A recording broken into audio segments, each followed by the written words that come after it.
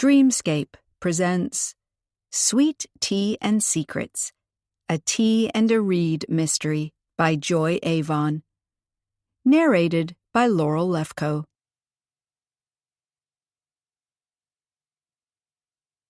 Chapter 1. Book Tea's door opened, and a group of women came out, talking and laughing. The relaxed expression on their faces suggested they had spent a quiet few hours on the high tea offerings and were now energized to tackle anything that came their way. Book tea had that effect on people. The delicious treats with bookish clues, the perfect tea blends, and the mystery books lined up along the oak-paneled walls created a safe haven where guests could sit back and enjoy, letting the stress of their everyday lives wash away. Still, as Callie Aspen watched the door close again upon all those inviting delights, nerves wriggled in her stomach, and a small voice in the back of her mind whispered, "Are you sure you made the right decision?" Last time she'd been here, it had just been for the Christmas holidays, some time off from her busy life as tour guide for Travel the Past, a company that specialized in trips to historic venues. Hart's Harbor had always been her hideout for the holidays, and as a kid in the summers, a place where she could play hide and seek, build forts, and watch the stars light up in the skies. Those happy childhood memories, in combination with the warmth and coziness of book tea and the new friends she had made during her Christmas-time adventures, had convinced her it might be time to say goodbye to the life she had built so far and start over completely. Now, Hart's Harbor was becoming her full-time home. Her apartment in Trenton was empty, waiting for another tenant to come and move in. And her position at Travel the Past had been taken by an eager young history graduate who couldn't wait to take her first group to Vienna later this week. Callie's furniture was en route to Hart's Harbor, and in the back of the rental car were her suitcases, packed with clothes and other personal things that she hadn't wanted to trust to the movers. Everything that had formed the basis of her life for the past few years was over and done with, and she was about to start over here in the town of her fond childhood memories. No more taking groups past buildings, explaining about architecture and royalty. Now her days would be spent baking cakes and organizing bookish tea parties. She had looked forward to this moment as she had taken careful steps to change her life. But now, standing here, watching the tea room, she wasn't sure what lay in store for her. Could she just leave everything she had built for something so completely different? The last time she had been here, in December, the air had been full of snow and sleigh bells, the houses lit up with colorful lights, and the warmth of the Christmas season wrapping itself around her, making her long for togetherness and family, for a steady life in one place instead of all the traveling. Now, however, in the sun-drenched brightness of a June afternoon, she wondered what on earth she had done. Was she really cut out for small-town life? Would she miss her colleagues at Travel the Past and her groups of history-loving people who drank in every word she said? Would a few weeks here show her that she had made a terrible mistake? Maybe it would have been better to keep her apartment and take a leave at the company to see if this was really what she wanted to do. Why had she burned all of her bridges? Shaking her head with a rueful grimace, Callie walked to the door and opened it. Inside the tea room, an invigorating scent of ginger tea was in the air. Several tables were filled, and voices hummed on the air. From the back, something small and furry came running for Callie, and she squatted to pat Daisy, the Boston Terrier she had inherited from her boss's mother, and who had been part of her reason to want to move here. All of her traveling wouldn't have allowed her to keep the dog, but giving up Daisy had seemed impossible. Just feeling the soft fur under her fingertips and seeing the trust in the dog's eyes as she looked up at her, Callie knew she had been right about that. Daisy was hers. She lifted the dog in her arms and carried her past the tables filled with women who threw adoring glances at the cuddly terrier to reach the doors leading into the kitchen area. Great Aunt Iffy stood at the counter, scooping fresh raspberries onto chocolate cake. She didn't turn her head as she said in a tone of full concentration, "If you could just get me the whipped cream from the fridge." Callie guessed that her great-aunt had taken her for one of her helpers and lowered Daisy to the ground. She put a finger to her lips to indicate that Daisy shouldn't betray her presence. As if she understood right away and played along, the Boston Terrier stayed perfectly still. Callie went to the fridge and got out the bowl of whipped cream. She put it on the counter beside Iffy, who was fully focused on arranging the raspberries. "Thank you," she muttered, in a distracted tone. Callie stood beside her, watching the creation take shape, grinning to herself as she wondered how long it would take her great-aunt to notice it wasn't one of her helpers beside her. As usual, Iffy looked impeccable in a cream blouse and long flower-patterned skirt. Her pumps were the same pale blue as the flowers on the skirt, and the thin gauze shawl around her neck. Her hair was made up into a neat bun at the back of her head, secured with a pearly clasp. At last, Iffy was satisfied with the arrangement on the plate and looked up. "You can take this to table—" Her eyes widened as she took in Callie. "You're here! Why didn't you call to tell me it would be today?" "I wanted to surprise you." "You're staying now, right? This is the move?" Callie nodded, smiling despite the nerves in her stomach. The move was exactly what worried her. The finality of it all. No turning back. Iffy reached out and wrapped Callie in a hug that was surprisingly tight and strong for a frail elderly woman. "Welcome home, Callie. I can't tell you how happy I am to have you here at last." Callie hugged her great-aunt back, for a moment thinking that she might have done the right thing after all. Iffy needed her to help out both at book tea and in the preservation of majestic Haywood Hall, a rambling old house on the outskirts of town, inhabited by Hart's Harbor's oldest resident, rich widow Dorothea Finster. That was, everybody had believed Dorothea to be rich until the presentation of her new will at Christmas time had revealed that she was deeply in debt and needed others to help her preserve the house. Callie had agreed to help out, along with Iffy, and she realized now that the house that had fascinated her as a little girl was part of the new life she was going to build there in Hart's Harbor. That was amazing in itself. No matter how much she might miss traveling to historic sites, there was a historic site right here for her to preserve, her own contribution to keeping town history alive. Iffy held her shoulders and smiled up at Callie with laughter wrinkles around her clear blue eyes. "It's not too busy. I can sneak out and show you the cottage I got for you to live in. It wasn't easy. Everything gets rented to tourists in the summer, but I found you something I know you'll like. It does need a little work." Callie froze. "What do you mean, work?" She didn't intend to spend her sunny summer days trapped in a fixer-upper. "Well, Mr. Neville, the elderly gentleman who owns it, used to do repairs himself, but he isn't up to it anymore, so he just let the place sit empty for a bit. I heard about it and thought it was a shame for such a nice house to be vacant just because of a few minor things. The wallpaper isn't very pretty anymore, and the paint is chipping. Could be a bad plank in the porch here and there. I had someone look it over before I decided to take it. It doesn't need major repairs. You won't have a leaky roof on your hands or bad plumbing. Phew, that's a relief. Although wallpapering isn't my strong suit either. I know, and I put up a little notice at the community center to ask someone to help out with it. We're a strong community here. We'll have someone in no time. Mr. Neville was delighted when I came to see him with the first rent check, saying the house needed a heart again. You'll be that heart. I just know it. You wait and see. Iffy patted Callie's arm. Do you want to go look at it or not?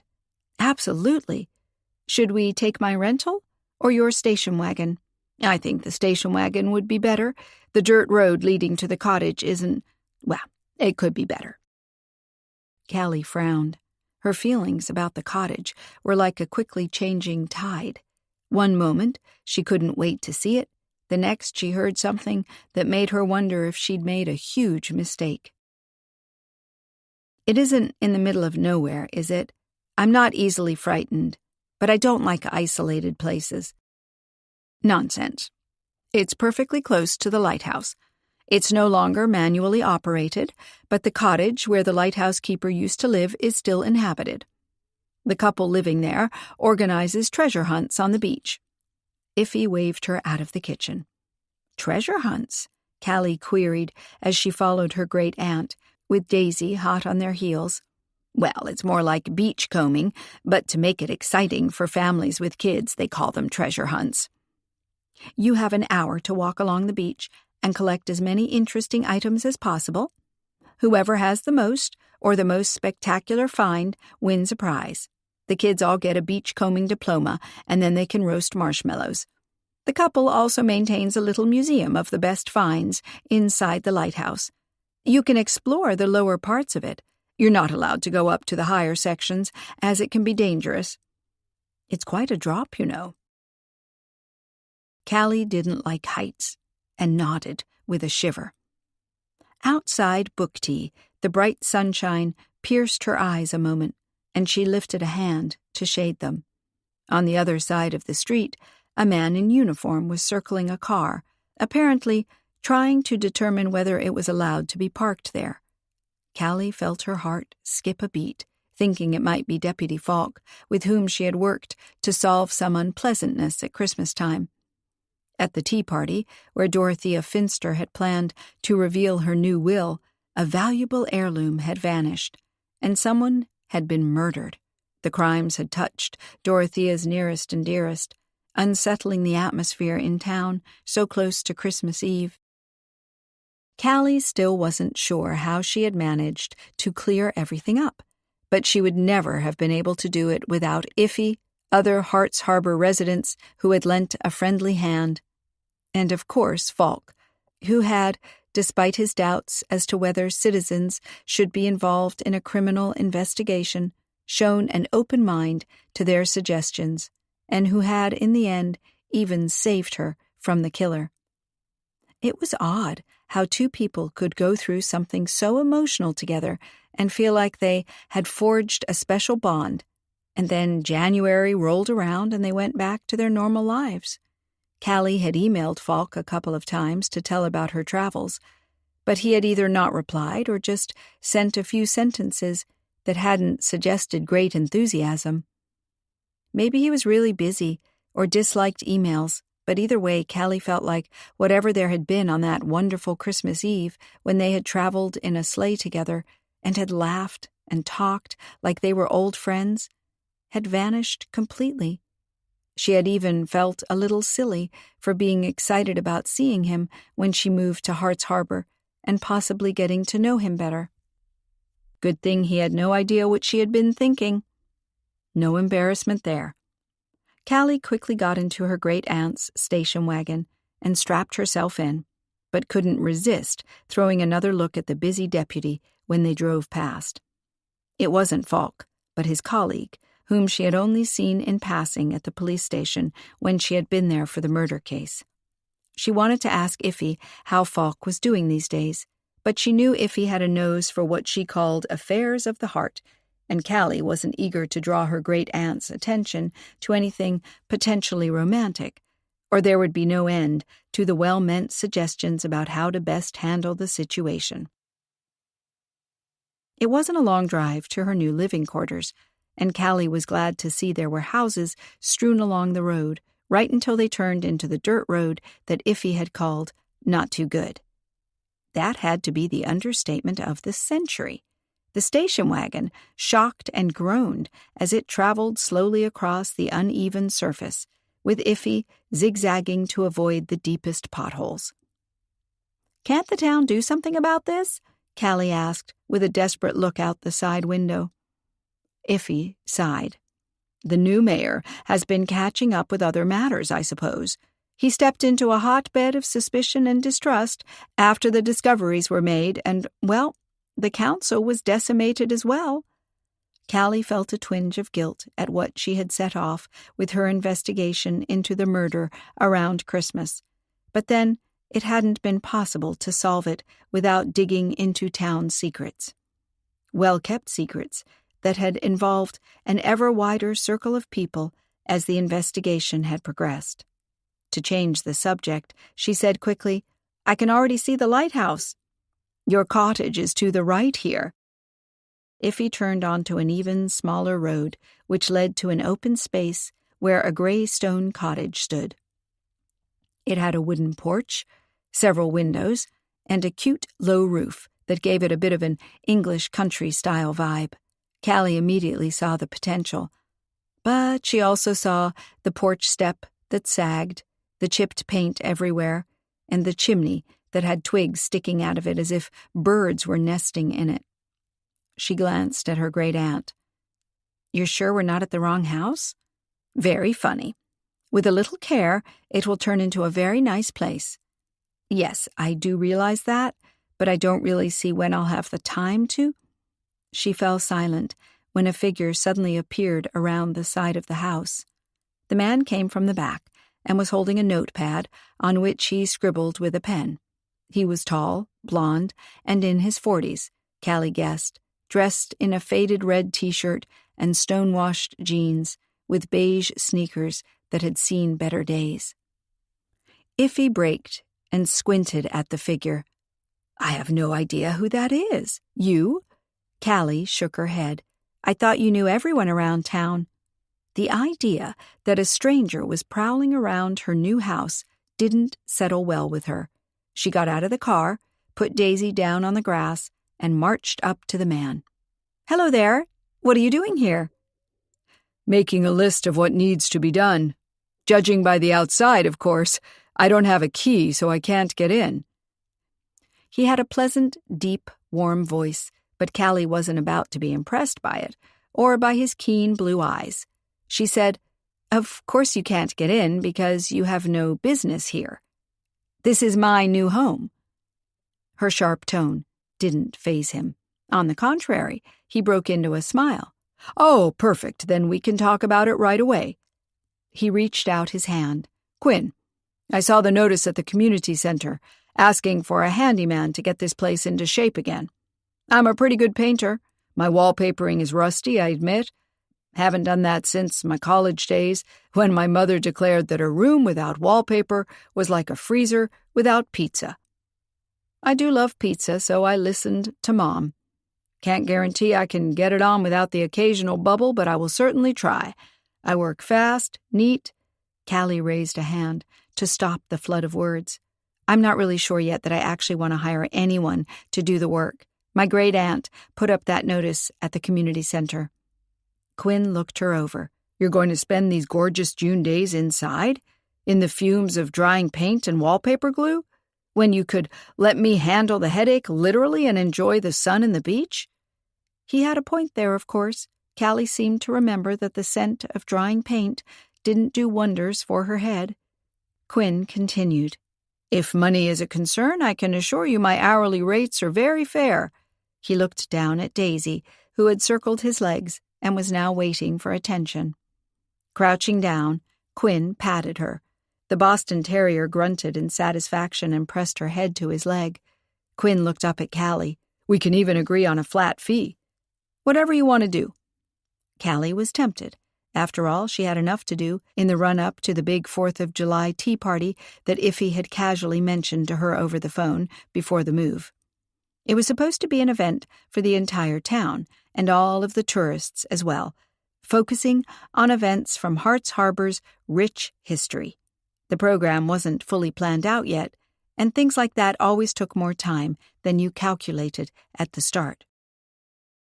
Quinn said, "Look, I can imagine you're not eager to hire a perfect stranger, but I took the liberty of peeking in and saw it's all still empty. I can work best when nobody is around, so maybe you could stay in town for a few days while I get everything done, with your great-aunt?" He nodded at Iffy, who had also gotten out of the car, and closed in on them. She answered his smile with a wide grin of her own. "Hello there. Delighted to meet you. So you can do some work here? Get it into livable shape again? I was just writing down a thing or two." He waved the notebook and pen. "But if you happen to have a key on you, we can look inside and I can give you my estimate right away." "Let's do it." Iffy produced the key from her pocket. Daisy looked up at her as if she expected a treat was forthcoming. Callie wanted to protest, as she wasn't quite sure she wanted to see her new home in the presence of a perfect stranger, but she also knew her great-aunt couldn't be stopped. And Quinn was right. With the house empty, it was the perfect time for a checkup and some changes. They went up the porch steps, Quinn unnecessarily pointing out the rotten one, and then, while Iffy opened the door, he tapped Callie's arm to draw her attention to the hooks in the porch's wooden ceiling. "Perfect for hanging baskets. If you need a ride to the nearest nursery, let me know. I'd be happy to come along and help you carry all the plants."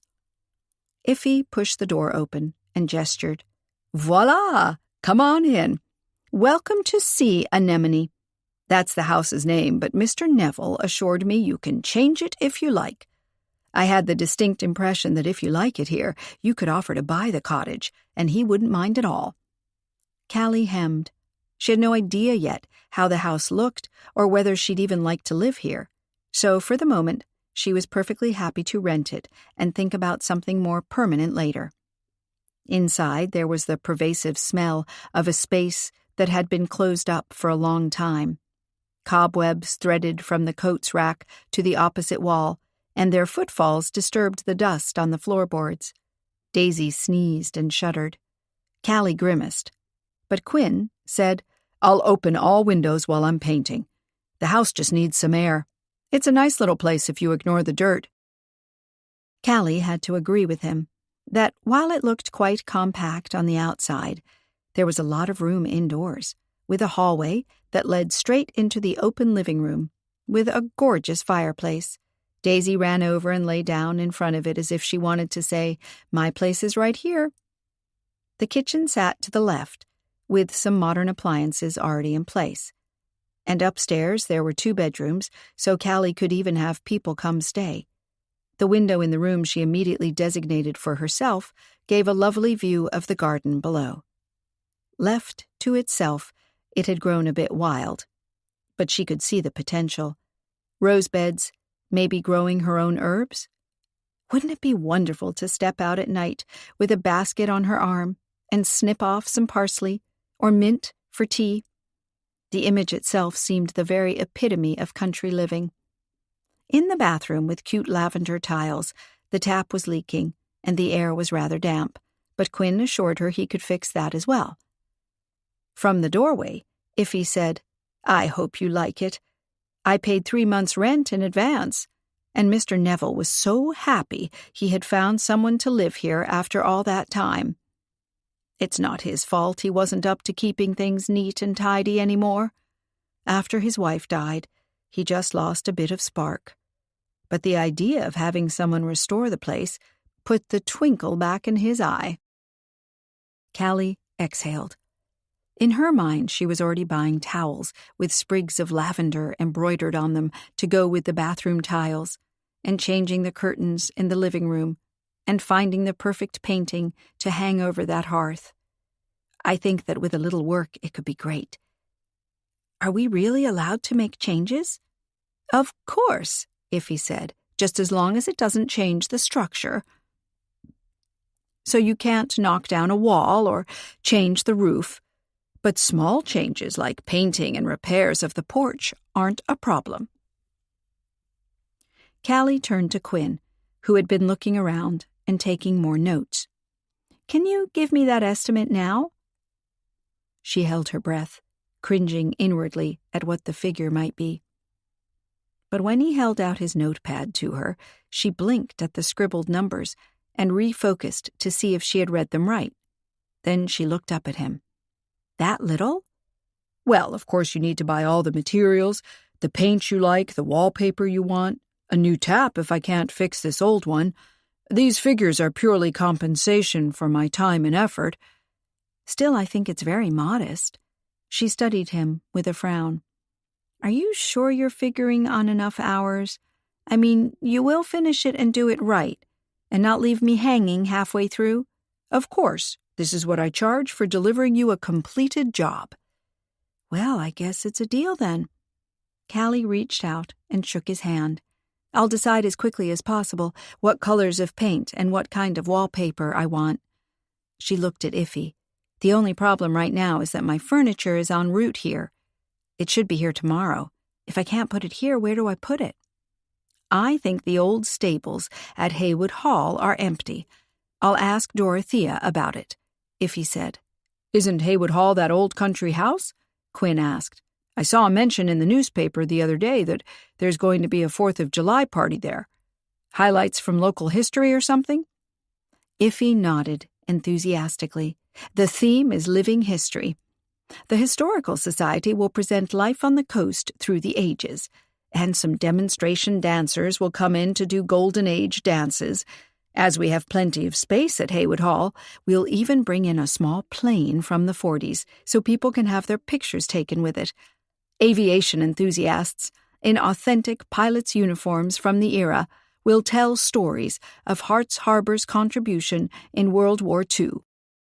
There will also be a sweet tea competition, where participants share their family recipes, and a professional jury will choose the best sweet tea, which we will then put on the menu at Book Tea for the rest of the summer season. We have something for everyone, really. But personally, I'd love for us to have something spectacular to present right before the big fireworks start. She looked at Callie. I thought you could arrange that. Me? Callie was taken aback. But I just got here today, and the party is in 3 weeks' time. I thought you could come up with something. You've worked all these years telling people spectacular tales about events in the past. Yes, but then we were in Vienna or Paris. Here, we're just in Hart's Harbor. Iffy wagged a finger at her. Don't talk disparagingly about your new hometown. People won't like you any better for it. Although her tone was light, Callie suspected that she meant it. Iffy expected her to turn up something sensational to wow the townsfolk with. Maybe newspaper archives can give you a starting point, Quinn suggested. Some big headline from the past that grabs your attention? Yes! Iffy clapped her hands together. That's such a good idea, Quinn. Why don't you help us, not only with the house but also with the tea party preparations? Well, I don't know. Quinn fidgeted with the notebook in his hands. I guess Excellent, that's taken care of then. And with that, Iffy left the room. You'll have to forgive her for her take-charge attitude, Callie said to Quinn. That's just how she is. She's really sweet, and the town depends on her to come up with the good ideas. Quinn held her gaze, as if he was trying to see past her upbeat tone. You've just been stuck a job to complete at short notice, and a handyman to update your new house, and now she's also getting the handyman involved in said job. Are you okay with that? Or do you just want to run away screaming? Callie had to admit the butterflies in her stomach were fluttering harder now with the realization of all she had to tackle here. Her old life had been comfortingly familiar. She could have done her trips on autopilot, being so settled into her routine. Here everything was new, and she knew people would be watching her to see how she did. The 4th of July celebrations would be big, and what if she couldn't meet all the towering expectations? Just think about it, okay? Quinn said. No pressure. I'd just enjoy the chance to learn a little more about this town and what happened here. So you're not a resident? Quinn shook his head, just passing through. He scribbled something on a page of the notepad, tore it off, and gave it to her. "My cell phone number, so you can call me to discuss the work. If it's okay with you, I'd like to keep the key on me so I can start working here right away. I can repair the porch step and get started on some other things without needing paint." "I guess that's fine." It felt odd, entrusting someone she didn't know with the key to her new home, but it was still empty. Nothing of hers was there. They caught up with Iffy, who handed over the key and thanked Quinn for dropping by.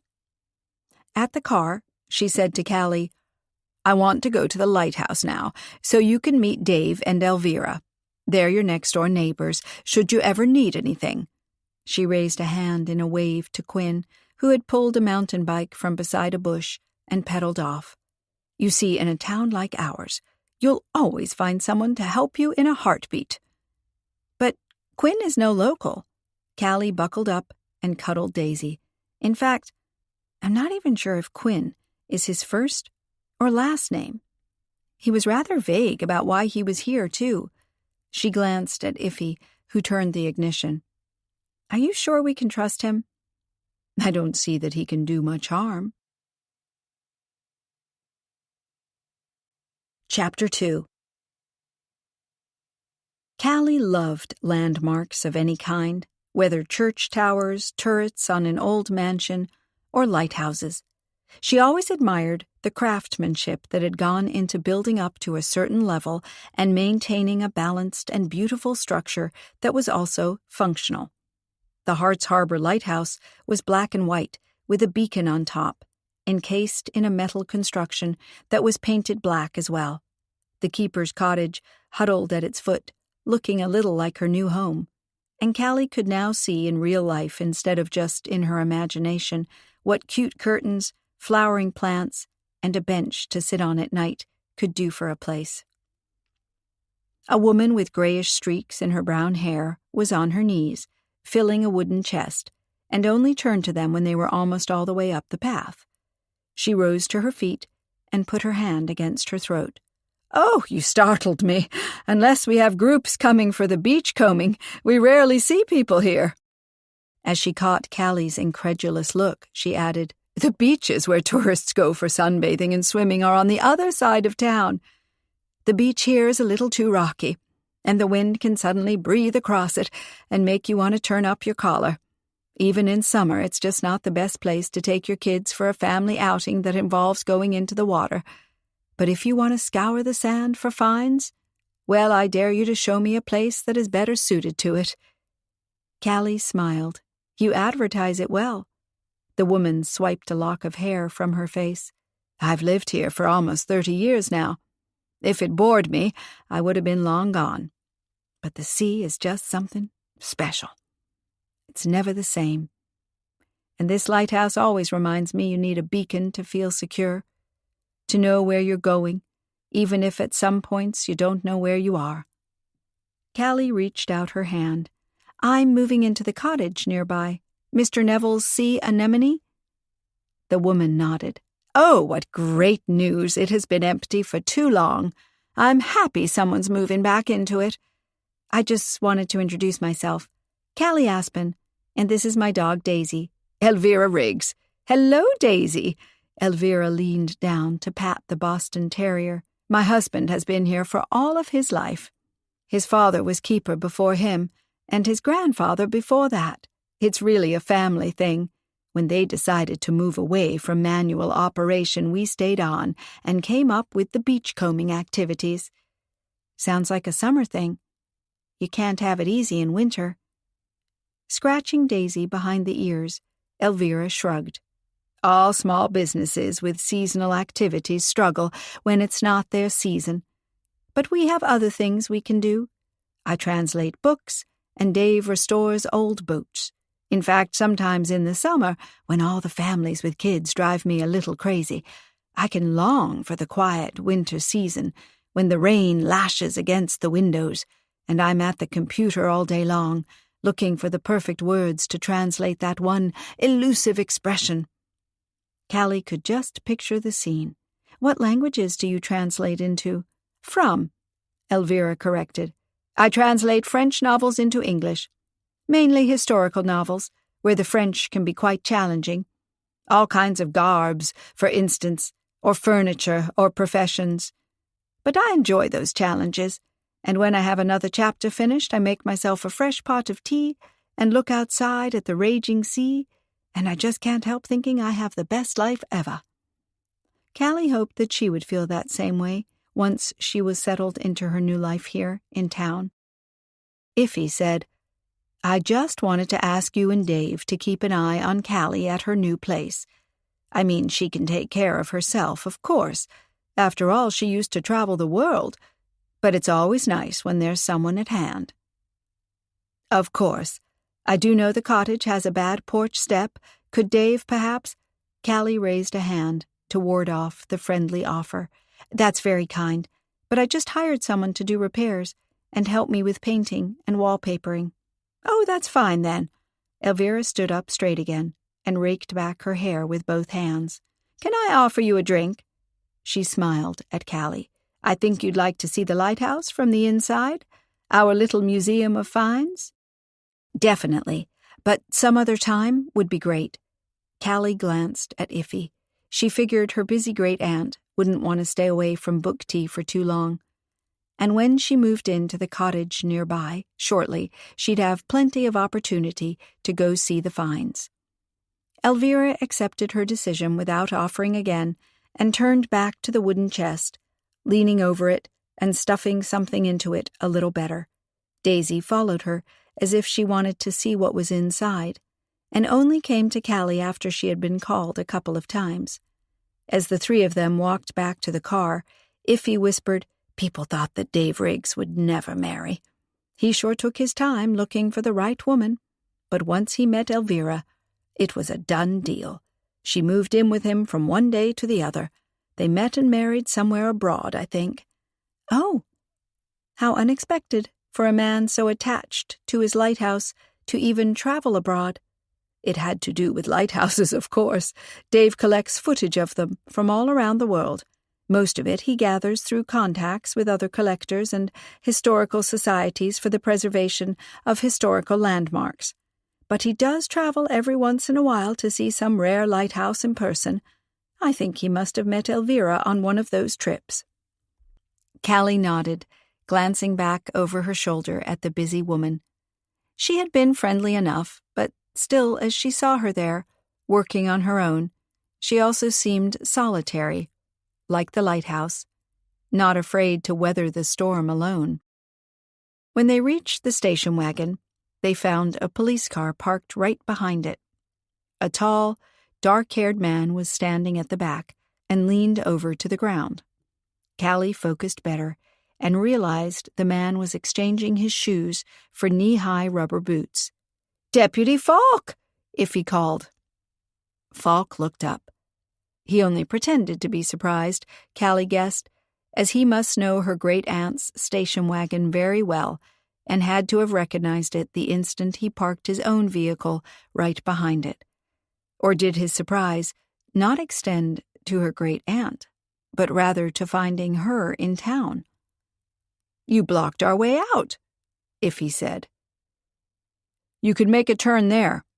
Falk gestured to the left. "I have to look for a missing dog." "Missing dog?" Callie echoed. Falk sighed. "Elderly couple was walking him when some kids shot off a firecracker in the dunes. The dog got a scare and ran off. They think he's still wandering on the beach. They even wanted us to use a search helicopter to spot it. They were very disappointed when I told them we can't put a helicopter up just to look for a dog. I mean, don't get me wrong, I understand they're concerned for their dog, but we have to look at how we use our resources. The sheriff's out of town, took his wife to Venice to celebrate their 40th anniversary, and he won't appreciate me spending the town's money on a search for a runaway canine. In fact, had he been here, he would probably have told them to go look themselves, or just put up a few posters asking for information. He'd say the dog will turn up somehow. Get hungry, go to a house looking for food, maybe." Callie nodded. "I understand. But you don't share that opinion? You're here, ready to look. Still, it can't be very efficient if you go on foot looking for a dog that might be miles off?" Falk rolled his eyes. "I know, but the woman was so upset that I felt I had to do something. Besides, we had a call from someone that they saw a black and white dog running around just a little farther down that beach." "You know what?" Iffy said. "Callie can help you. 2 pairs of eyes spot more than one. You can drop her at book tea later, right? Bring Daisy, Callie. Her presence might attract the other dog." Callie wanted to protest and say she doubted this would work, but Iffy got into her station wagon and started the engine before she could argue. As she turned away, Falk looked down at Callie's shoes. Although not towering heels, they weren't exactly beach-proof either. He sighed. "Want to borrow my boots? I can put my shoes back on. They're more suitable for plowing through the sand than yours." Callie felt awkward, intruding into his mission like this. "I had no idea I would be plowing through any sand. Iffy told me she only wanted to show me my new house." Falk glanced at her. "You got a house here now?" "Don't tell me you didn't know I was coming to live here." Callie itched to point out that she had written to him about it, but thought that it might sound sad and needy. He had decided not to reply to her last email, so that was his choice. "Of course I knew that," Falk said. "Peggy told me how Iffy couldn't stop talking about it." "Where did Peggy hear Iffy talking about it?" Callie asked, as she balanced on one leg to exchange her shoe for the rubber boot Falk had placed ready for her. "At book tea, of course." Falk sounded surprised. "Didn't you know Peggy works there a couple of mornings a week?" "No, I thought Peggy was still doing those call center calls from home. The job she got just before Christmas?" "Yeah, that too." Falk leaned against the police car. "She's been taking on everything she can get." Callie glanced at his guarded profile. She knew Falk had trouble with his widowed sister, trying to do everything by herself, refusing his help with finances and with the raising of her 2 young sons. Falk adored Jimmy and Tate, but Peggy seemed to feel like Falk pretended to know better than she did how to raise them and wasn't too keen on that. Callie supposed that Peggy's struggle to prove her independence to her brother also had to do with her still trying to find her feet after her husband's unexpected death. Working through her grief and finding some sort of life again for her boys and herself. "You know what?" she said. "I heard there's this beachcombing activity, a kind of treasure hunt. I think we should try it sometime, with Jimmy and Tate." Falk didn't reply. Callie felt like she was 16 again, and eyeing the boy she had a terrible crush on who didn't seem to notice she existed. "If it isn't a good idea, you can just say it," she said, then added to make it sound less odd. "I mean, maybe you've already done it?" "No, not at all." Callie had wrestled her leg into the other rubber boot and straightened up. "Let's go find that spooked dog, then." They went down to the beach, Daisy running ahead of them, slipping in the sand and holding her head low against the wind that came across the water. "I can see why Elvira told me this beach isn't popular with tourists."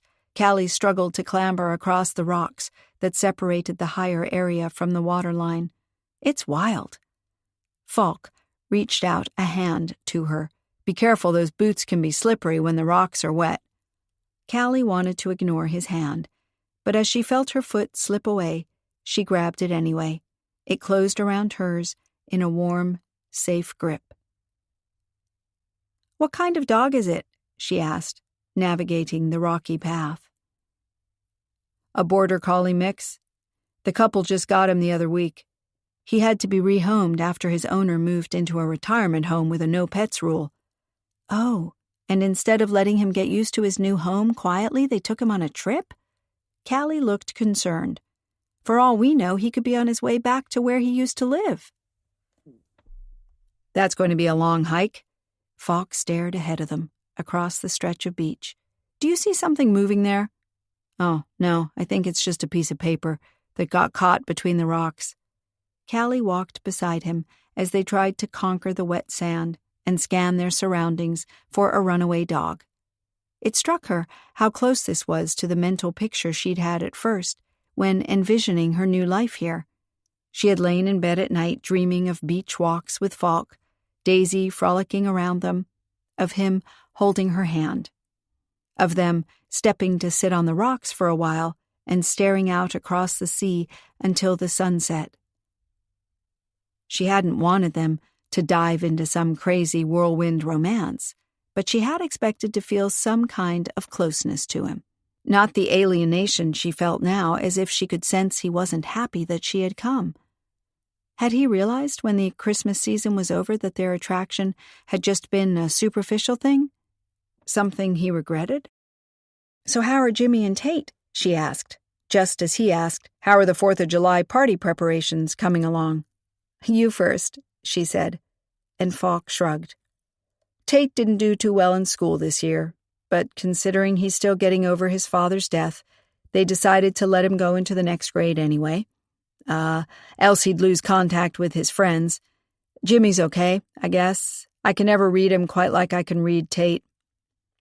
"Maybe it's easier since Tate is younger and shows his emotions more, and the 4th of July thing is coming along fine, I guess. Iffy just saddled me with a chore to do, and I'm not quite sure how to handle it yet. She wants some big event from history explored or something." "Explosive?" Falk supplied. "I mean, the 4th and fireworks is a good combination." "Yes, well, I guess I should just follow Quinn's advice and dive into the newspaper archives." "Who's Quinn?" Falk asked immediately, an edge to his voice. "A guy Iffy found via a note at the community center. He's going to paint the cottage I'm moving into, sort of get it all set up so I don't need to do anything." Falk glanced at her. "So you're going to settle here?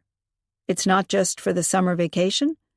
"No, I resigned at Travel the Past, and my apartment is going to be rented to somebody else soon. I came out here with most of my stuff packed into a few suitcases, and the rest will follow shortly." As she said it, her throat constricted again. Had it been the right decision? Could she make it work? "I thought that—" Well, never mind. Falk squinted as he stared ahead to where sand was swirling in the air. "Is that a digging dog?" "Could be," Callie agreed. They hastened their steps. Daisy was still ahead of them, like the wet sand and the wind didn't bother her at all. Spotting the flying sand, she ran straight into it. They heard excited barking. "What if he's unsure and nips her?" Callie asked Falk worriedly. Falk gestured at her. "You wait here, and I'll go catch him." But Callie followed along, her heart pounding for little Daisy's safety. When they reached the spot, they saw Daisy sitting low, staring into a cavity in which the other dog had apparently disappeared. They could hear some sort of sound coming out of the dark hole, like ragged breathing. "Great," Falk said. "What do we do now?" Callie put her hand in her pocket. "I've got dog treats. I could coax him out, and maybe then you can grab his collar?" Falk looked doubtful. "If I make a fast move, he might get spooked and bite you. Let me have the treats, and I'll try to catch him by myself." "No way!"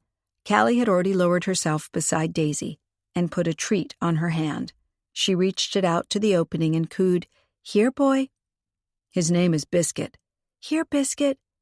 "Hey, good boy. Come and have a little look. Here's a treat for you. Yes, a nice little treat. Oh, look, Daisy wants it too. If you don't show yourself, she's going to get it." As if he's going to care. Still, Falk leaned forward, his posture tight, like he expected the dog to suddenly burst from his hiding place and make a run for it. Callie ignored his tension and continued, "That's a good boy. You can't stay here. It's getting darker and colder. You have to come with us. Yes, good boy." Callie unconsciously lowered her voice when she saw something move, and a snout peeked out a moment, only to be retracted again. "Good boy, you come get your treat." She moved her hand back a little. "They have an excellent sense of smell," she said to Falk. "He seems curious, too. Maybe he's not afraid anymore and was just running because he didn't know where his people had gone to." The snout appeared again, sniffing, taking in all of their scents. Good boy, Callie cooed. Come and get it. She moved back a little more. Now the snout came out, and part of the head, with a floppy, half-hanging ear. Bright amber eyes studied her. Callie didn't dare speak, and just moved her hand to better show the dog the treat. He tilted his head, his nose moving. Even his eyebrows moved, as if he wasn't sure and was assessing potential dangers. Callie brought her hand a little closer to him. He didn't shrink back, but kept in place, every muscle tight. "Don't get any closer," Falk whispered. "He's uncertain and he might nip you." "I know." The border collie shook his head and made a low sound. Callie moved her hand up and down, not bringing it closer to him. He came out farther, still watching her with those yellowish eyes like he couldn't decide what to make of her. Then his snout touched her hand and he very carefully took the treat. She heard it break under his strong teeth. "Good boy," she whispered, not making any move to grab his collar. "Good boy." The dog crouched and watched her, apparently waiting to see if any more treats were forthcoming. "Hey," she reached out her empty hand. He sniffed it. She gave him a quick brush over the side of his head. He didn't show any signs of aggression, but instead wagged his tail. She brushed the other side of his head. Then she pulled out another treat and gave it to him. He devoured it and sat up on his rear, barking. Callie reached out and brushed his head again, catching hold of his collar. He let her, not pulling back. She exhaled slowly. I counted on him being familiar with unknown people touching him, since he's been rehomed recently and might have lived in a rescue or shelter for a while. Dogs do see different volunteers there, and... "Have you got anything to put him on?" Falk handed her a leash. Callie took it in her hand and kept talking to the dog in a friendly tone while she moved it into her other hand and brought it close to his head. He let her clip it onto his collar without any protest. "Good," Falk said, with a small hint of tension still in his tone. "Now you better walk him back in case he doesn't like me. Some dogs have bad experiences with men and can get wild when they feel intimidated." Callie rose to her feet, the leash in both hands. She knew border collies were strong and swift, and she had no intention of letting Smart Biscuit get away from them again. "Some dogs also react badly to a man in uniform," Falk said, following the proceedings with sharp interest. "He doesn't seem to be concerned at all. Look, he's wagging his tail at you. Just give him a pat." Falk looked doubtful, but then he squatted and reached out his hand. "Hey, boy. How you doing?" Biscuit stretched out his snout, sniffed Falk's hand, then stepped forward and licked him on the neck. Falk tilted his head up with a huff to avoid being licked full in the face as well. "I guess he likes me," he said ruefully, ruffling the dog's fur. Callie laughed softly. "I think it's more than that." Falk got to his feet again. "We'd better get back to the car so I can inform the owners that their dog has been found. I doubt I'll have very good reception down here on the beach." They walked back side by side, Biscuit pulling on the leash and Daisy daring him into games by running away from them and then coming back. At his police car, Falk put the border collie into the back seat and called the station, while Callie wriggled out of his rubber boots. She was kind of sorry their time together was over so soon, but luckily the dog was found now and going to be reunited with his owners. "I see." Falk's expression set. "I see. Well, you tell them anyway. They deserve to know." He disconnected and said to her, "It seems the wife got a terrible scare when they lost the dog. Her husband told my colleague that they might consider giving him back to the rescue, that this trip had shown them that Biscuit is not the right dog for them." Callie dropped the rubber boots in the trunk and closed it. Through the rear window she saw Biscuit, his ears up, his face happy and relaxed. Her heart clenched for him, not understanding how the nice people who had taken him home were going to return him to the shelter. "I guess he'll find another home," Falk said, the doubt thick in his voice. "Let them think about it. Why don't you take him for the night? In the morning they might see things in a different light." Falk looked at her. "You think so?" "Like the husband said to your colleague. His wife had a shock when the dog ran away, and now she's not sure if she can handle him. But in the morning it won't feel the same. They'll want to keep him, believe me. But if you drop him off with them now, and he's excited to see them, and all wound up, she might feel like he really is too much. Come on, give the dog a chance to stay in his new home with his new family." "All right. But if he destroys anything in my cabin—" "You don't have things that can be destroyed. No vases with flowers, no cute little pillows. It's dog-proof." Falk rolled his eyes, but didn't object anymore. Together, they drove back into town. Chapter 3. The next morning, Callie awoke in the bed in her great-aunt's spare room, where she had woken up so many times as a kid, eager for the summer day ahead. The same bright sunshine winked outside the window, and the excitement of old grabbed her right away. She got up, hugged Daisy, who was over the moon that her human was living with her full time now, and showered and dressed. She hesitated over whether to apply any makeup. In her job as a travel guide, it had been mandatory to look your best for the company, and she did like a brushed-up appearance. But here in Hart's Harbor, she'd be working on her new home, taking long beach walks, helping out Iffy, behind the scenes of book tea with the administration, and Callie didn't really see a big role for makeup there. Nevertheless, she decided that a little mascara never went amiss, and also dabbed just a bit of gloss on her lips. With her hair dancing loose on her shoulders, she ran down the stairs and found her great-aunt in the kitchen. Iffy pointed at the table, where a plate held buttered toast. "Still warm. I took it out of the toaster when I heard your steps on the landing. I've also pressed some fresh juice. Delicious. This is just like a hotel." Callie peeked over her great-aunt's shoulder to see what she was doing at the counter.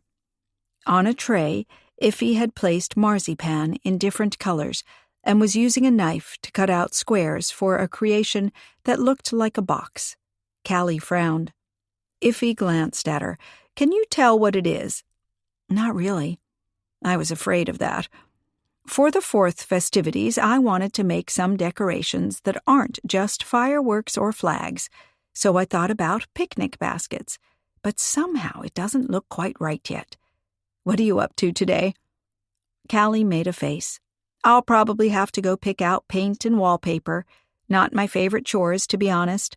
I don't have the patience to go through a million choices.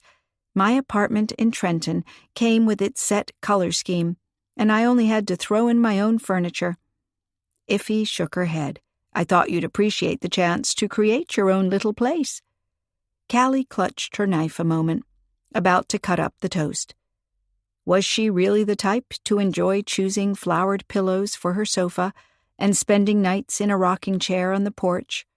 Wouldn't she soon miss the bright lights of the big cities she had traveled to, sparkling company, new people, change, challenges?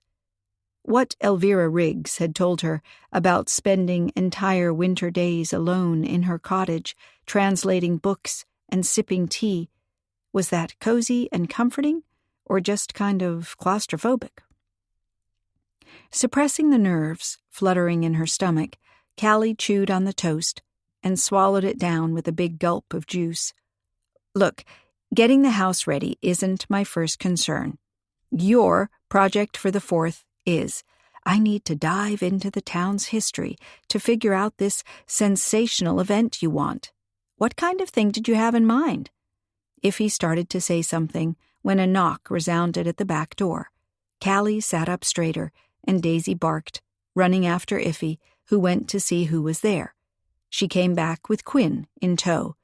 He was wearing a light blue shirt today and beige pants, making him look more like a real estate agent than a handyman.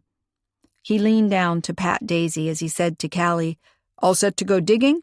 I thought I could come with you to the newspaper archives and have a look. That way it goes faster." Callie wanted to say he should be working on her cottage, but realized that as long as he hadn't scraped off all the old wallpaper, she didn't need to worry about new stuff. She nodded her assent. "Sure, I'm almost done with breakfast."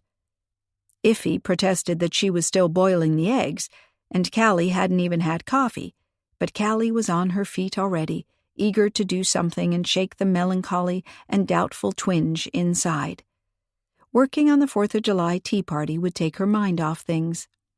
She said goodbye to Daisy, who couldn't come to the library, and followed Quinn out the back door and around the Book Tea building onto Main Street. The owner of the general store was just putting his ice cream sign in place while his wife organized the stands with colorful postcards, brochures on regional tourist activities, and magazines about fishing and boating. The coastal vibe was present everywhere in Hart's Harbor.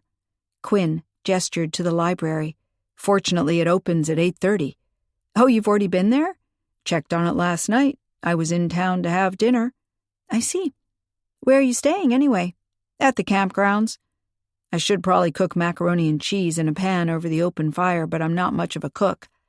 "Well, once you're done with the house, I'll have to treat you to dinner. The Golden Chef is a really nice place along the highway. They have excellent fish." They entered the library, and Callie was immediately gripped again by the hushed silence that reigned in the building. Behind the reception desk, the librarian was typing away at a keyboard, but even that sound seemed to be subdued, consciously quiet to maintain that solemn atmosphere. Quinn made no attempt to approach the librarian, apparently leaving it to Callie, as the local, to phrase her request. She asked for the newspaper archives, and the librarian rose at once, clinking the keys on her keyring. Rounding the reception desk, she came over to them and gave Quinn a once-over. "Back again?" "I've never been here before. You must be confusing me with someone else." "That could be," the librarian said briskly. "Your clothes don't look like the clothes of the other gentleman I saw. Well, we do see a lot of people during the summer season. Follow me." She led them to a door in the far wall, which she unlocked with a click that gave Callie a jolt of excitement. What spectacular old event might the newspapers be able to unveil? A spiral staircase led down into the library's basement. Instead of it being a low-ceilinged, claustrophobic room where things stood packed up in crates, it was a high affair with arches and bright lighting, and 2 long tables where people could sit to do research, while all the old newspapers were carefully conserved along the walls in filing cabinets marked with dates. Callie looked around with an appreciative sigh. "What a beautiful research room." "Yes, we're quite proud of it, but not a lot of people use it, so I'm delighted you want to have a look. Is there anything in particular you're looking for?" "Some event from town history that made waves." Callie grimaced as she realized how general this sounded. "I guess we'll just have to see if we can hit on gold." "Yes, I can't really help with such a broad query, but feel free to search right from the beginning." She gestured. "I'll bring down some coffee later on, but please keep the cups on the separate table over there, as we don't want anything to get stained or otherwise damaged." "We'll be very careful," Callie assured her. The librarian left, and they heard her steps click back up the staircase. Then the door through which she had brought them in closed. On the other side of the door, the click wasn't exciting, but rather sort of menacing. Callie shivered involuntarily. This place did feel a bit like a dungeon. To shake her uneasy feeling, she marched to a file cabinet and looked at the dates. "I'm in the 60s here. No idea if there's anything worthwhile. Maybe we should focus on the early 20th century to see if any big inventions were made here, something that helped the car industry, or the first fridge, maybe." "I think people love something having to do with a famous person. As this is a seaside resort, maybe celebrities came here." Quinn opened a file cabinet and started to look through the contents. "I wouldn't exactly call it a seaside resort. I do know the Cliff Hotel is quite old." Maybe it had celebrity guests in the 20s? It could be fun to do an item on them after the exhibition dancers have done their foxtrot and two-step. Those dancers could even be the ensemble cast as they come dressed for the era. Then we can ask some people from the local theatrical company to play the celebrities, and the dancers come with their own quartet, so if we could discover that some jazz singer came here, I could ask Hearts Harbor Harmony, our local choir, if they can deliver a soloist to perform as that singer. Callie's mind was buzzing with ideas, and she rushed to the cabinet containing newspapers from 1928 and browsed the headlines. Lots of shipping incidents, cost of fish, a mayoral election gone wrong. Nothing really attention-grabbing. She closed the cabinet and moved back to 1926. She felt a certain pressure to deliver something big for Iffy's sake, but also to prove to the town that her arrival here could be an asset for the community. Quinn said, "Hey, listen, what do you think of this? TV personality Monica Walker vanishes from Hearts Harbor." "Vanishes?" Callie echoed. "Yeah, it seems that she came here for a few days off and then she was never seen again." "Sounds kind of grim." Callie looked at him. "She could be murdered, for all we know. I don't think people will really enjoy that." She didn't want to tell him they had had a murder right before Christmas, and it had been hard to solve it, especially because of all the emotions attached. "No, I read here that they assumed she had a secret lover around these parts, and they took off together. The public was really passionate about the case and called in tips, places where she was supposedly seen, etc. But it didn't turn up anything. They assumed she had sailed off because a local fisherman reported his boat missing, maybe stolen. They think that Monica Walker and her alleged lover stole a boat and vanished with it."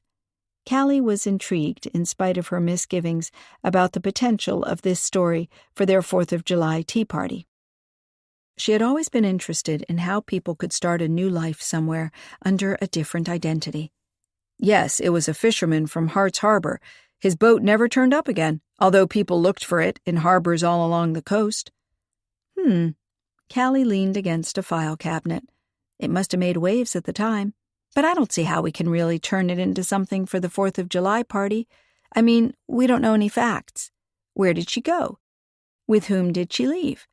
It would just be speculation about this supposed lover and all, rehashing of what the newspapers said at the time." "Not necessarily." Quinn looked at her. "You could do a call for information. You could ask people if they remember something. Maybe you can hit on new information and crack the case. After so much time? When did this happen?" "In 1989? Right. Think about it. People won't remember much aside from what the news covered, and they certainly won't be able to offer anything worthwhile." "Aren't you in the least bit intrigued by the thought we might find out something?" Quinn looked down at the newspaper he had been studying. "I think it would be amazing to delve into such an old case and discover what happened." "I think it would be a very difficult exercise that would probably yield absolutely nothing in terms of results. How can I sell that to Great Aunt Iffy?" Quinn sighed. "Oh, well, if you feel that way." He pulled up another newspaper from the same cabinet. "Pumpkin harvest better than ever? Who stole Farmer Graves's truck?" He glanced at her. Not exactly fodder for an exciting reveal on the 4th. Callie came over to him. "Let me read those bits about Monica Walker for myself." Standing at the cabinet, she looked at the photos of a lively, handsome woman in her late 20s and read about how the public had loved her for her role in the glam soap opera Magnet's Wives, in which Monica had played the wife of an aviation mogul who had married her only so she would give him the son that his first and second wives had been unable to give him. Callie grimaced. This sounds rather like the history of some European royal families, where matches were made purely for the sake of an heir or to combine lands and power. People tend to call that old-fashioned and even despicable, but from what I read here, marriages for motives other than love remain popular when people have assets to protect. I suppose the series was exaggerated, Quinn said. People love to watch others having a completely different life. Money, opportunity, power, manipulation. He shrugged. That's probably also why Monica Walker was so popular, because she represented that life everybody wanted to have. It says here that she was supposedly away for a few days to relax by the seaside, and she stayed at the Cliff Hotel. That's still there. It's a lovely vintage hotel. We could go there and ask if they know anything, but I doubt there's anyone still around who also worked there in 1989. It's simply too long ago. As she said it, Callie stared into Monica Walker's vivacious eyes. Somehow that picture resonated with her, as if the woman was silently asking her for help. But that was nonsense, of course. They couldn't find out what had happened to her. Not after so much time. It can't hurt to put out a call, Quinn said. Via the newspaper that ran the stories about the disappearance at the time. I bet you the editor-in-chief will love it. They love any story in summer when there's nothing to write about, Callie agreed. However, I'm worried we'll be seen as sensationalist for picking up on such an old story. What can we really hope to uncover? Quinn shrugged. Come up with something better, and I'll drop this in a heartbeat. The librarian brought them coffee, and Callie was surprised to see how much time this had already taken. She didn't feel like digging through stories about pumpkin harvests for much longer. Quinn might be right that a little call for information couldn't hurt. It would, in any case, draw attention to the historical theme of their 4th of July tea party and maybe induce more people to attend. She took another swig of the strong mocha coffee and was about to say something when the librarian popped up again with an apologetic expression. The deputy is looking for you. Falk appeared behind her. Looking straight at Callie, he said, You have to help me with that dog. I didn't sleep a wink last night because Biscuit kept walking through the house, scratching at things. The couple who brought him here have decided they don't want to keep him, and of course, I can let them take him back to the shelter where they found him, but they're really not in a happy mood, and I don't want the dog to get even more excited than he already is. You told me I had to take him in for the night. Now he's completely crazy about all the changes, and he's probably wrecking the police car as we speak. Falk raked back his hair. Look, I have a job. I can't take him along, and he obviously can't stay at my cabin alone. What do we do? Callie's mind raced to come up with a solution in which they could keep Biscuit for the moment. She looked at Quinn. I have an idea. Quinn hitched a brow at her. Yes? We'll look into Monica Walker on the condition that you look after Biscuit while you work on my house. We can decide later what to do with him as a more permanent solution. Quinn wanted to protest, but Callie said, You're a big, strong guy, so you should be able to get a little cooperation from a young dog. Falk didn't seem pleased that Callie was calling Quinn big and strong, but before he could speak up, Callie said in a cheerful tone, Done deal then. We're through here, so we'll go to the Herald now to ask the editor how he feels about doing a call for information. You can get Biscuit, Falk, and leave him with us. Falk sucked in air as if he wanted to start a discussion, but then he said, Okay, and walked off. The librarian, who had hovered at the back of the room, darted after him. Why do you feel obliged to help him? Quinn asked Callie. He's a police officer. He can solve his own problems. I did land him with the dog. I suggested he could take care of it overnight. You see, the owners got Biscuit in a rehoming situation, and they're not happy with him. He isn't the right fit for them. But the poor dog can't help that. I'm worried that this whole thing is just making him traumatized. We have to keep him happy and open to a new family situation as soon as one turns up. Quinn sighed. I see. I don't have anything against dogs.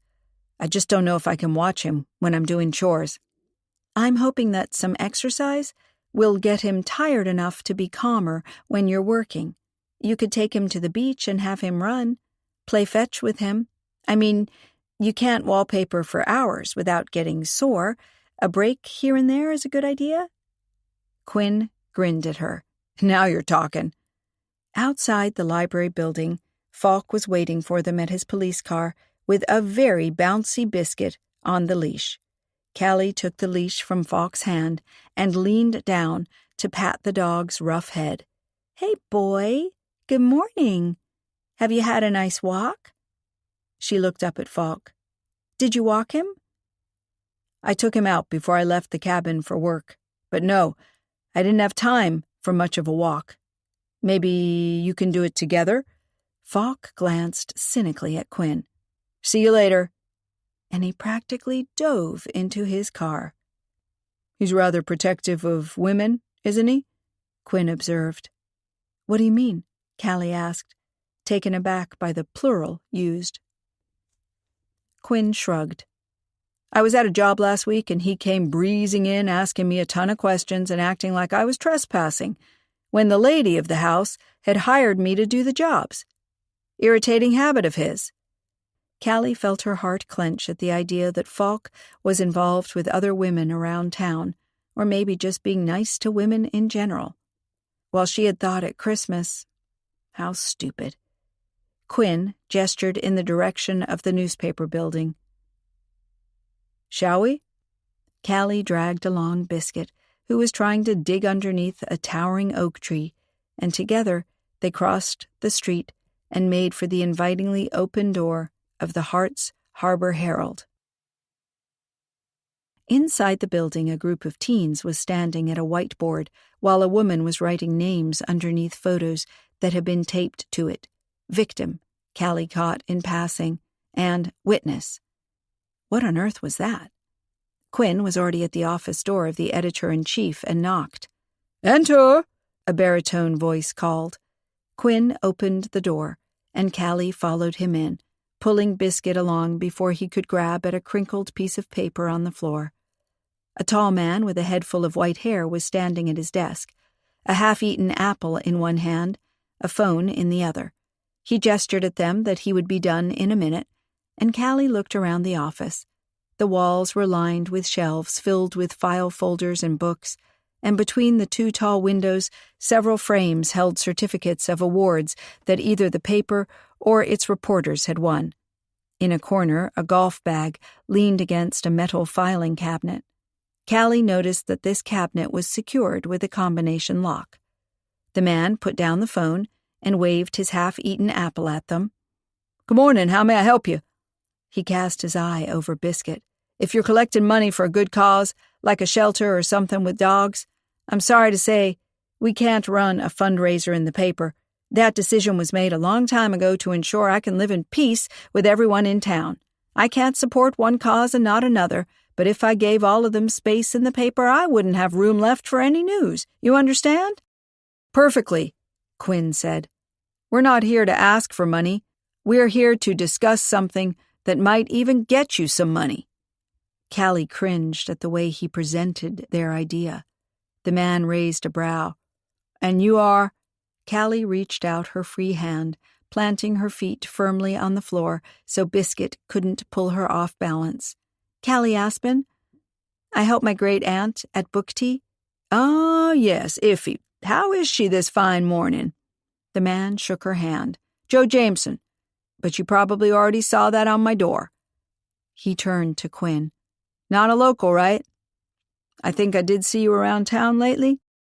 "I'm helping Callie redo her new home, and we're looking into an old story to see if it's something to share at a 4th of July party where town events will be highlighted.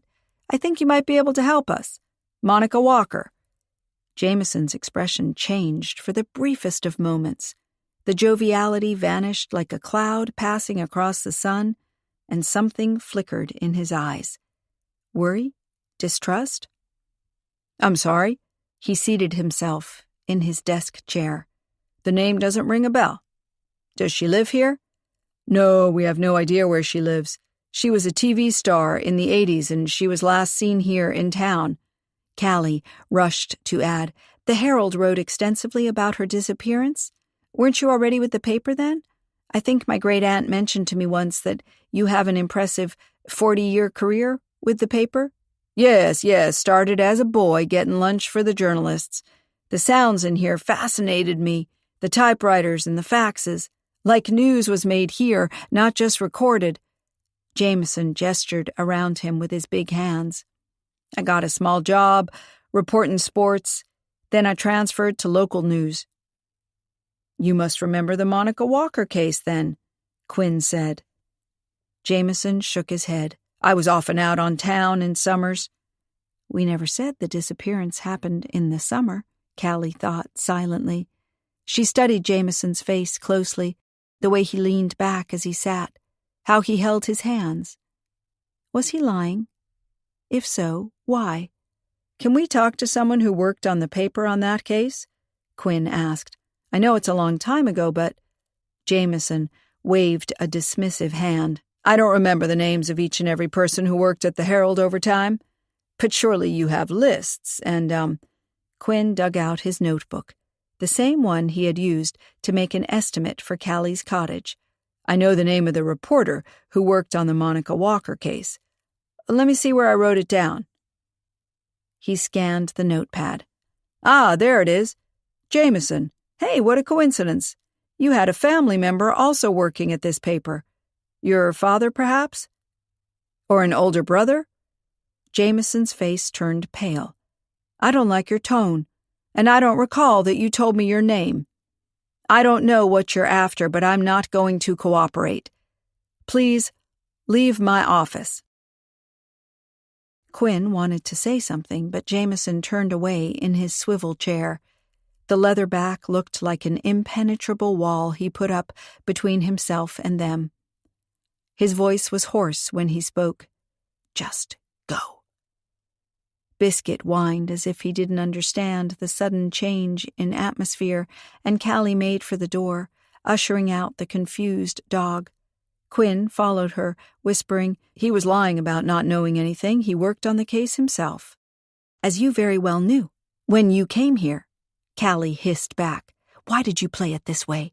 He's upset now, and I can see why. How can we do a public call when you alienate the man who has to help us with it? Like he runs the only newspaper around. And why not use TV? You can ask for information to be mailed to a special email address we'll set up. We could buy a prepaid phone and use that number. But I think it could be useful to have email addresses, better than phone calls, which can come from booths. Callie stopped. They were outside again, in the bright sunshine, with the sound of voices from tourists and their playful kids wafting around them. She said to Quinn, What is this to you? Playing detective? Her heart was beating fast. Falk wouldn't like this. She had to stay away from it. Quinn lowered his voice and spoke earnestly. Look, you just saw how he responded to our questions. He knows more about it than he's telling us. Isn't that the best proof that we're onto something? You could get an explosive story for your party. The party is supposed to be fun for everybody. Unite the town, not drive people apart. Callie handed Quinn the leash. You look after Biscuit for a few minutes. I'm going back in to apologize to Jameson. You were very rude. Quinn called after her that he hadn't been rude at all. But Callie didn't listen. She marched through the room where the teens were still listening to the woman who was filling the whiteboard with notes about some criminal case, and knocked softly at the door. She couldn't hear very well if there was a reply, as it was simply too noisy, so she pushed the handle down and stepped in. Jameson sat at his desk with his head in his hands. Looking up at her, she noticed the sheer panic in his eyes. He tried to sit up and maintain a stern attitude, but it was obvious he was undone and not quite sure what to say or do. Callie rushed to say, I'm sorry about this. Quinn is working on my cottage, and he suggested to me that we could look into some big event for the 4th of July party that Book Tea is setting up at Haywood Hall. He took me to the newspaper archives in the library, and that's where we found the Monica Walker story. It does have certain appealing aspects, supposing we could still find out what happened to her? But I had no idea it was somehow sensitive. In that case, we can leave it alone." "He won't let go." Jameson leaned back in the chair and studied her with a weary look. "He's been to my house and talked to my wife. Innocently, of course, over coffee after he had done a little job for us, repairing a leaky faucet. But he asked a lot of questions about how long we had lived here and so forth that I really didn't like. I even fought with my wife about it. She defended him, saying he was just a nice handyman who meant no harm." Callie got a cold feeling as she listened to his revelations, but she didn't speak up. Jameson said, "I wasn't happy when he came in with you. I'm not sure what he's after." Callie sighed. "I can't tell you either. I was under the impression that we hit on the Monica Walker story in the archives by accident. But I can't vouch that Quinn wasn't aware that it was there and that he didn't consciously lead me to it." She recalled the librarian remarking that she had seen Quinn at the library before, which Quinn had denied. Had he been there? Had he lied? Jameson held her gaze. "So what does he want?" "I don't know. He didn't tell me." Jameson gestured to a chair. "Sit down." He leaned on his desk, holding her gaze. "Yes, I reported on the Monica Walker story. It was hot news at the time. I interviewed people at the Cliff Hotel, where she had been staying, and at the marina. Talked to the fisherman whose boat was allegedly stolen on the night on which she vanished. I never had a good feeling about the case. I can't explain that, but some people who work with news can tell you the same thing. You have a sort of gut feeling about the outcome, and my gut feeling wasn't good." He nodded his fingers. "I was somehow certain that something had happened to her. That she had maybe met someone here who put the squeeze on her, threatened her. She was in the tabloids all the time, you know. She was interesting to people. She had ended a high-profile relationship just a few weeks before she vanished. Did her ex do her in? I can't say for sure that I saw him around town during those days when she stayed here, but he was an actor, a master of disguise. With a wig, makeup, I doubt his own mother would have recognized him." Callie listened, fascinated in spite of her misgivings about this story. Jameson said, "I started the assignment with a vague hope I would find her and interview her and show the world that I existed, that the case would be my big break into journalism away from this little town. But you see," he gestured around him, "I'm still here today." "So you never found her? Or any trace of her?" Jameson scoffed. "We never even found that boat that vanished along with her, and I can tell you it was a pretty big thing." He leaned back and sighed. It was an odd case. People concluded she had simply wanted out of her life, the pressure it put on her, that she used her so-called break here to disappear. I can't say whether that's possible or not. In the 80s, it was easier to just start a new life somewhere. You didn't have all that technology we have today, so I can't say whether she could have slipped away, changed her identity, and is now quietly living someplace, acting like she was never Monica Walker. You looked into it at the time? What did you believe? Callie swallowed before adding, "Do you think someone hurt her?" "Initially, yes, there was the ex I told you about, and there might have been some crazy fans, too. You know, people who think they own a celebrity." Callie rubbed her cold hands together. This wasn't the revelation she had been hoping for. "I'm sorry about that. I guess we should just forget about looking into this any further. It's not suitable for our 4th of July tea party. We want to keep that a family-friendly affair." Jameson leaned on his desk. "But later my opinion changed. I started to believe she had run away of her own accord. I can't tell you any details as I promised I'd protect the source, but I had every reason to believe Monica Walker survived, maybe even is alive today." Callie stared at him. "But you said earlier you didn't have a good feeling about the case." "That was my inner conviction. A gut feeling as a journalist. However, you can't argue with irrefutable proof." Proof? You have proof about Monica Walker's disappearance? I had a source. Jameson stared into the distance for a moment. He seemed to be considering a difficult problem. Like I just said, I doubt that this Mr. Quinn will give up. He came to Hart's Harbor for a reason. I would appreciate it if you don't tell him what I just told you. And if you continue to work with him— What? Callie stared at Jameson. I want to know what he's after. You can tell me, if you stick to him. Jameson leaned closer. Just pretend I didn't tell you anything worthwhile. Go to another paper or a local TV station and ask them to cooperate. Take testimonies from people who claim to know something about that last night Monica Walker was in town. See if you can make the puzzle fit. Callie held his gaze, trying to read the emotion in his eyes. Why? What do you think can come of that? Jameson sighed. It was a big case at the time, and it left a lasting impression with me. If this man Quinn is determined to dig up old dirt, he'll do it anyway, with or without my cooperation. But I would like to know what he can turn up, and most of all, why he's so interested in this old story.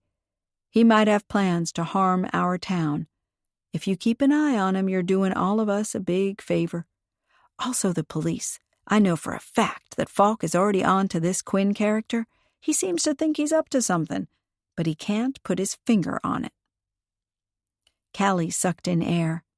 Falk had acted hostile, seeing her with Quinn in the newspaper archives at the library. But if he was really interested in Quinn's actions around town, he might welcome her involvement if she could tell him a thing or two. Why not try it, at least for a while? She had already engaged Quinn to work on her cottage, and could hardly go back on her given word unless she wanted to reveal to him that others had slandered him. Was she even sure that Jameson was telling the truth? Was Quinn really the problem? Or Jameson himself? Did he know much more about the old disappearance case than he was willing to tell? Wasn't it odd that he had mentioned a vengeful ex who was a master of disguise, suggesting someone had been lurking in town, maybe to hurt Monica Walker, but then went on to assure her Monica had run away to start a new life somewhere, and that he had proof of that? Callie took a deep breath. Okay, I'll continue my search with Quinn. I'll keep Falk posted on everything we find out. He's best positioned to judge what should be done about it. Jameson shifted his weight in his chair. She couldn't quite determine whether he was relieved about her idea for handling it, or upset at the suggestion that Falk would be in on all they discovered, and even able to act on what they would learn. Callie rose to her feet. I'd better get back to Quinn, or he will think it's suspicious. Outside, Quinn had found a sunny spot on a bench and was sitting there quietly, biscuit at his feet. Callie walked over and smiled. You calmed him down. Quinn looked up at her. I jogged a few times around the block with him. He just has a lot of energy. You took your time in there? Jameson isn't happy about our plan, and he tried to talk me out of it. But I explained that we want to do something special for the 4th of July, and that he can understand. I have a feeling he's just frustrated that he couldn't crack the case when he reported on it, and he's worried he'll look foolish if we figure out now what happened. It surprised her how easy it was to lie, and how Quinn seemed to believe her right off the bat. He nodded. I wouldn't be happy either in his position, but it can't be helped. Now we have to decide what paper to go to next, or should we go the TV route? It seems you have all of this worked out. Callie stroked Biscuit. She was angry that Quinn had led her to the Monica Walker story on purpose, that the whole thing had been a setup on his part, while he kept smiling innocently at her. Did he take her for such a fool? But she couldn't let him know she was on to him. Should we take your car? I do assume you have a car around here. Quinn got up and nodded. Sure. Follow me. Chapter 4 "You're on in a few moments," the friendly student assistant said to Callie. The TV station had been delighted about the idea of asking for information on a cold case, and Callie had been dragged through makeup, received some instructions on how to look best on camera, and studied her lines, all while listening to Quinn's advice, calling Iffy to tell her to watch the show, and trying to keep Biscuit out of mischief. Fortunately, everybody seemed to love the perky border collie and was willing to keep an eye on him while she would be on TV. The station had a daily live lunch program where people could call in with questions and ideas, and Callie's appeal would be a part of it. "Walk over there, please, and take the seat," the assistant said. "Remember to keep your chin up, and don't mumble. Speak clearly, as if you're addressing a crowd. You don't have to speak up since you'll be mic'd, but pronouncing everything clearly is very important." Callie nodded. Her tour guide experience had to come in handy now. Still, she had never been quite so nervous. 3, 2, 1, and you're on. "Hello, viewers." Callie tried to smile as if she was perfectly at ease. "My name is Callie Aspen, and I'm from the Book Tea Tea Room in Harts Harbor. On the 4th of July, we're organizing a tea party at Haywood Hall in cooperation with the Harts Harbor Historical Society to celebrate the rich history of our little town. Volunteers from the society will show how life on the coast has changed across the centuries, and exhibition dance group Swing It will demonstrate how Golden Age dance contests pulled crowds to our beautiful Cliff Hotel. You can have your picture taken with an authentic 40s fighter plane from a private collection and learn more about Hart Harbor's own World War II heroes. There will also be a sweet tea competition to celebrate family recipes. So if you have an old family recipe for the best sweet tea in the region, then bring your creations to the celebration, where they will be judged by an expert panel. The winning sweet tea will appear on the menu at Book Tea during the summer season, and the winner can bring 5 friends to an exclusive high tea at Book Tea. So dig through your recipe books and surprise us on the 4th. But first, we need your help with something special. During our research into Harts Harbor's illustrious past, we came across an unsolved mystery, something that made waves at the time and is still an intriguing story. In August 1989, TV star Monica Walker traveled here to stay at the Cliff Hotel. As a beloved member of the cast for the successful TV drama Magnet's Wives, she wasn't just an actress, but a celebrity that garnered attention wherever she went. Callie shifted her shoulders ever so slightly. Therefore, it's all the more remarkable that Monica Walker disappeared from the Cliff Hotel from Harts Harbor and wasn't heard of again. There have been persistent rumors that she left with a man she loved to start a new life. We'd like to find out where Monica Walker is today.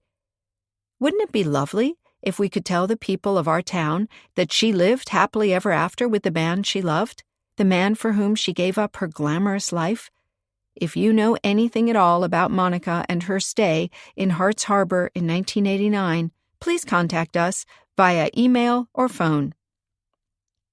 She then gave the relevant contact information and ended her appeal with a heartfelt thanks to the public.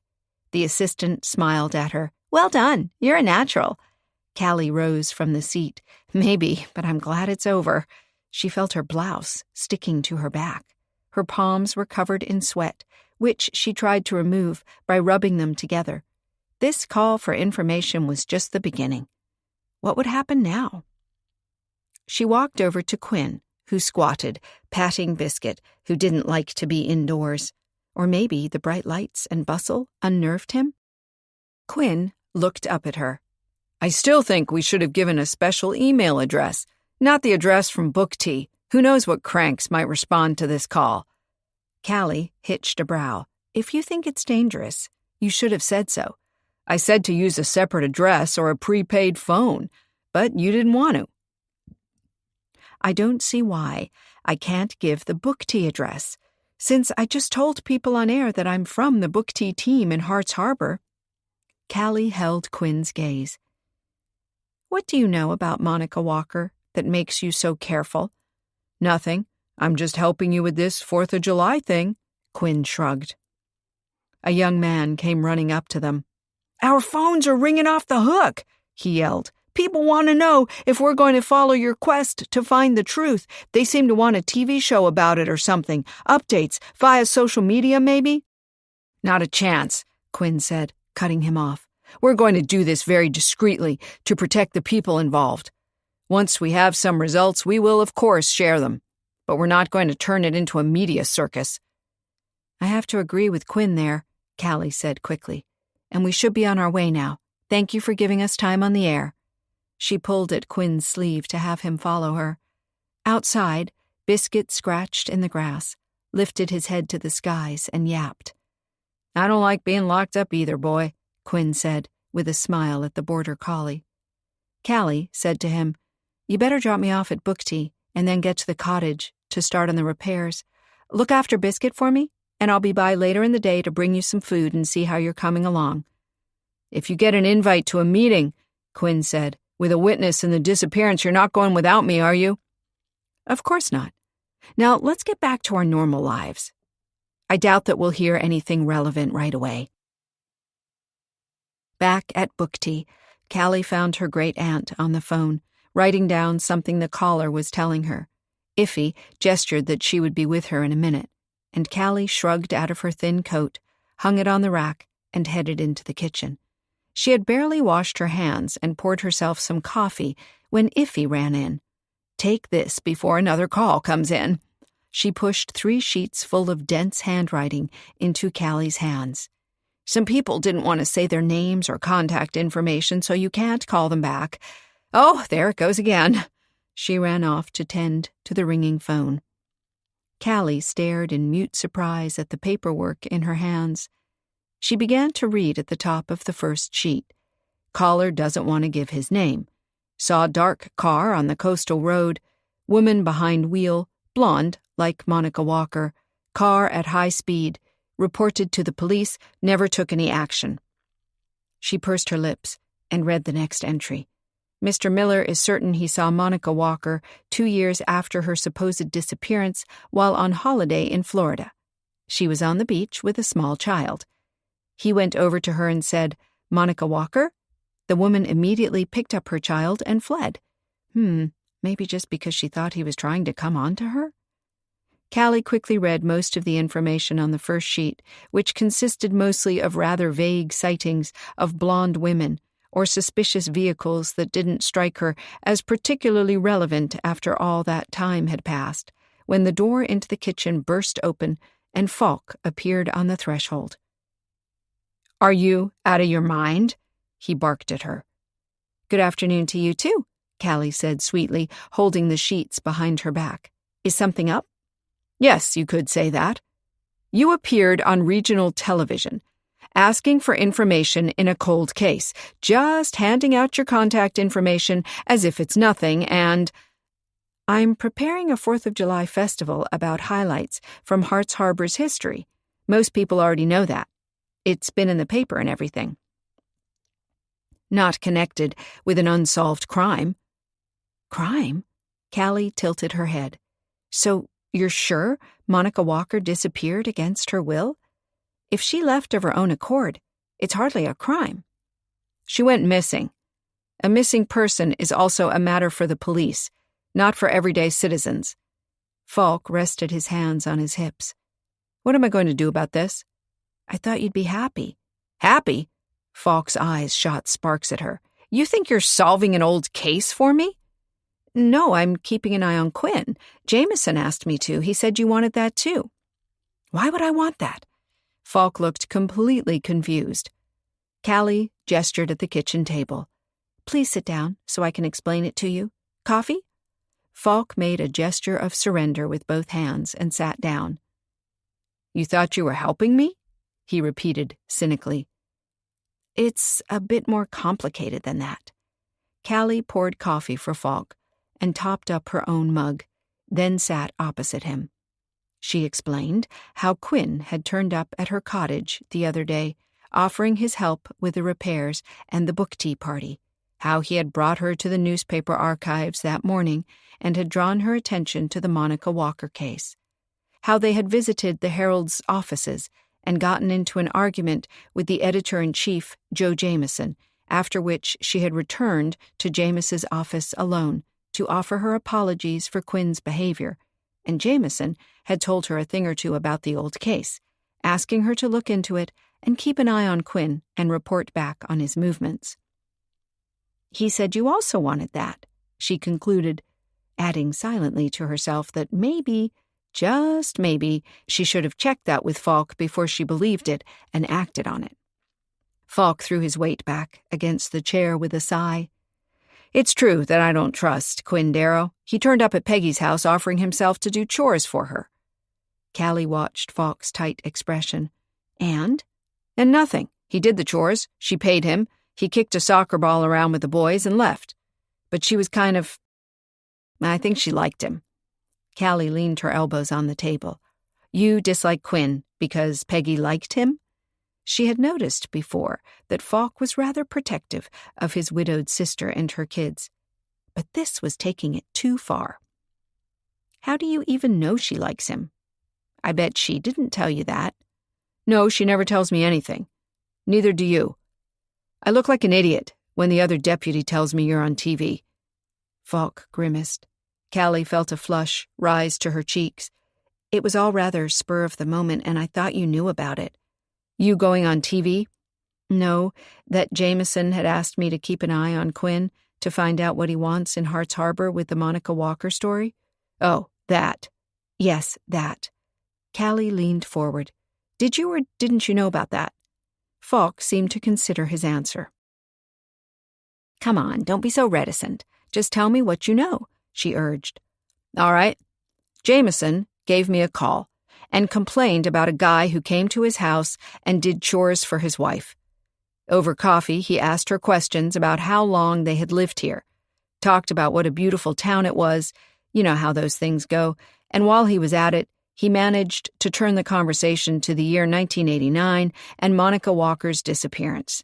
Now Mrs. Jameson is kind of talkative, and she told him a thing or two about her husband having been so proud of investigating the case.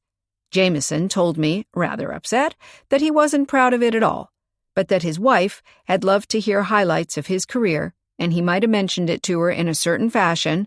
To impress her? Callie ventured. Exactly. They were dating at the time, so he must have felt like he had to win her over or something.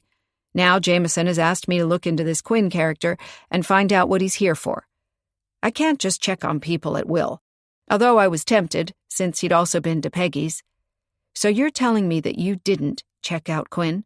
Callie tilted her head. You were tempted, but you didn't succumb? Falk took his time staring into his coffee mug. Callie shook her head. You did check. Come on, fess up. What did you do? I called the Cliff Hotel to ask about possible fraud with credit cards. We're looking into some instances of it. A sure thing in summer, you know. I mentioned Quinn, claiming that he had paid for something with a credit card that might be suspect. The receptionist told me at once that Quinn had paid cash, in advance, for 10 days. Wait a minute. Callie stared at Falk. Quinn told me he was camping. No, he's not. He's staying at the Cliff Hotel. What? But to me, he pretended like... Callie was confused, running her finger over the tablecloth. Quinn had suggested he was living a simple life, staying at the campgrounds, eating out because he didn't want to cook macaroni and cheese in a pan. Now, it turned out he was staying at a luxury hotel, where he could eat a 4-course dinner every night with fine wines from the hotel's famous wine cellar. Falk said, Why would a man check into a hotel and pay cash in advance? It sounds to me like he's ready to leave at any moment, should some kind of problem occur. Callie couldn't deny that. But let's suppose that Quinn is here for a reason. He's looking into the Monica Walker case. Why doesn't he just investigate any leads on his own? Check the newspaper archives, meet with people, ask questions. Why did he agree to help me with the 4th of July party? And why did he consciously steer me to the Monica Walker case? There are 2 very good reasons for him to do that. Falk leaned heavily on the table. First, he wasn't getting anywhere with his own investigation. Yes, he can check newspaper archives, but he won't learn much new from those. And if he asks questions, people might not want to answer or might not consider the topic interesting enough. Now that a TV station is asking for information, people are eager to share what they know. Or what they think they know, Callie thought cynically, remembering all the useless observations Iffy had scribbled down for her on those 3 sheets she was hiding under the table. Falk continued. Quinn knows that he'll get a lot further if he can engage locals to do the digging for him. People like you. They trust you. And besides, Book T has a solid reputation. He can just lean back while you get him whatever he needs. Needs for what? I have no idea. He could be a journalist or a writer working on a book about Monica Walker. Could be. Callie clenched the sheets in her lap. Why didn't you warn me when we were at the library? I mentioned to Quinn that we could look into Monica Walker. You already knew Quinn had been to Jameson's house about it, so why not tell me not to get involved? Because you mentioned going to the Herald's offices to ask Jameson for help. I knew he didn't trust Quinn, so I was certain he would dissuade you from pursuing it further. How was I to know that Jameson, of all people, would tell you to go through with a call for information? It doesn't fit at all with his earlier anxiety about the Monica Walker story getting stirred up again. That's true, Callie sighed. It's all very odd. And what's the second reason Quinn would use me to help him? Falk held her gaze. You won't like this one. The concern in his eyes put ice in her stomach. What do you mean? His other reason for letting you ask for information is that he knows there's danger involved.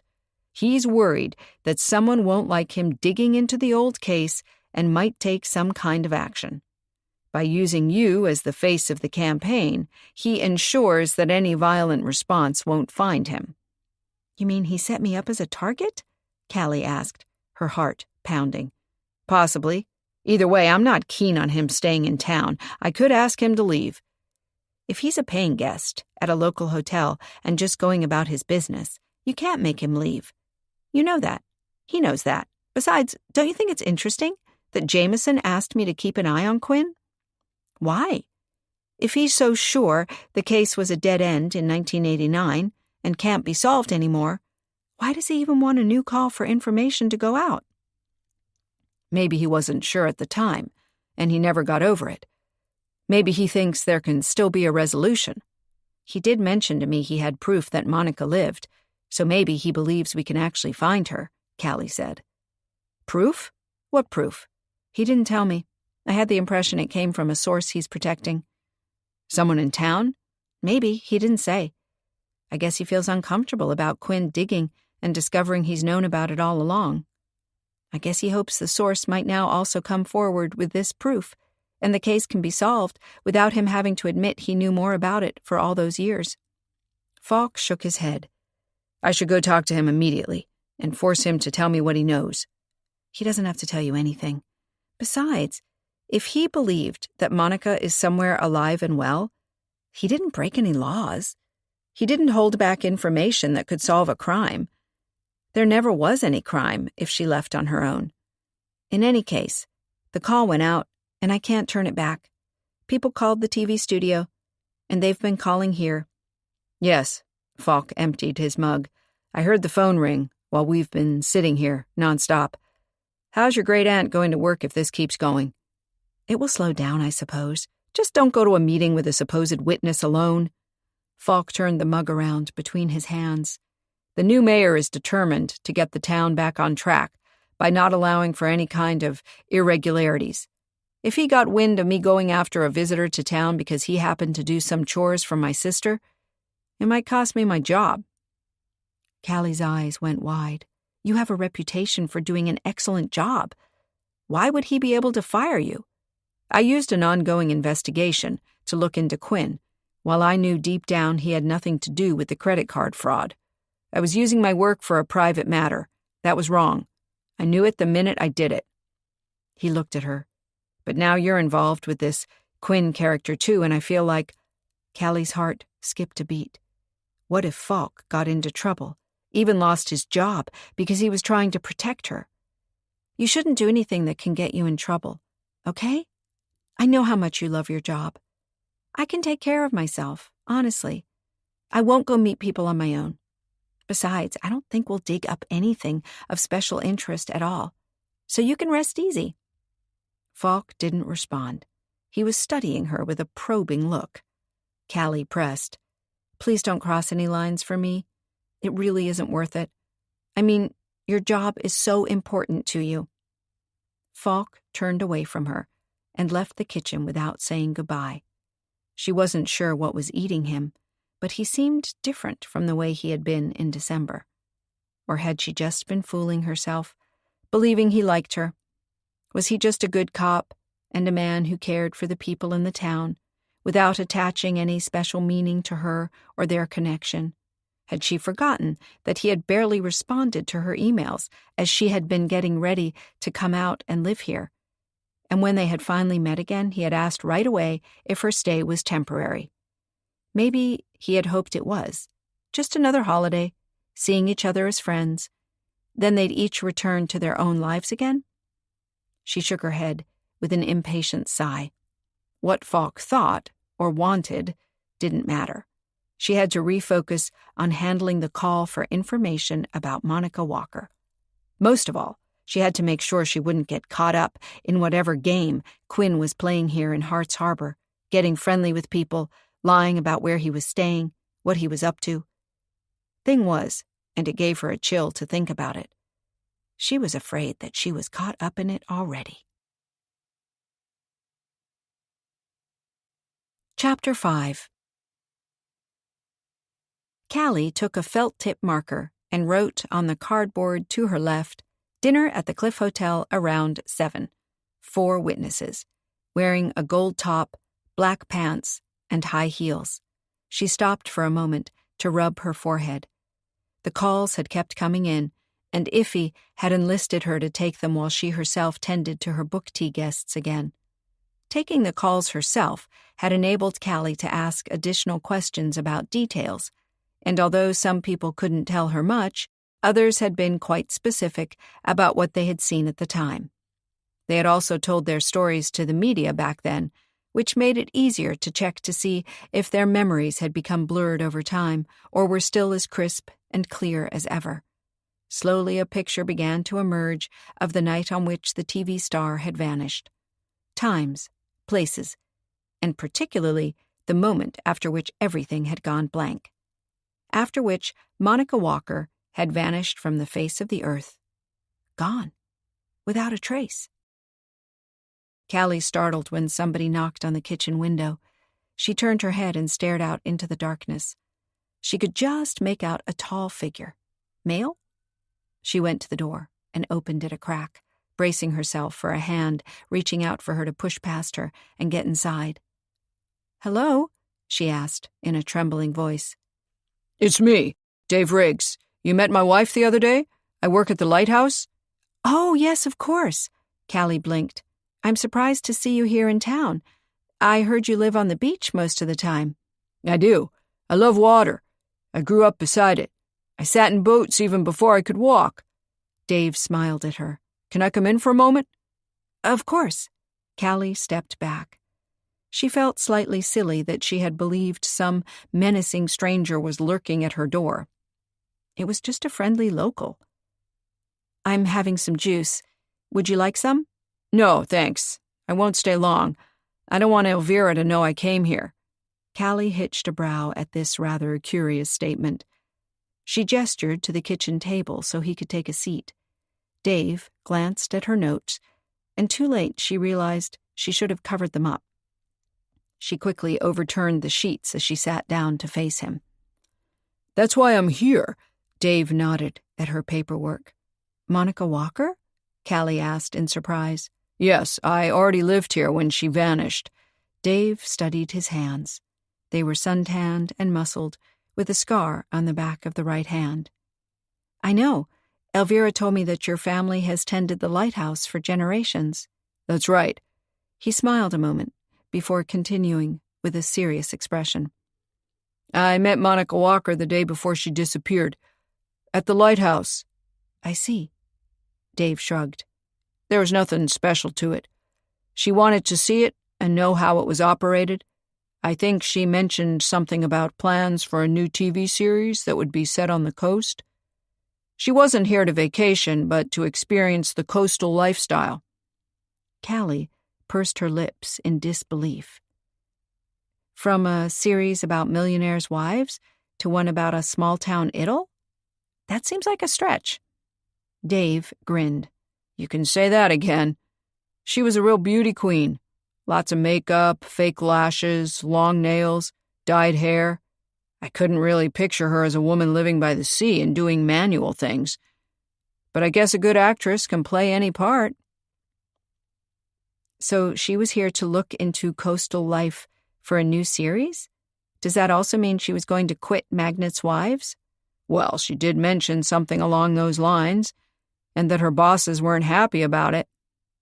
But she needed a change after her relationship ended. She was still quite upset about that. I could sense it. He stared at his hands. Callie's mind raced. If Monica had really wanted to quit the successful series, that gave people a reason to be angry with her, maybe even to come after her to her quiet hiding place along the coast and threaten her to rethink her decision. She tried to put it into words carefully, feeling Dave out rather than putting words in his mouth. You met the day before she vanished? Did you notice anything about her that might give a clue as to her mood? Was she planning something? Or anxious? Worried? Could someone have followed her to Hart's Harbor? Callie tapped her pen on the table. It makes no sense, you know. If you tell me she was prepping herself for a new series, why would she run away and not let anyone know where she had gone to? Dave shrugged. I have no idea. I just wanted you to know that she came to the lighthouse in case people mention it. It might look odd, but there was no special reason for it. Just sightseeing. Were you alone at the lighthouse when she came to see it? You weren't married to Elvira yet? I was, yes, but we had married abroad, and she still had to wrap up some things to be able to come live with me, so she wasn't in town yet. I see. Callie turned the cardboard with her reconstruction of the last hours back over and studied it. And you have no idea what happened to Monica on that last day? What she did? Who she met? I know she dined at the Cliff Hotel that night. Dave rubbed the scar on his right hand. I helped some friends with fishing, and when we brought in the fresh catch for dinner, I saw her walking through the lobby. What was she wearing? A gold top, I think. Something glittery. He smiled sadly. I think she felt obliged to look glittery because people expected that of her. Must be very exhausting. He pushed himself up. Well, that was all I had to say. I'd appreciate it if you didn't mention this to Elvira. She's happy in her own little world. Better to keep it that way. Callie looked at him. Didn't she see the broadcast this afternoon? My call for information? We don't have a television at home. But I caught it when I was having lunch at a roadside cafe. I was picking up some stuff we use in our treasure hunts. I see. Callie used her pen to push against the felt-tip marker on the table, rolling it away. You can't hide the old case from her forever. She's bound to see some newspaper article about it. It will make waves, I suppose. Dave sighed. You know, he shuffled his feet, Elvira didn't have an easy life before she met me. She didn't believe in good people or good places. Hart's Harbor has been a very good place to her. I want her to keep feeling that way. Before Callie could even respond, he walked to the back door and disappeared into the night. Callie sighed. Maybe she should never have let Quinn talk her into this. What had they set in motion? How many people would be affected by this? And all probably for nothing. Still, as she looked at the cardboard in front of her, with her reconstruction of Monica's last hours in Hart's Harbor, that provisional timeline, she felt like something was staring her in the face, something important, but she couldn't quite make out what it was. The next morning, Callie came down with a head full of fluff from dreaming about glittery tops on dogs that ran away across a rocky beach while a boat came up from the sea with the letters Monica on its bow. Yawning as she walked into the kitchen, she didn't find Iffy there. A few uncut oranges lay on the counter, suggesting Iffy had wanted to make some juice. Had a phone call interrupted her breakfast preparations? In the far corner of the counter, on some plastic foil, sat a tiny marzipan picnic basket with a bit of a bottle and a baguette sticking out. Iffy had created a woven look to the basket, and the bottle of green marzipan even had a tiny beige cork. "So cute!" Callie exclaimed. "I knew she could make this work. Iffy! Iffy!" Itching to tell her great-aunt how perfect this was as decoration for the 4th of July treats, Callie rushed into book tea and saw Iffy at the window, standing on tiptoe to look into the street. Her expression betrayed deep concentration while she angled her head for the perfect view. Callie grinned mischievously as she approached her softly and then suddenly put her hands on Iffy's shoulders. Iffy yelped and stepped back, almost on Callie's foot. "Guilty conscience?" Callie asked with a wink. "I never knew you loved peeping." "There's something wrong at the newspaper building." Iffy's tone was worried, her expression tense. "The police are there." Callie's mouth went dry. "The police?" She stretched her neck to look out at the angle needed to see the building in the distance, and indeed caught the flash of blue lights. The lights were only necessary in an emergency. What was up? "I'll have a look, okay?" Without waiting for an answer, Callie turned the lock on the tea room's entry door, opened it, and headed out into the street. Several people were gathering at some distance from the Herald's building, talking and pointing. Callie passed them without stopping to ask anything. At the building, the door was open, and she could look in. A woman stood in the room, her hands up to her mottled face. Callie walked in and asked her in a soft voice, "Are you all right?" The woman looked at her and whispered, "He's dead. Our boss is dead." Callie froze. "Joe Jameson? Dead?" "Yes. I found him." The woman sobbed into her hands. Callie left the woman to herself and closed the distance to the office quickly. She kept her hands clenched together in front of her so she wouldn't accidentally touch anything. This was a crime scene after all. She went in and saw Jameson's desk as she had seen it the other day, his swivel chair empty behind it. The file cabinet with the combination lock stood open. Falk leaned over to it, wearing thin white gloves, apparently intending to take something out of it. He heard a rustle and looked up. "What are you doing here? Get out." "I want to help you. That file cabinet was closed the other day. I think Jameson kept really important stuff in it. He was nervous when we talked about Monica Walker." Falk straightened up. "I can figure out for myself what happened here. Please leave." Callie held his gaze. "I need to know something." She ignored the shaking in her knees and the light feeling in her head. "Is Jameson dead because of the Monica Walker case? Did I—" Her throat was tight, and she could barely get the words out. "Did I cause this?" Falk looked her over. "I don't know that. I can't tell from a dead body on the floor what killed him or who did it or why. I just need quiet to work it out." A dead body. Jameson was lying there dead, the man who had asked her for help, who had also told her he had always had a bad feeling about the disappearance, a gut feeling. Had he been right? Had he died because of what he knew about the summer of 1989? Callie couldn't believe it. "I feel terrible about this." Her voice shook. "I set this all in motion." She sensed how cold her hands were, like she was freezing from the inside out. "My call for information." She desperately wished she could turn the clock back. Falk shook his head.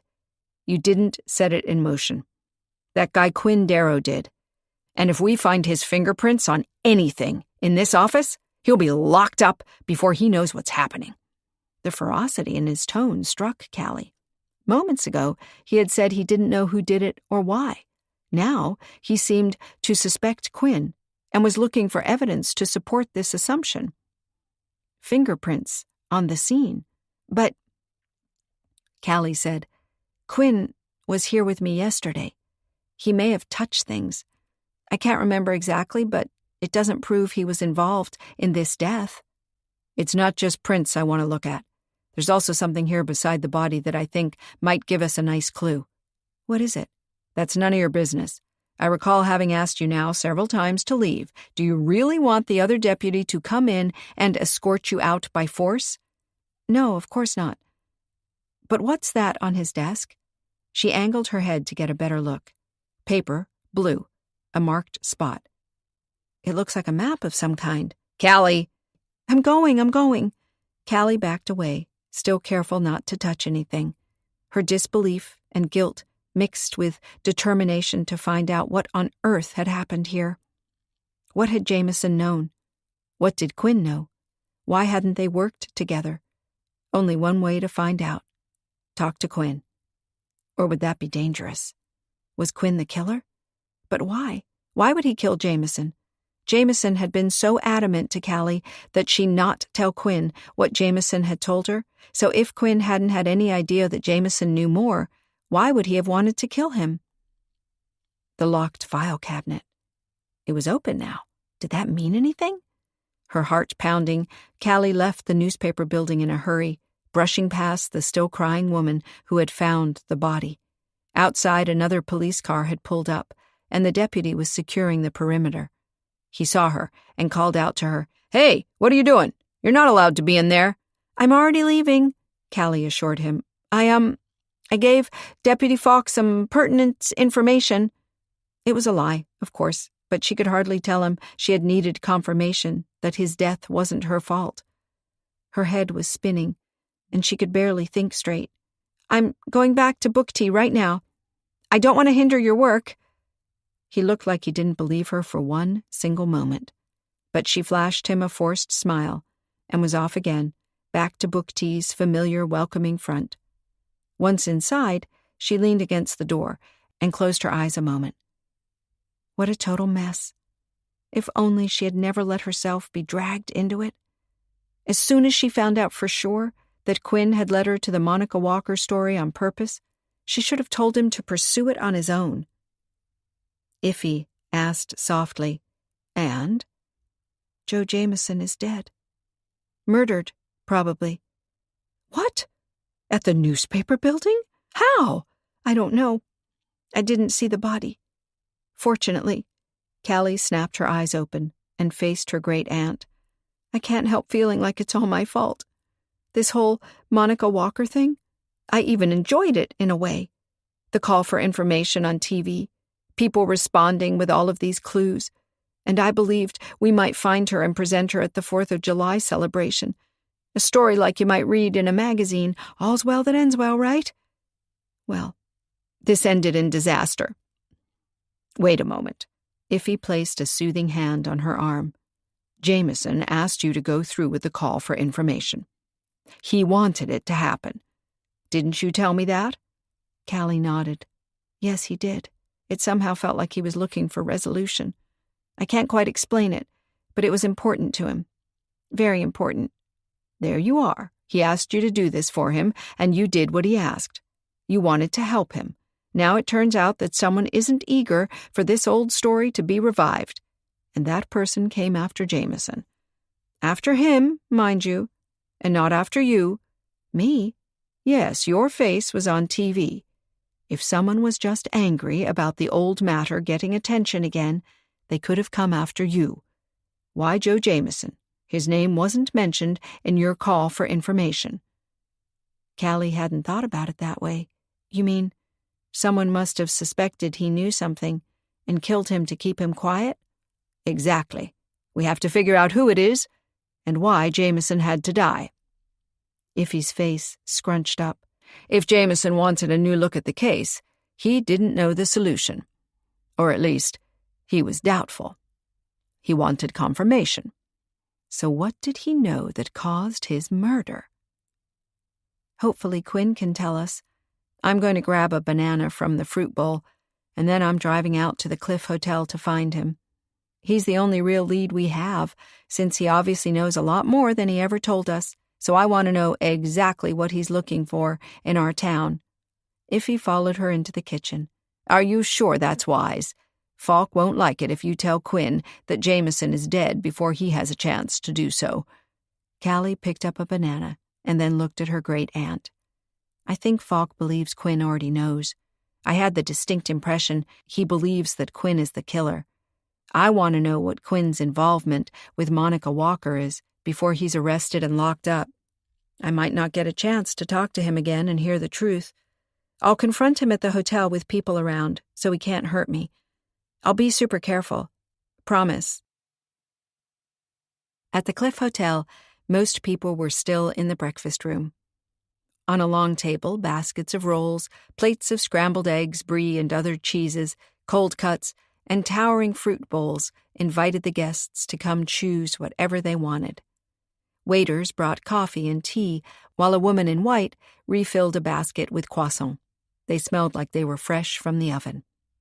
Acting like she belonged there, Callie walked among the tables, looking for Quinn's tall figure and blonde head, but couldn't find him. At last she asked someone from the staff and heard that he hadn't been there the night before. They had no idea where he had gone, and even if he would be back. Perplexed, she left and considered her options. Maybe he really was at the campgrounds, like he had told her? But if he was sleeping in a tent, why had he taken a room at a pricey hotel and paid for it in advance? None of this made any sense. Callie drove out to the campgrounds and talked to the proprietor, who directed her to the area where Quinn's camp was supposed to be. Campers had spaces to themselves, but they weren't far apart, so she could be sure that if she screamed, someone would hear her. As an extra precaution, she clutched her phone in her pocket, her finger poised to hit the call button. She found a small red tent pitched underneath a couple of trees. A wobbly canvas chair was outside beside a gas stove for cooking. Closing in on the tent, she heard a deep snore. She leaned over and listened better. "That's not me," a voice said behind her back. Callie almost jumped a foot off the ground and spun around to see Quinn, standing with a paper bag in his hand. He held it up to her. "Not many luxuries when you're camping, but I do love fresh bread. Want some?" Callie shook her head. She nodded at the tent. "Who's in there?" "Biscuit. He has a mighty snore for such a small dog." Callie had to laugh, despite her tense mood. Quinn gestured at the canvas chair. "You sit there and I'll sit on the ground." He plopped down into the grass and crossed his legs, tearing open the bag and taking out a croissant. It smelled just as inviting as the ones at the Cliff Hotel had. Callie's half-empty stomach growled. Biting into the fresh croissant, Quinn chewed with his eyes closed as if in pure bliss. The morning sun shone on his face, and Callie wondered for a moment if she could be staring at a murderer. A pleasant-looking, friendly-acting murderer who would be willing and able to kill again as soon as he understood what she was here for. Falk had warned her not to do anything alone, and here she was, all alone with Quinn. Within screaming distance from other people, maybe, with a phone in her pocket to use, sure, but still. It was a lot lonelier out here than it would have been in the Cliff Hotel's breakfast room. She really needed to think things through better next time. If there was a next time. She spied around casually for something heavy to strike him with, should he attack her, but there was nothing suitable in sight. Quinn said, "You could have called me. I gave you my cell phone number." "Yes, that's probably the most convenient when you have 2 places to stay and can't tell people where you'll be at any given moment. I was at the Cliff Hotel and they said you hadn't been there all night." Quinn hitched a brow. "Do you think I can bring a dog like Biscuit into the Cliff Hotel? He'd wreck the room. I had to find another place to stay." Of course. That made perfect sense. Still, she was determined to confront him with what could euphemistically be called incongruities in his story. "You told me you were camping here before you even had Biscuit." Quinn looked her over as if her stern tone confused him. Why the 3rd degree? Callie shrugged. I felt like a fool asking for you at the hotel when you weren't even there. People know me around here, and I care what they think of me. She nodded at the croissant in his hand. Any good? Delicious. Now what are you here for? A hot lead from the calls about Monica Walker? Well, I do have a lot of information now. Quinn surveyed her. Really? Something we can work with? I have no idea since I don't know what you're after. Finding out where Monica Walker disappeared to. At what cost? Quinn froze. He narrowed his eyes. What do you mean? Well, I don't see any clear reason why it would matter at all to you what happened to this woman who was a TV star 30 years ago. If she ran off to be with a man she loved or to escape the paparazzi or whatever, do we really have to go after her and trace her? If she was trying to get away, then wouldn't being found again just make her unhappy? Quinn seemed dumbfounded by the suggestion. He held her gaze, his blue eyes flickering like a computer when it's processing information. You think she doesn't want to be found? That's possible. Callie took a deep breath. Without telling him about Jameson's murder, she wanted to provoke him into betraying his agenda. We're looking at this as a nice little search of the past to enliven our 4th of July party, but it might not be so easy for her. He waited a moment. Or for others involved. Now it was Callie's turn to be puzzled. She tilted her head. What do you mean? If there was a man she vanished with, what about him? And what if somebody from town helped them get away? Think of the boat that vanished as well. The fisherman reported it stolen. Maybe he was told to do so. Maybe he was even paid to do so. What do we know? If it turns out he lied about the theft, he might get into trouble. Quinn seemed to relax now that he had the lead in the conversation. He took another bite and chewed. Then he swallowed. Well, whatever the case, we've started now, and we can't turn back. Whether Monica Walker wants to be found or not is not for us to speculate about. Are you with the press? Callie sprung the question out of the blue, hoping to surprise and trap him. But Quinn looked genuinely confused, then began to laugh. Excuse me? You think I'm some journalist who needs a big cover story? Isn't that possible? I can't prove I'm not a journalist. Can I? He leaned back, putting both of his hands flat in the grass. The paper bag rested beside him. What do you want to see? The press card that I don't have? Falk wasn't going to like this attitude. Quinn would be behind bars soon. She had to corner him and wring some answers out of him before he was locked up. You seemed to know Jameson. Before Quinn could protest, Callie added, I know you did chores at his home. You talked to his wife about Jameson's work on the Monica Walker disappearance. Quinn shrugged. Is that forbidden? No, but it is a pretty big coincidence that that particular topic would just happen to come up after all those years. I would think there are more natural things to talk about over coffee. The weather, activities around town, the grandchildren you saw in a photo on the mantelpiece. You get my point? You led the conversation to it. You wanted to know more. So, did you contact Jameson again? Maybe last night? Have a meeting with him at the newspaper building? Certainly not. Why? The information was coming to us now, from witnesses, people who knew a lot more than Jameson ever did. He didn't want to help us at all. If Quinn believed that, he might not have killed Jameson. But maybe it was an act of anger, a need to lash out at a man who had insulted him? And what had that map on Jameson's desk been for? Callie said, Have you taken a boat out since you've been here? No, I'm not very good with boats. Why all of these questions? Quinn studied her. Do you think I'm taking action on all this behind your back? Callie smiled. Well, you did lead me to this story on purpose. The woman at the library said she had seen you before. You denied it. But it proves you've been there before. You knew exactly what I would find and that it would pique my interest. You used me. Although she said it in a pleasant tone, putting it into words made her realize how angry she was about it all. The hot lava, streaming through her stomach, took her breath away. She wanted to just reach out and grab and shake Quinn. He had used her, and now there had been a murder. Someone had died because they had stirred up a hornet's nest. Quinn said tightly, "It's for a good reason, Callie. You'll see." "I want to see now. Tell me. Explain it to me." "No, not now. We need more first." "So you admit you used me?"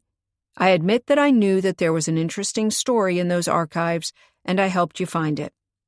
You wanted something big for your event. Now you have it." He added after a few moments' thought, "I also knew that you and Iffy had helped find a valuable family heirloom that disappeared during a Christmas-time tea party you hosted at Haywood Hall. So I thought Monica Walker's story would appeal to you, and you might have the skills to help me figure it out. When Iffy put the notice up on the bulletin board that she was looking for a handyman, it made sense to apply. I could do your chores, and you could help me with Monica Walker's disappearance. Win-win." Callie swallowed hard. "Did you also hear about the other thing that happened at Haywood Hall while we were catering the tea party there?" "I heard there was a death, yes, and that you figured out who had done it, which only goes to show you're really good at sleuthing, so—" Quinn made a gesture with his hand. "I was even more convinced I needed your help." "And you couldn't have just asked for it? You had to go through this whole cloak and dagger routine, offering yourself as handyman to Iffy, and then leading me to the Monica Walker story at the library? I thought you'd be more likely to help me if you knew me a bit. I could hardly turn up out of the blue at book tea and ask for your help. Why would you get involved with a perfect stranger? However, if I was already working on your cottage, it would look more natural." "And innocent?" Callie pressed. "Did you have any idea that our call for information might be dangerous?" "Dangerous?" Quinn echoed. He sat up and frowned at her. "Have you gotten weird calls? There are always people who use something like this to do a little heavy breathing. That's why I told you to use a separate phone number for it." He fell silent. Callie perked up as she heard sirens in the distance. That was fast. Quinn also turned his head to listen. "What's that?" "Time for me to leave." Callie shot to her feet, but Quinn was faster. In a heartbeat, he was up from the ground and grabbed her by the arm. Chapter 6. Quinn hissed to her, "Did you turn the police on me? What did you tell them? I'm not a criminal." Callie winced in pain under the pressure he was exerting on her arm. She tried to look calm as she countered, "If you're no criminal, you have nothing to fear." "No?" Quinn huffed in frustration. "I know Jameson didn't like me asking questions. Now you asked the police to come here, and what for? I don't get it. I'm taking care of your dog for you." "It's not my dog." Callie struggled to be released. "You used me and never told me what this is all about." "Let go of her," a voice called. "Back away from her right now." Quinn turned to Falk, who was holding his hand on his weapon, ready to pull it from its holster. Releasing Callie, Quinn raised both his hands in an apologetic gesture. "I was only asking her why she called the police on me." Falk closed in on Quinn. Once he reached him, he jerked Quinn's hands down and behind his back, putting the cuffs on. "I'm arresting you for the murder of Joe Jameson." "What?" Quinn turned deathly pale. "Jameson is dead? Murdered? What a nice little act," Falk said in a scathing tone. "Isn't that what Callie already told you?" He glared at Callie. "You should be happy I'm not arresting you as an accomplice." "Why? What did I do?" "You came out here to warn him. He might have fled." "Callie didn't tell me anything about any murder," Quinn protested. "She was just mad at me for using her to get information in the Walker case." "You're a journalist," Falk spat. "Yes, I admit it." Callie stood rooted to the ground. He admitted it. Her mouth went sour. She had just trusted the totally wrong person. And once word got out about Jameson's death, the media would pounce on it, relating it to the Walker case and the recent call for more information. People would assume she had known Quinn was a journalist and had worked with him to get some sensationalist story. They'd hate her for it. This was a nightmare. "Come on. You can tell your story at the station." Falk dragged Quinn away to his car that was parked out of sight. Callie turned to the tent and opened the zipper. Biscuit came to her right away, dancing around her, She put him on the leash and went after the deputy and his prisoner. She was sure that Falk wouldn't listen to anything she had to say right now. She was also sure she wanted to say absolutely nothing to defend the stone-cold liar that Quinn had turned out to be. But deep down inside, she just wasn't sure he was a killer. She somehow felt like there was more to it than that. Falk beat her to the police station and was already inside with his prisoner when Callie arrived. She pushed through the double-glass doors, keeping Biscuit beside her. He wasn't very upset about Quinn's disappearance from the campsite, but seemed to think it was some sort of game they were playing. Look for Quinn. Inside the station, he sniffed the floor and barked, pulling Callie to the left as if he wanted to say, "Here is the trail. Just follow me and we'll have him in no time." Callie followed him as far as the little corner where visitors could sit. Biscuit wanted to continue into the corridor that led to the interrogation rooms, but Callie called him back. "We're going to wait for Quinn here," she said softly, brushing Biscuit's head. He looked up at her. She expected he would try to pull into the corridor anyway, but he seemed to sense that she was tense and serious, and lowered himself onto his bottom beside her. He whined and pushed his head against her leg, and she sat down in a chair and sighed, rubbing his ears. What a mess. Falk would never trust her again. He believed she had actually rushed out to warn Quinn and help him escape arrest. Of course she hadn't intended any such thing, but her conversation with Quinn hadn't yielded anything useful either, especially not when she took into account that he had probably been lying about every single thing he told her. Imagine him laughing off the suggestion he could be a journalist, and then admitting to Falk outright that he was. Callie leaned back against the plastic chair, feeling thoroughly humiliated. She wanted to rush in there and tell Quinn he had used her, not just when he had suggested the Monica Walker case to her as if it was all a big coincidence, but all over again that morning, with his nice little act of knowing nothing about Jameson's death. How could he? The doors opened, and a woman walked in. Her blonde hair was pulled back in a ponytail, and in her jeans shirt and pants, she looked like a cowgirl. Callie rose from her seat and waved. "Peggy!" Peggy turned her head and saw her. "Callie, what are you doing here?" She closed in on her. "Are you here for my brother? Is he in?"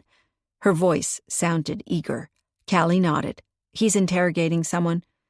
"Do you already know about—" Peggy lowered her voice, glancing toward where the other deputy was typing away at a keyboard. "The murder?" "Yes. I came to book tea to discuss some details for a tea party with Iffy. Then I saw all of the commotion. Is it true that—" She took a deep breath and glanced around again as if she was worried about being overheard. "Is it true that Ace thinks Quinn has something to do with it?" Callie tilted her head. She had never called Falk by his first name yet, as everyone always called him by his last name, which fit him quite well. For a moment she felt sad at the idea she might never get to call him Ace, as their friendship seemed to have dissolved, and he was livid at her for her part in the current trouble.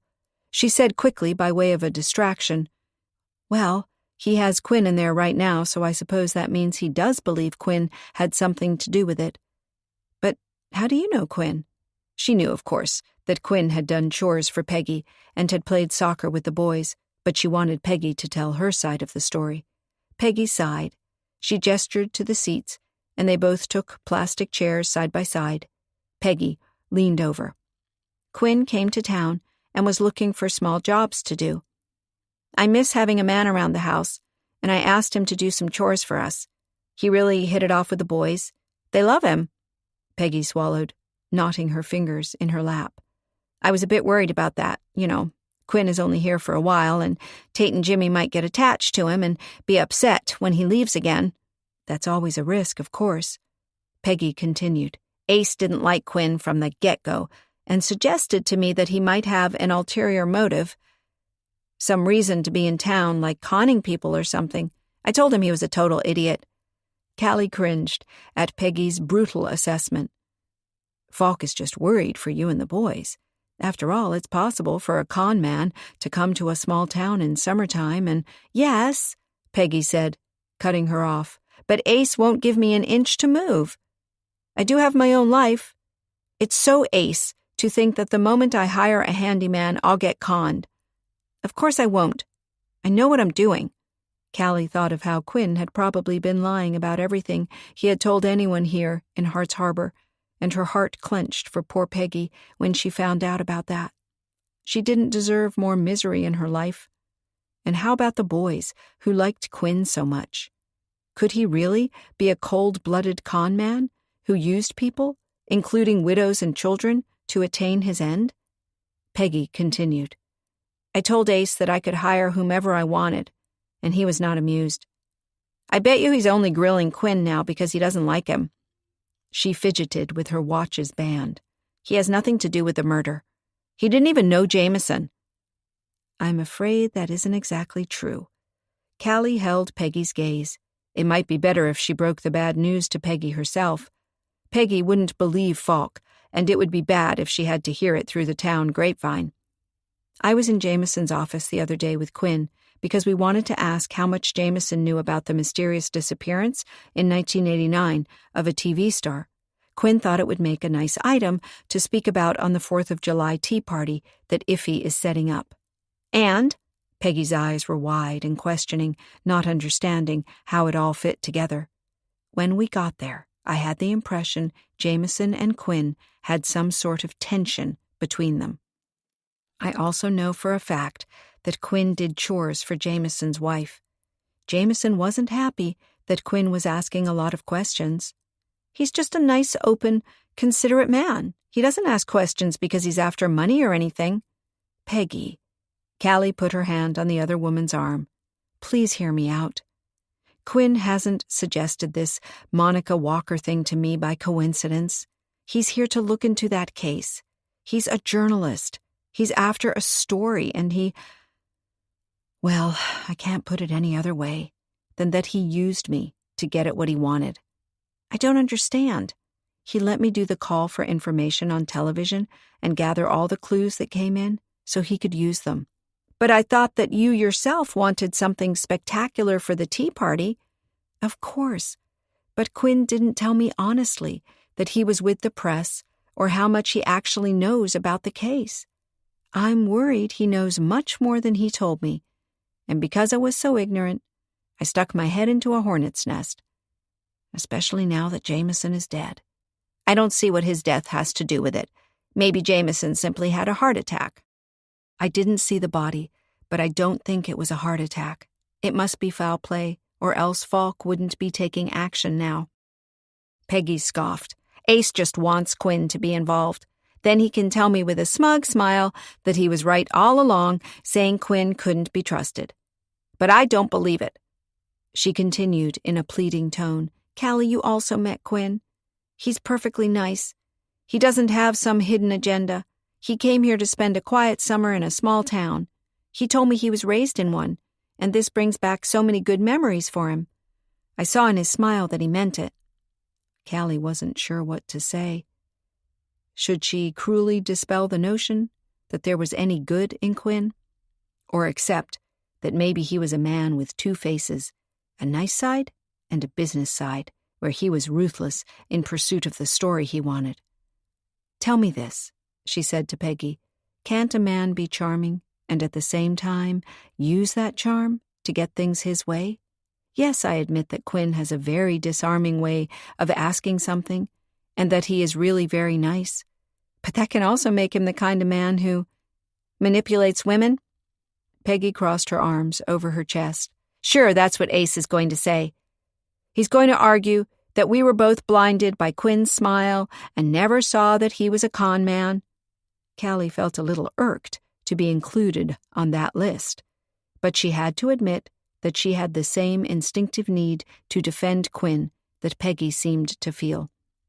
Maybe he was the sort of man who wrapped women round his little finger and always got away with everything. Peggy said, "We have to help him. We have to prove he has nothing to do with Jameson's death." "But how?" "Well, for one thing, we could find out where he was at the time of the murder. Maybe he has an alibi.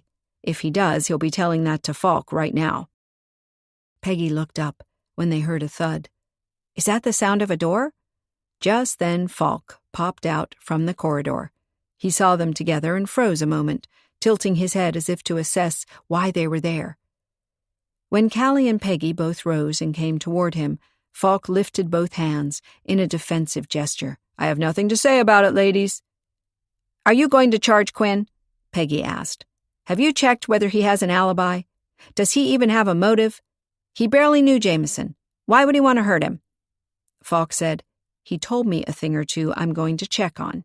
"When?" Peggy put her hands on her hips. "Have you already locked him in a cell? Do you enjoy this?" Falk's eyes flashed. He's still in the interrogation room, with a colleague who's keeping an eye on him, so don't get any thoughts into your heads. "I don't intend to help him escape," Callie rushed to assure Falk. "I only came here to explain to you what I was doing with Quinn when you found us together." She felt Peggy freeze at the mention and hoped her newfound ally wouldn't rush off in anger at this revelation. Falk said, "I really don't want to hear it right now, Callie." He reached up and rubbed his forehead as if he was already tired, though his working day had only just begun. "I can't think of any valid excuse for entering a crime scene, asking me questions, and then rushing off to inform the main suspect of what happened. But I didn't tell Quinn about the murder. I only wanted to know why he hadn't told me that he knew more about the Monica Walker case. He led me to it for a reason. I need to understand why." Falk scoffed. "Money. A promotion at the paper. His name splashed across the front pages. Does it really matter?" "What matters," Peggy said, "is that you're working on a case when you're prejudiced. You never liked Quinn, and now you're looking for ways to involve him and keep him here." "I don't have to look for ways to involve him. He is involved. He went to Jameson's house and talked to his wife. He needed information, and he tried to get it from Jameson's own family. How low is that? Then he tried to put pressure on Jameson via Callie, taking her to the newspaper offices, mentioning the case was about to become hot property again. Jameson felt cornered. "You told me that yourself." The latter was said to Callie. She had to admit he was right about that. Jameson was agitated, yes, and he did ask me to keep an eye on Quinn and find out what he was really after, but— "And you agreed to that?" Peggy exclaimed. "You let yourself be used that way? To spy on Quinn?" She stepped back as if she couldn't stand to be near Callie. "I understand perfectly now. I don't have to expect anything of either of you. Goodbye," and she marched off. "Peggy!" Falk called after her. "Peggy, don't be silly." But his sister had already walked out the door. "I don't know. I don't want to know what she's up to," Falk said, between gritted teeth. "I'm only glad I have Quinn here, and she can't get into any trouble with him." "But if he's not the killer," Callie said, "and Peggy starts poking around— She just told me she wanted to find a way to clear Quinn of the murder charge." "What?" Falk ran to the doors. A few moments later, he came back in, shaking his head. "She just drove off. I'll leave a message on her phone. Meddling is dangerous." "So you don't really believe Quinn's the killer? You think he or she is still walking around free?" Callie asked. "I just told you I'm going to check on some things that Quinn told me. Until I know more, I'm not drawing any kind of conclusion. I don't even have an accurate time of death yet. But the medical examiner will have told you whether Jameson was killed this morning or late at night. Surely he didn't spend the entire night in his office, so it has to be one of those." Falk looked her over. "Clever," he said in a cynical tone. Callie pulled her shoulders back. "I just want to help. Jameson confided in me. He asked me to keep an eye on Quinn because he was worried. Now he's dead. I feel like I let him down." "Nonsense. You did nothing wrong." "What about that map on his desk? Is it related to the Monica Walker case?" "I'm not giving out any kind of case-related information. It's too early, and even if I decide to do so at some later time, it will be to people who are supposed to know it, not to a citizen who is just a pain in the neck," Callie added contritely. Falk sighed. "Look, Callie, you did a good job in December. I admit I couldn't have figured it out without some of the information you supplied to me. But this is different. It has nothing to do with any friends of yours like it did back then. You have no reason to get involved." "But I do. Peggy is set on defending Quinn, If she starts investigating on her own to clear his name, she might get into danger. I can keep an eye on her for you." Falk scoffed. "Is this some kind of emotional blackmail?" Before Callie could say anything, he added, "If it is, it's working. I can't stand the idea of Peggy sticking her nose into this. It's too dangerous. She has 2 small children to consider." "Right. So let me do the investigating. I can tell her I'll share everything with her. Iffy will also agree it's better that way. Come on, please." Falk rubbed his face again, apparently none too eager to give her carte blanche. Callie pleaded, "Look, I also have a ton of information about the Monica Walker case that people called in after my TV appearance yesterday. I think there might be valuable bits and pieces in there that can help with the Jameson murder now, provided both cases are connected, of course." She gave Falk a probing stare. He looked away from her, then returned her gaze and sighed. "All right, then. Yes, I do think they're connected somehow. I don't think that Jameson happened to die just as the cold case he once worked on was opened up again." "Good. That's one thing we agree on. How about this deal? I'll give you everything I know in exchange for an open mind on your part about Quinn. I'm personally mad at him for the way he used me and how he lied to me, even right before you arrived on the scene. He told me when I asked about it that he was no journalist. Then to you, he suddenly admits he is." Falk shook his head. "There's something about the whole story he gave me that doesn't gel. That's why I have to look into it." He pointed a finger at her. "You know what? You go to Book Tea and get all that information you claim to have. Then come back here. I should know a little bit more by then. We'll sit down and talk about it. How does that sound?"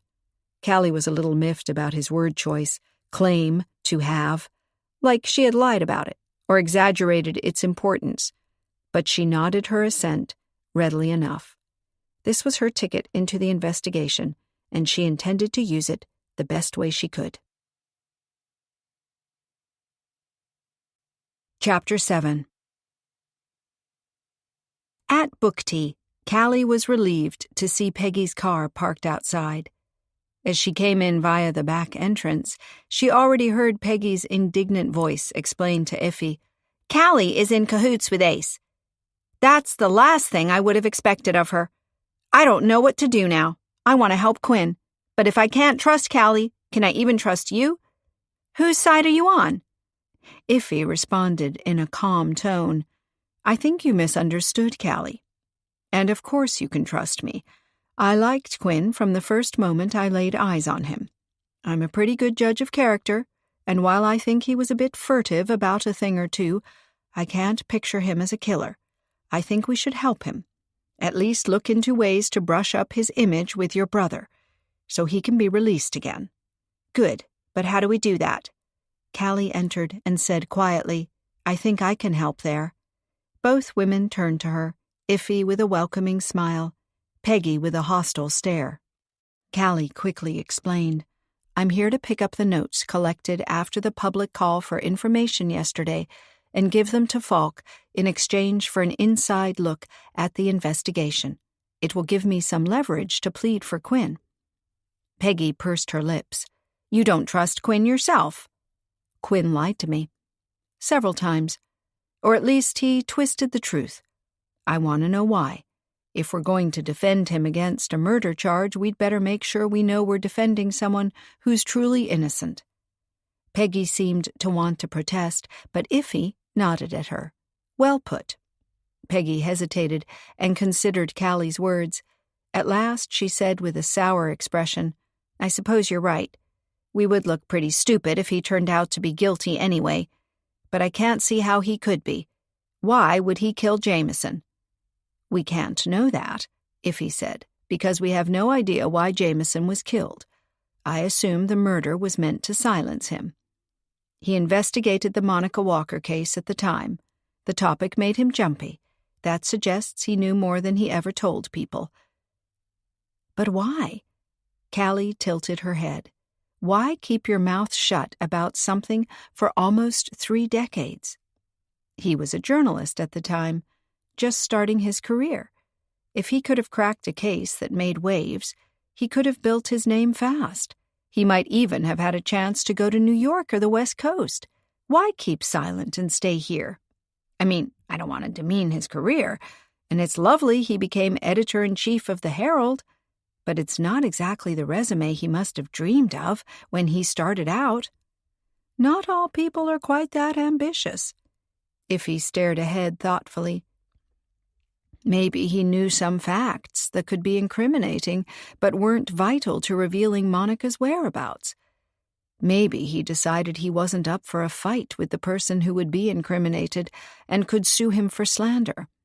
Or maybe it wasn't until he heard what Quinn was digging into that he put two and two together and saw a pattern, a clue that he hadn't seen before. Maybe only then he started to suspect a certain concrete person of involvement in the old disappearance. But, Callie said, if that person then came and killed him, we have to assume he or she is in Hart's Harbor. Indeed, so perhaps we're dealing with a local who helped Monica disappear and who is now eager to keep that story under wraps. Callie stared at her. When you say disappear, do you mean alive or dead? To be honest, I'm not sure. When you first mentioned this case to me, I thought it was very possible she had sailed off to wedded bliss with a man she loved, leaving all of the pressure and paparazzi behind. But right now, I'm not so sure. Would it really matter after 30 years if we found out where Monica Walker is today? That is, if she's still alive. If we found out that she had died and could even recover a dead body. Iffy clicked her tongue. Then we'd have a case again, right? A murder case. But even if someone feared that a new look at the events could turn up the fact that Monica died, why would he or she be worried that the cause of death and the perpetrator could still be established? I mean, after 30 years, there can't be much left of a body. That depends. Iffy frowned hard. I think I read in the newspaper once that archaeologists had found a skeleton and could establish that the person had died an unnatural death. I don't remember how exactly, but I can imagine that, for instance, damage to the skull can still be seen even after a body has mostly decayed. Callie nodded. Yes, of course. Damage to the skeleton could give some indications. So you think that someone who knows how Monica died wanted to prevent a discovery of her body and an investigation into the cause of her death? Iffy spread her hands. It's a mere possibility. You never know how people will react to an unexpected turn of events. Maybe someone got upset about the call for information and agreed to meet Jameson at the newspaper building to talk about it. They got into an argument, and the unknown person killed Jameson. It doesn't necessarily mean that whoever killed Jameson also killed Monica Walker. Of course not. But why would someone be upset about the call for information if he or she wasn't involved in Monica's disappearance? I have no idea. Maybe a local person knew some things at the time, and Jameson persuaded them to stay quiet about it. Maybe the person feels bad about it now and approached Jameson again. Or maybe a local saw something at the time that never made sense and suddenly saw the light. You don't know how the human mind can work. Callie considered these options. Either way, we have to keep this in mind. If Quinn isn't our killer, then the killer is still free. And if the killer is a local who is somehow connected to the Walker case from 1989, we have to be very careful about who we share any information with. Because if that person is really so eager to keep this all in the past. Peggy had listened in silence to their conjectures. Now she asked in awe, "You really think he or she might come after us too? To kill us?" Her eyes were wide. Callie assured her, "You don't need to do anything in this case. Falk would also rather—" "Yes, of course." Peggy's eyes flashed. "I bet he told you to scare me out of my wits with the suggestion that there's a murderer on the loose who might come after me, so I won't help Quinn. But I'm no coward, and I'll do anything to get Quinn released." "Peggy," Iffy said in a soothing tone, "your shift is starting soon. The murder will be the talk of the town. Keep your ears open and note everything you hear. In the previous case, gossip shared in book tea helped us along as well. Peggy looked doubtful. Really? Really. Iffy smiled at her. Let Callie go to Falk with the information she's gathered already. She has more leeway with him than we do, you know. Callie's cheeks flamed at her great-aunt's semi-innocent tone, but she rushed up to go collect her information and return to the police station to exchange it for something, hopefully, worthwhile. When Callie got back to the station, Falk informed his colleagues that he would be back soon and left the station with her. Having expected to talk in Falk's office, Callie was quite stunned at this sudden turn of events. He ushered her to his car and drove off, taking a few dirt roads that seemed to lead nowhere. Then, suddenly, they were at a vantage point with a stunning view of the sea below. Falk produced a thermos and 2 cups and poured steaming coffee for them both. I need to clear my head every now and then. At the station, there's always calls coming in, people stopping by to complain about something, a colleague with a question or stacks of paperwork to fill out. If I want to have a breakthrough, I need the quiet to see the bigger picture, a perspective that I lack when I'm too close to the case.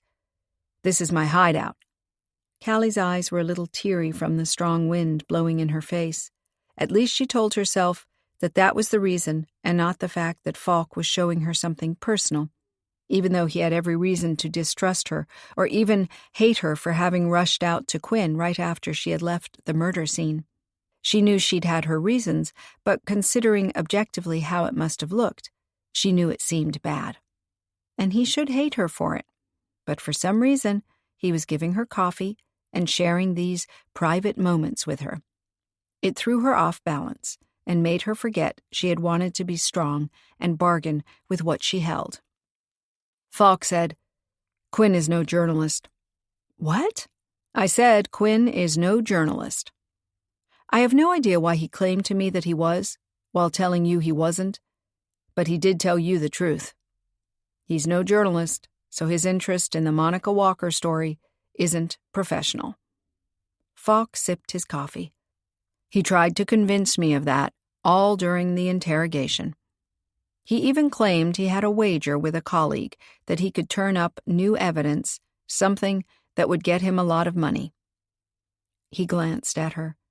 Sounded believable, and was enough to get me even angrier at him and the trouble he's caused in our town. For a bet?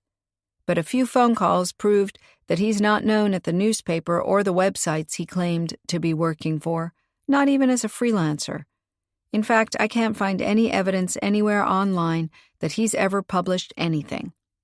He doesn't have a website or blog, doesn't showcase his clippings anywhere, isn't on networking sites either, so how on earth would people find him to hire him? Of course, he could still be writing a book or something that he's keeping close to his chest. All I can establish is that he has no journalistic track record to speak of. Question is, of course, why would he be so eager to sell me this truckload of lies? Because he has another reason for being here, and he doesn't want you to find out about that?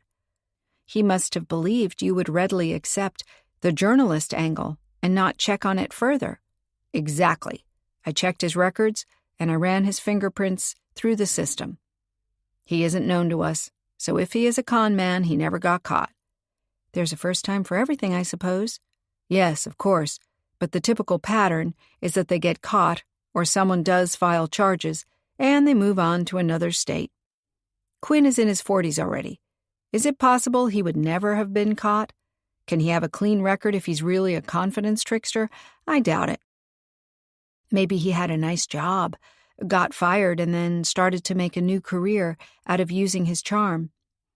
Falk looked at her. Are you suddenly seeing the light about him, or only trying to placate me? Callie shrugged. We're standing here together. Do I need to placate any more? Falk laughed softly. I don't forget that easily, Callie. I don't want to ruin this case with a prejudice, and I don't want to invest all my energy into feeling cheated. I didn't do anything to deceive you, honestly. Suddenly, Callie's throat was tight. She had come here to Hart's Harbor, believing she and Falk were friends at the least, and potentially even a lot more. He was the one who had been acting differently toward her since she'd returned, cold and distant, acting like he didn't remember how it had been between them at Christmas. It confused her and made her do things she might otherwise not have done. Oppose him, seek confrontation. "If Quinn is a criminal," Falk said, "we have no records of it. Nothing to hold him on. And as far as the Jameson case goes, Quinn's prints are in the office. But you already told me that he was there, and he even told me that himself, so I can't really use that. Next to Jameson's body on the floor was a disposable paper tape measure, like handymen use. Of course, those are quite common, but this one had Quinn's fingerprints on it. If he lost it in Jameson's office, it's quite coincidental that it ended up right beside Jameson's body. Could it have been planted on purpose to lead you to Quinn as the alleged killer? It's possible, of course, but how would the killer have secured a tape measure with Quinn's prints on it? He did odd jobs for lots of local people. True, but if someone had already snatched the tape measure when Quinn was doing a job at his home, they must have planned to kill Jameson ahead of time. No argument in the office, no blows struck in anger, premeditation, going so far as to implicate an innocent man in the crime. Why? I don't know. I'm just trying to explain the discovery of Quinn's tape measure beside the body. It does incriminate him. If you also have prints on the murder weapon, we don't know what the murder weapon was. Judging by Jameson's head wound, the weapon must have been blunt and heavy. The killer might have brought it along and taken it with him. Or her. Callie looked at his profile. Or do you think the murderer was so strong that it couldn't have been a woman? It might certainly have been a woman. Falk glanced at her. Jameson was struck down while his head was in a low position, probably when he was going through the file cabinet to find something. When you strike a blow that way, it takes less force than when you have to reach up. I see. Callie tapped her coffee cup. Could the killer have picked up the weapon in the office? Someone who had been there before could have noticed the presence of a convenient weapon at that time, something heavy to strike with, and maybe even make it look impromptu? If the killer wanted to incriminate Quinn, the scene could have been set up for you to conclude it happened like this. Quinn comes in, argues with Jameson, grabs a weapon at hand, bashes him on the head, and runs off with the weapon, but loses his tape measure. I'm not excluding any possibilities yet, so I certainly considered whether the weapon came from the office. But Jameson's secretary was in shock after finding the body, so I didn't want to take her into the office to have her check if anything was missing. But as soon as she's up to it, I'll do that. If we know what we're looking for, it will be easier to find it. There's a lot of water around town. If the killer removed the weapon because fingerprints were on it, it might have been thrown into the ocean. It has to be heavy, you just said, so it would sink right away. She eyed Falk with a frown. It did strike me when I was in Jameson's office that there was a combination lock on that file cabinet, like he didn't want anybody getting in there. But can we seriously believe he was hiding something in there, relevant to the Monica Walker disappearance? That he had it in there since 1989 and never did anything with it? It seems like such a long time. I agree. My colleagues are checking everything in the cabinet and making a list for me. Falk pushed himself up on the balls of his feet. Isn't the quiet here the best? I can always think better when I'm here. It's beautiful. Thanks for showing this to me. After a pause, she added, And that map on the desk, did it come from the file cabinet? It might have.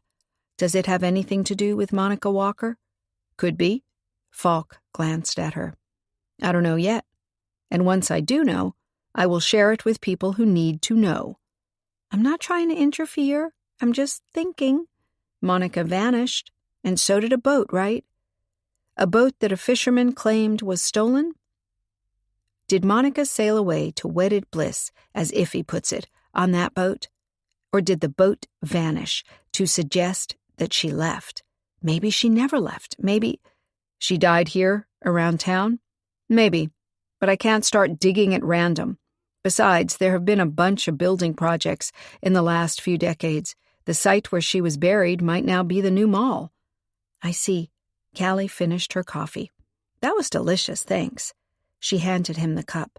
Their fingers touched as he accepted it. She wanted to ask him why he hadn't answered her emails and why he had been acting so different since she had moved back, but it seemed odd to ask. What if he said he didn't understand what she was talking about? It would be so awkward. Falk said, cutting through her thoughts, "What do you have?"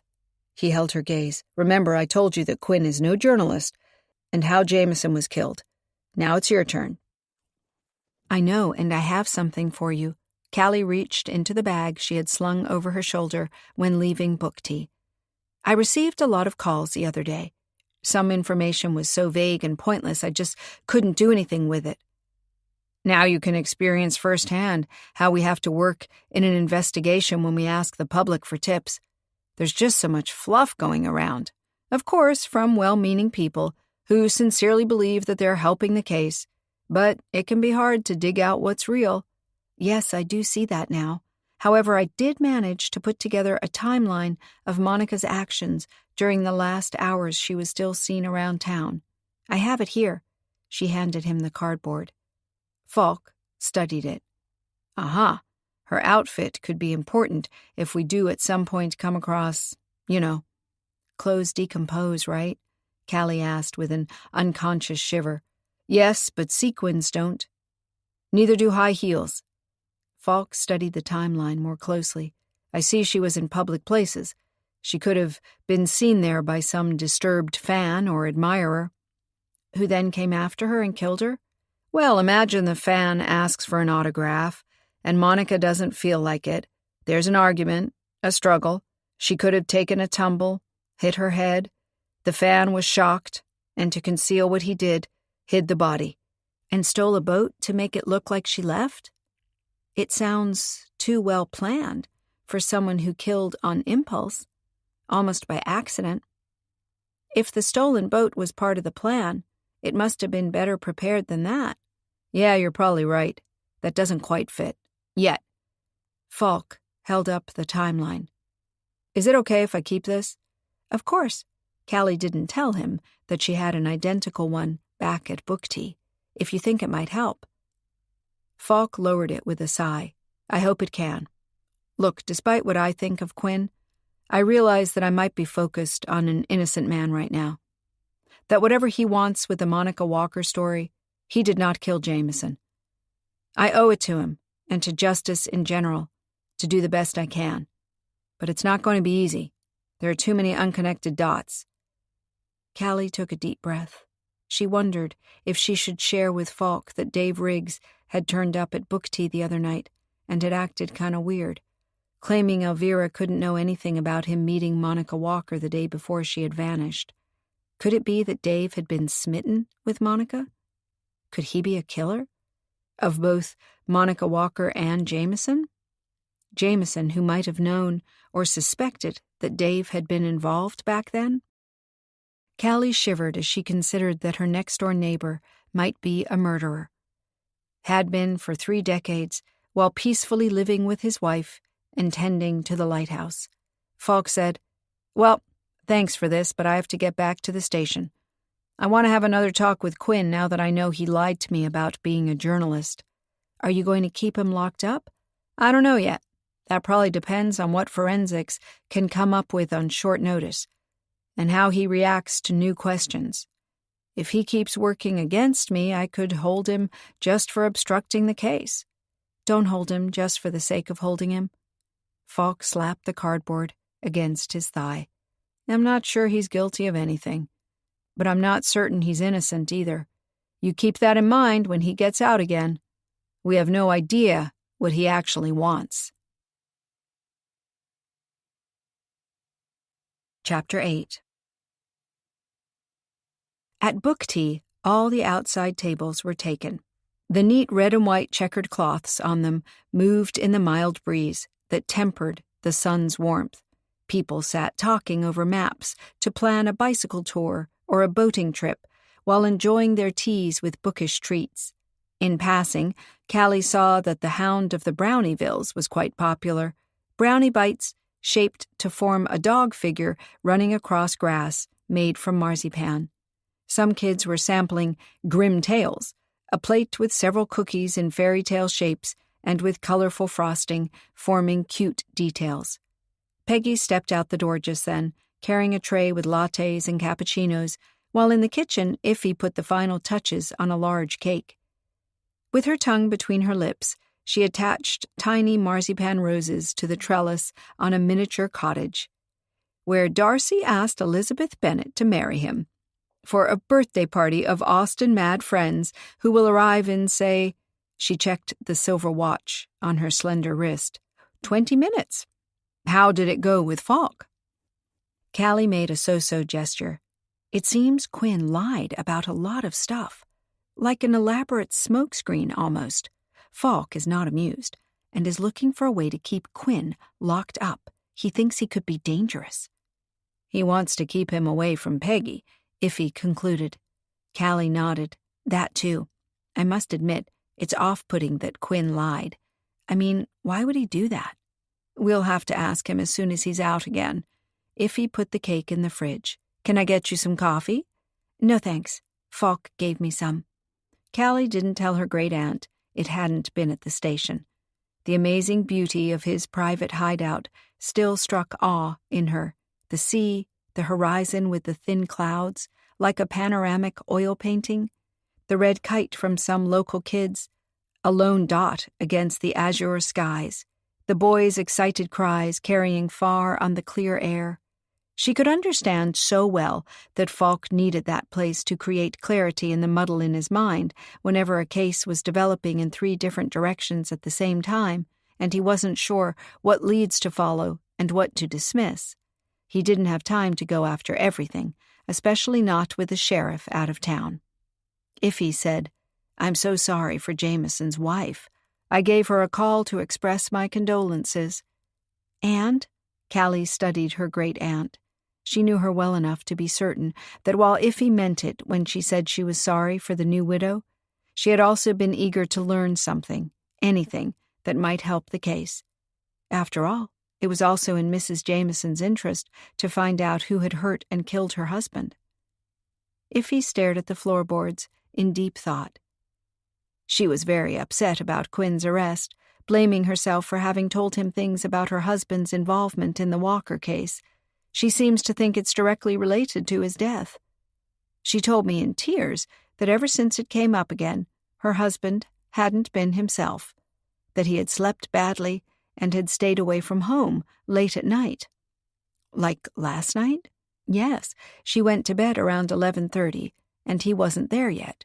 This morning, when she woke up, she thought he had already left for the office again. He often left while she was still in bed. He usually made her coffee and brought in the newspaper, laid it out, ready for her on the counter. This morning there was no coffee and no newspaper. Iffy looked up with sadness in her eyes. Strange how little things can tell us something is wrong, even if we can't put our finger on it just yet. Does she believe Quinn killed her husband? I'm not sure. She seemed to like him. I asked her outright if she knew of anybody here in the town who might have been involved in the case at the time and who might be able to help out now. She said that the former owner of the Cliff Hotel might be able to tell us something. He sold the hotel years ago, but he still lives around these parts. We might go and see him. That's a good idea. But can you leave? The birthday party is about to arrive. I know. I thought you might go alone. Take Daisy and Biscuit for cover. Cover? Callie asked, surprised. Yes, I heard from Mrs. Jameson that the former owner of the Cliff Hotel, Mr. Bates, his name is a keen artist, and he likes nothing better than doing pet portraits. I thought you could ask him if he could do a portrait of these 2. He'll need to take a picture of them to work from. You can have a look around his studio and maybe turn the conversation to the murder. Callie grinned. That sounds pretty devious, but doable. I'll go right away. Where is this studio of his? Iffy wrote down the address, and Callie left, with the dogs, to find her artistic source. Mr. Bates's pet portrait studio turned out to be a half-wooden, half-brick villa situated among pines with hydrangea bushes in pale blue and pink set close to a cute outdoor seating arrangement.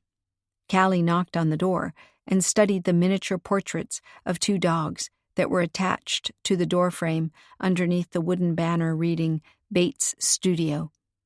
Barking from the inside suggested these were the artist's own pets, guarding the studio. Callie picked up Daisy and tried to keep Biscuit behind her to avoid any confrontation as soon as the door opened. But when it did, she just saw a friendly-looking man peering back at her. He had a shock of white hair and light blue eyes.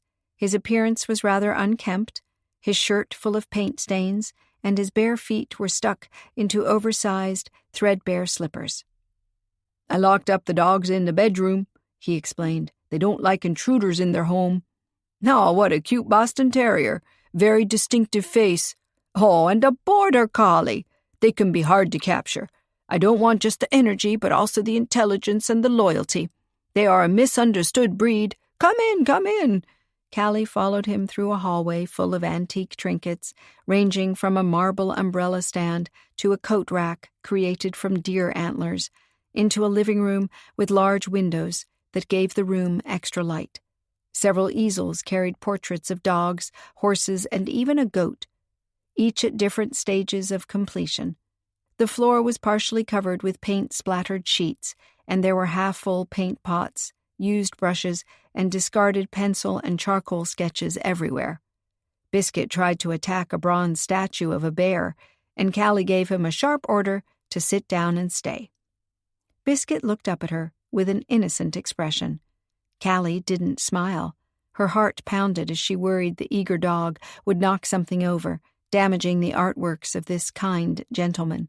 She might be able to pay for the canvas and paint, but could never repay the long hours he had spent creating these stunning likenesses. "Do sit down." Mr. Bates gestured to a faded velvet couch full of cross-stitched pillows. "Throw off any pillow you don't need, and the dogs are welcome to sit on it as well. That's what it's for."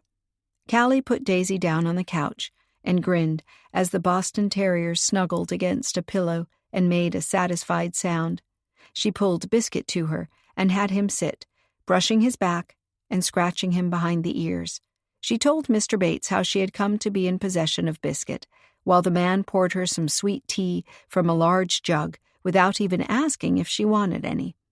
The ice cubes in the jug tinkled against the glass.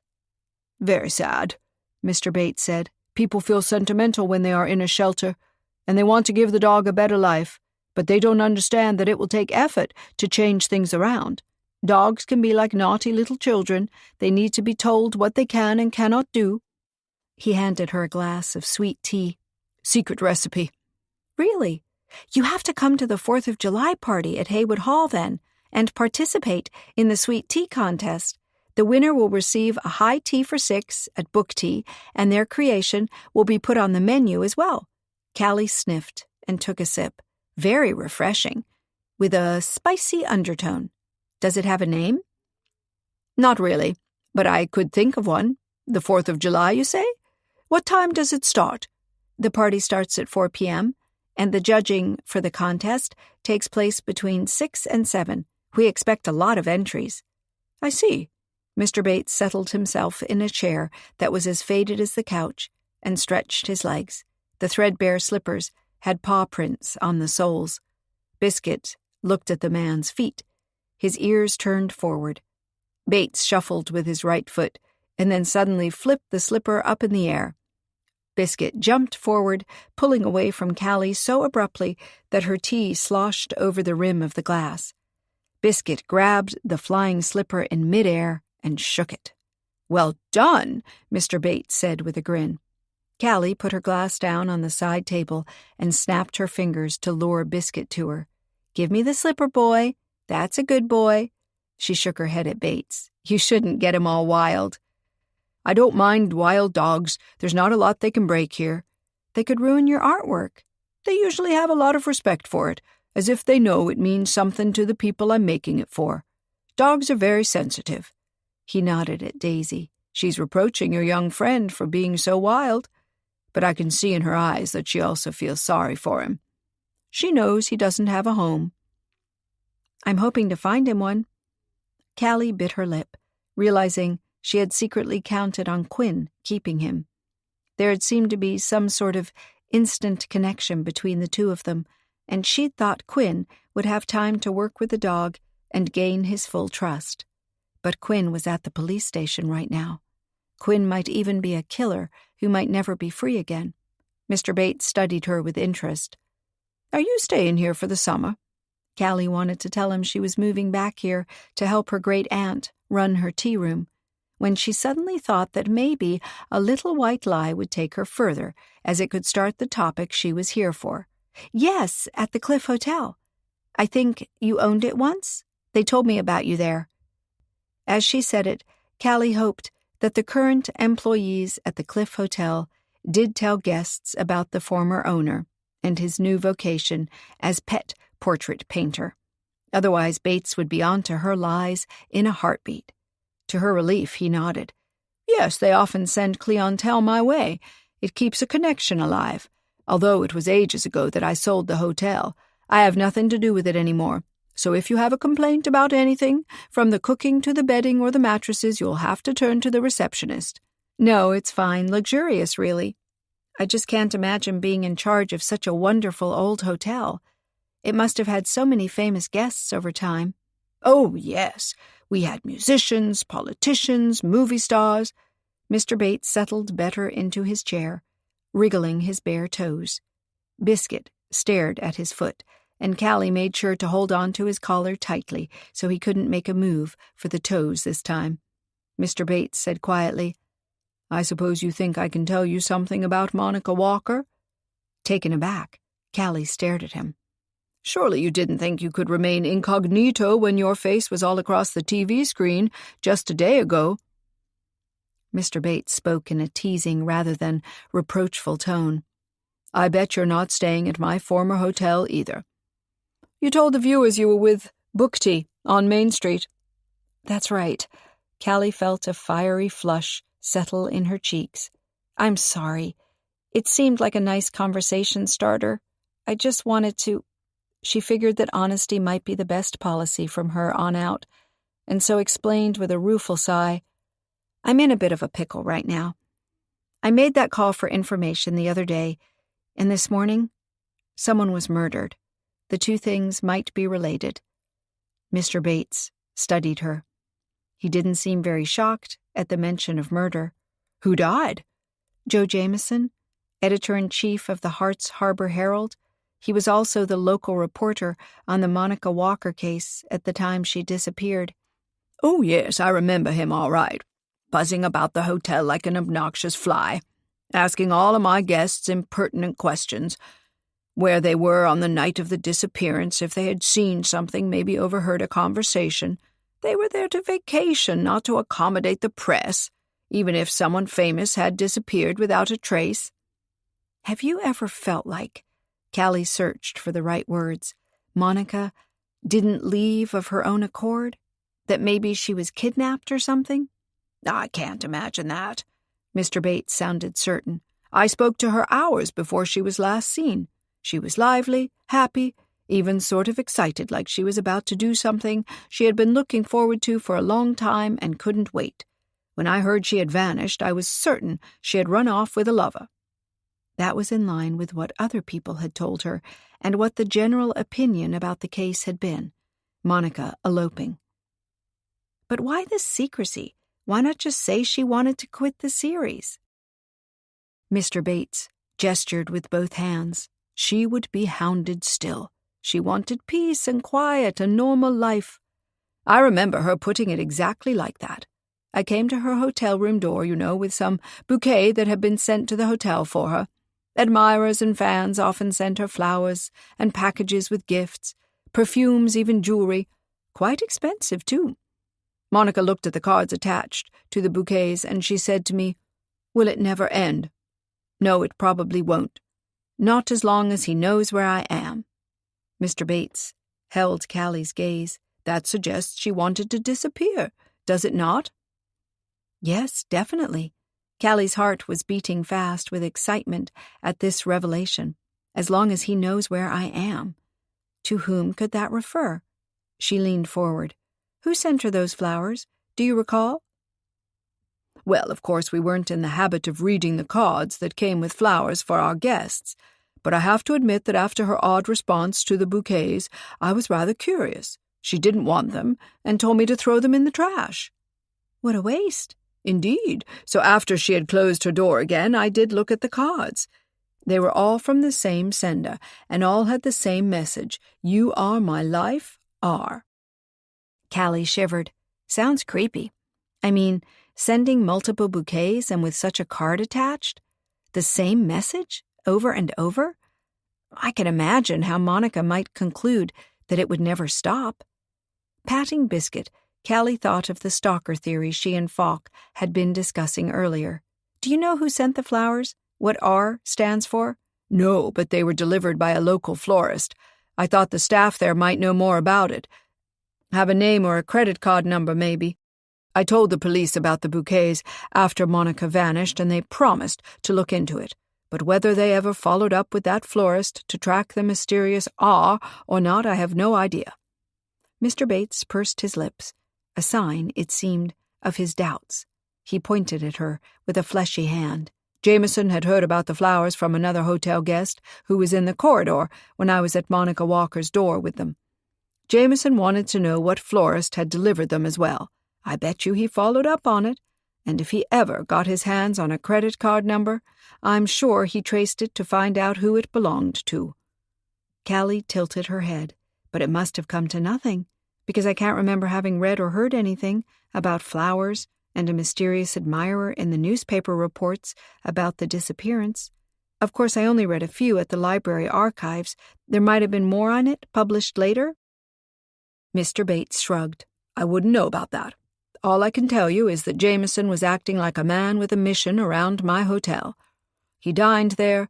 We took non-guest diners even back then, you know, to be able to listen in on conversations. He believed he would hit on a major clue that way. His behavior annoyed me so much that I informed the police about it. But they said there was nothing they could do, that Jameson was entitled to dine at the hotel, that they could only act if he caused damage, broke into someone's hotel room, or hurt someone. He was too smart to go that far, of course. Callie's mind raced to fit all of this information into a meaningful whole. What had Jameson hoped to learn? Had he believed someone close to Monica was in the know about her disappearance? Had there been people with her that the police had asked to stay at the hotel until they knew more? But the newspaper reports she had read hadn't mentioned staff, hadn't featured interviews with such people, although you'd expect them to be the first to be in the limelight after the disappearance of their employer. Was Monica staying at the hotel alone? She asked Bates.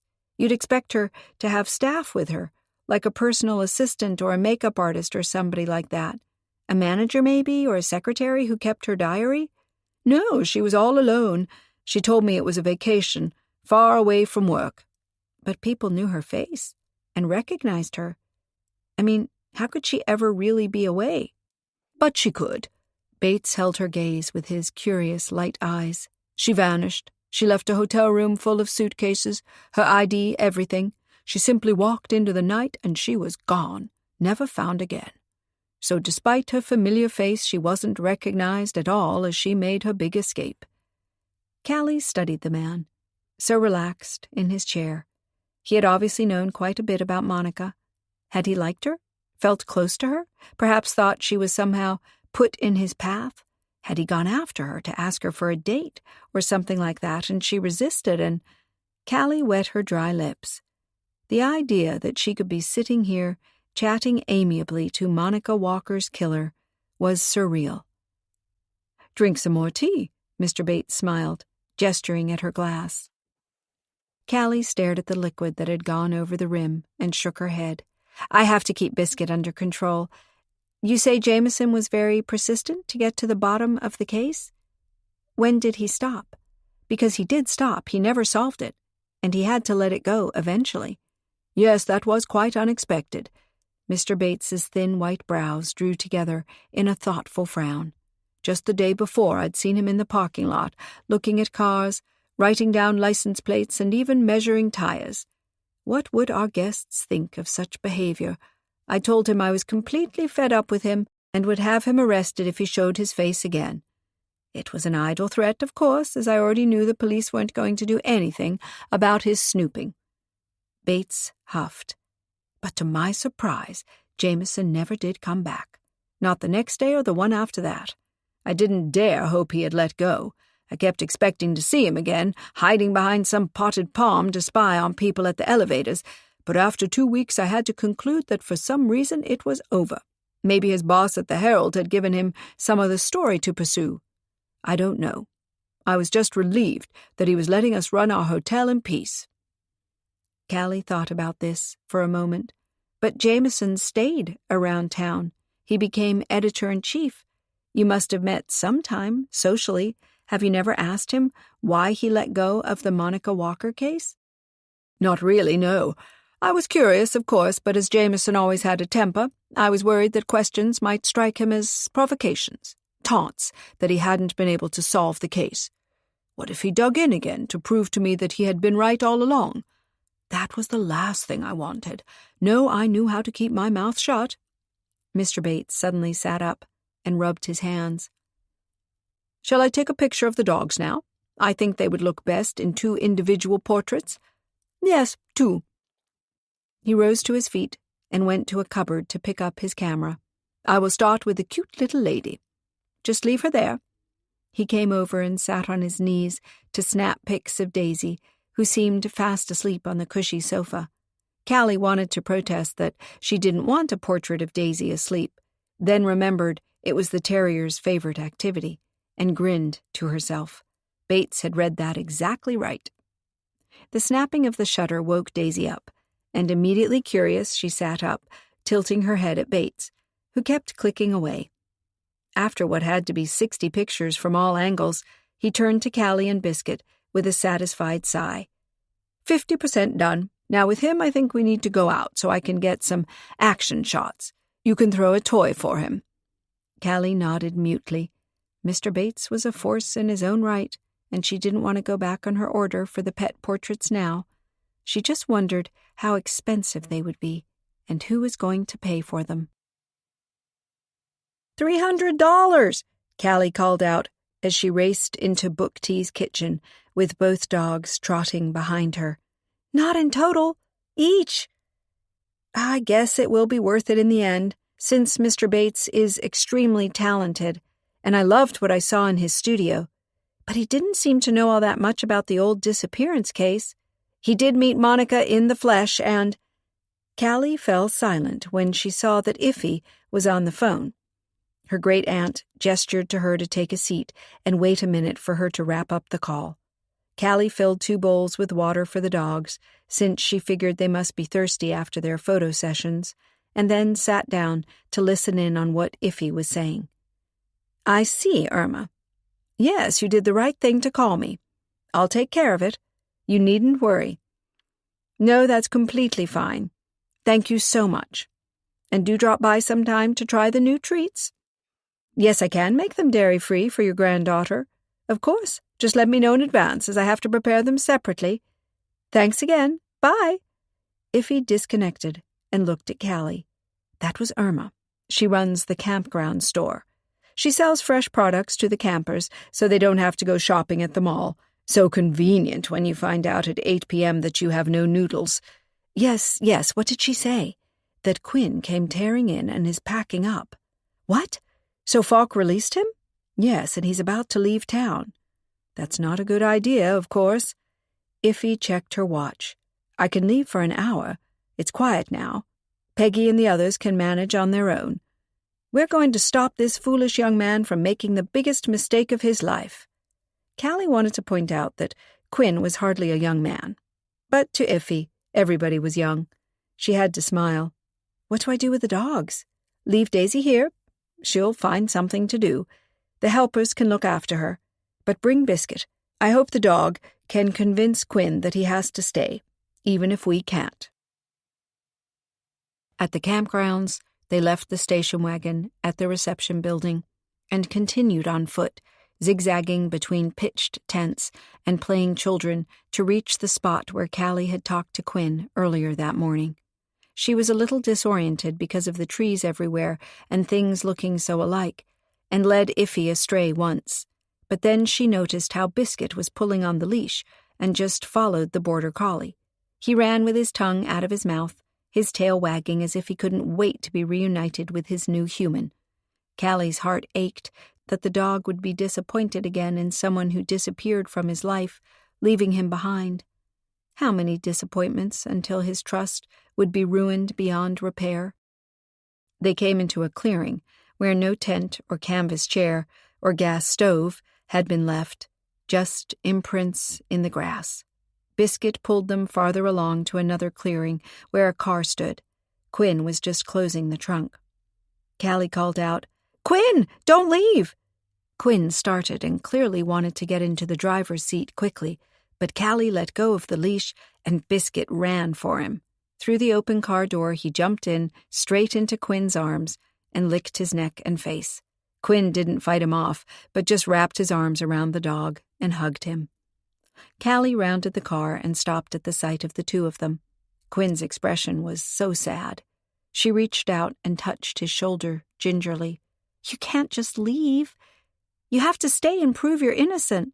"How? Deputy Falk claims he found my fingerprints at the scene, even on a tape measure lying beside the body, and Falk claims I'm the only one Jameson was afraid of."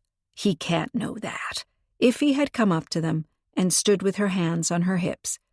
"Mrs. Jameson told me over the phone that her husband hadn't been himself lately.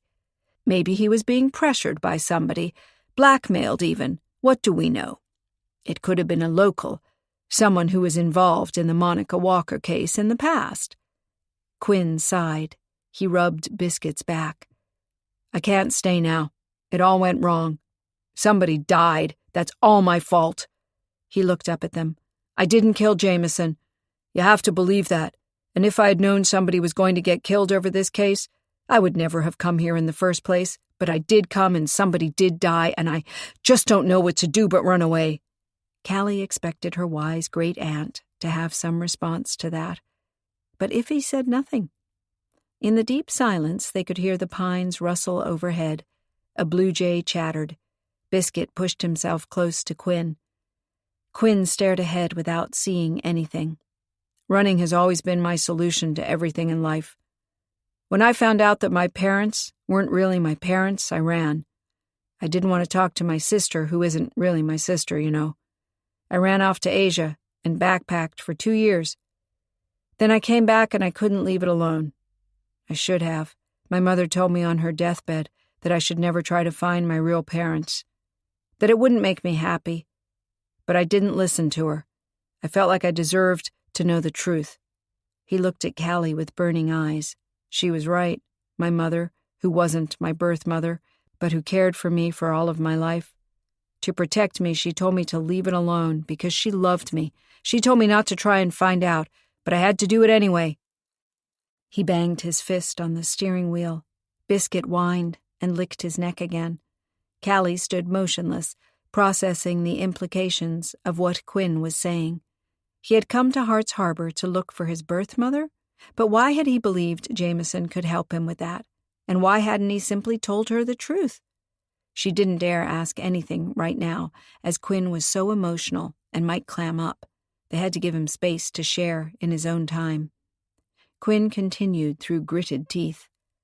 "I've made mistakes in my life before, but never something this big. I mean, Jameson is dead. He can never come back. When he refused to tell me anything, I thought he was a pompous fool. I thought he was in my way, but he was just protecting me. Like my mother, he knew it was dangerous." He banged the wheel again. "I should be dead now. That killer should have come to silence me. I was the one asking questions, throwing up dirt, digging into secrets, not Jameson. He never wanted any of this." Iffy said softly, "If you were warned by several people and you still kept on going, it must have been very important to you." "More important than breathing," Quinn said, in a low voice. "I felt like not knowing where I came from was killing me. I had to do something about it, or I'd never have peace. But now I know for sure I'll never have peace, because Jameson paid for my mistake with his life. If you leave, Quinn, the police will come after you. They'll think you're running because you're guilty. I don't care. No, Iffy agreed in that same soft tone. You want them to come after you. You hope they'll think you are dangerous because then they might shoot and kill you. Chapter 9.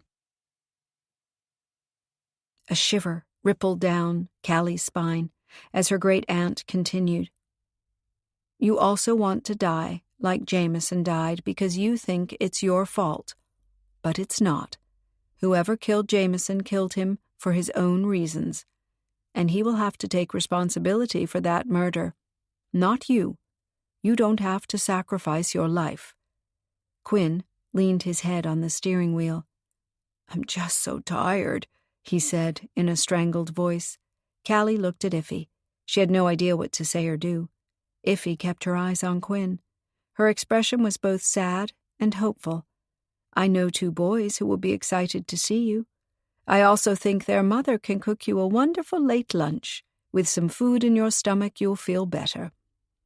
Peggy will never want to see me again, Quinn said. She'll think it's my fault. Callie quickly intervened. Peggy was at the police station this morning to plead for you. She asked me to team up with her and find proof to clear your name. Quinn shocked upright and stared at her. His face went deathly pale. No, he said in a croak. She can't involve herself. She can't poke around. What if the killer comes after her? What if he hurts her, or even kills her as well because of what he thinks she knows or could discover? He started the engine. I have to get to her and tell her not to do anything stupid. She's at book tea right now, Iffy said. I kept an eye on her all morning.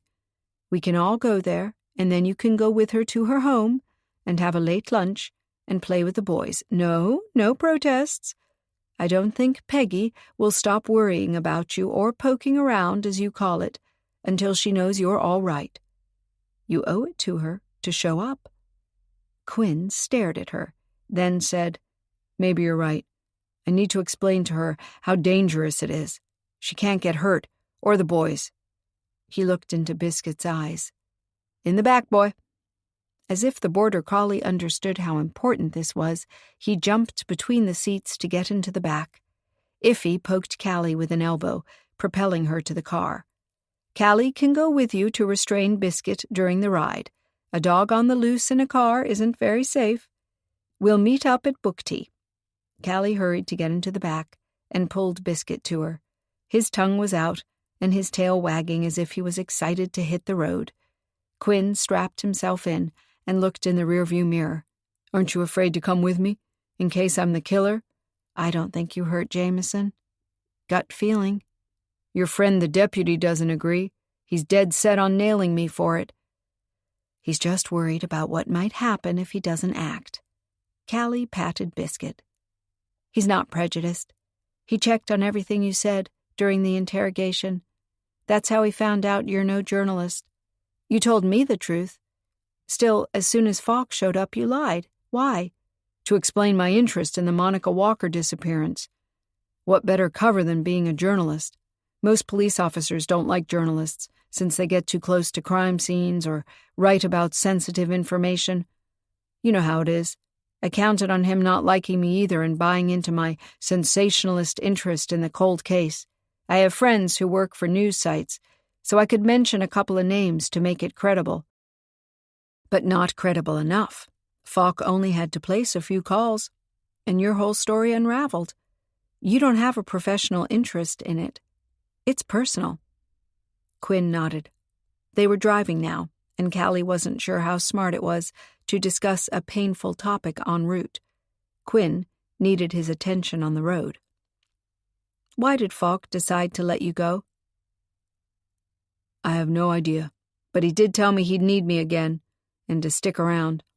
I had the impression as I was leaving the station that they were gearing up for something. They were all running around. Oh. Callie's stomach tightened at the idea of some big thing in which Falk would also play a part. An arrest? Maybe in another case? After all, the Jameson murder wasn't the only thing on his agenda. If he had to arrest someone on the run, someone dangerous, he could get hurt. Quinn said, That's why I thought that if I wanted to leave, I had to do it right away. while the police officers were occupied elsewhere. How did you know I was out, anyway? I assume Falk didn't call in the good news?" Callie flushed under his probing glance in the rearview mirror. "No. Someone called Iffy. Worried about you, it seems." "How can that be? I don't have any friends here." "That's what you think." For the briefest of moments, Quinn met her gaze in the rearview mirror, and then looked away. His jaw was tight. Callie realized it would take some convincing to get it through his head that he did have friends here, and that they would help him solve whatever he had gotten caught up in. At book tea, Iffy told Peggy she was off for the day and could take Quinn home for a meal. Peggy seemed a little insecure now that Quinn was suddenly out and about again. She asked Callie, "Do you want to come as well? You can help me whip up a salad." Callie wasn't sure if Quinn would be more forthcoming if he had Peggy all to himself, but she was so curious about his story that she couldn't say no. They took along Biscuit and Daisy and set out for Peggy's house. It lay along a road off Main Street, just where the heart of town ended, with all the shops, the community center, and the church, and the coastal road began that took traffic from Hart's Harbor to neighboring towns. The house was painted a soft blue, and fishing nets decorated the porch. Seashells formed a colorful mosaic above the door, and a miniature wooden boat hung beside it. On the boat's bow it read, in neat lettering, "Greg, Peggy, Jimmy, Tate." Callie glanced at Quinn and saw his gaze lingering on the names, on the representation of the happy family Peggy had had before her husband died at sea during a Coast Guard rescue mission. 3 young lives had been saved that night, but his had been lost, and his boys had been left without a father. Jimmy and Tate arrived at about the same time as they did, coming from the other direction. Judging by the kite Jimmy was carrying and the ball Tate had, they had been on the beach. Tate yelled as soon as he saw Quinn. He dropped the ball and ran for him. Quinn caught him and lifted him high, holding him up as if it took no effort at all. Tate squealed and laughed. Jimmy squatted to pat Biscuit. The dog rubbed his head against Jimmy's shoulder and barked as if he wanted to say hello. Peggy, her hand on the key to unlock the front door, smiled at the 4 of them. Callie saw something in her eyes that hadn't been there before, a sort of tenderness. But what kind of man was Quinn Darrow, really? He had just told her and Iffy that he had spent his life running away from trouble.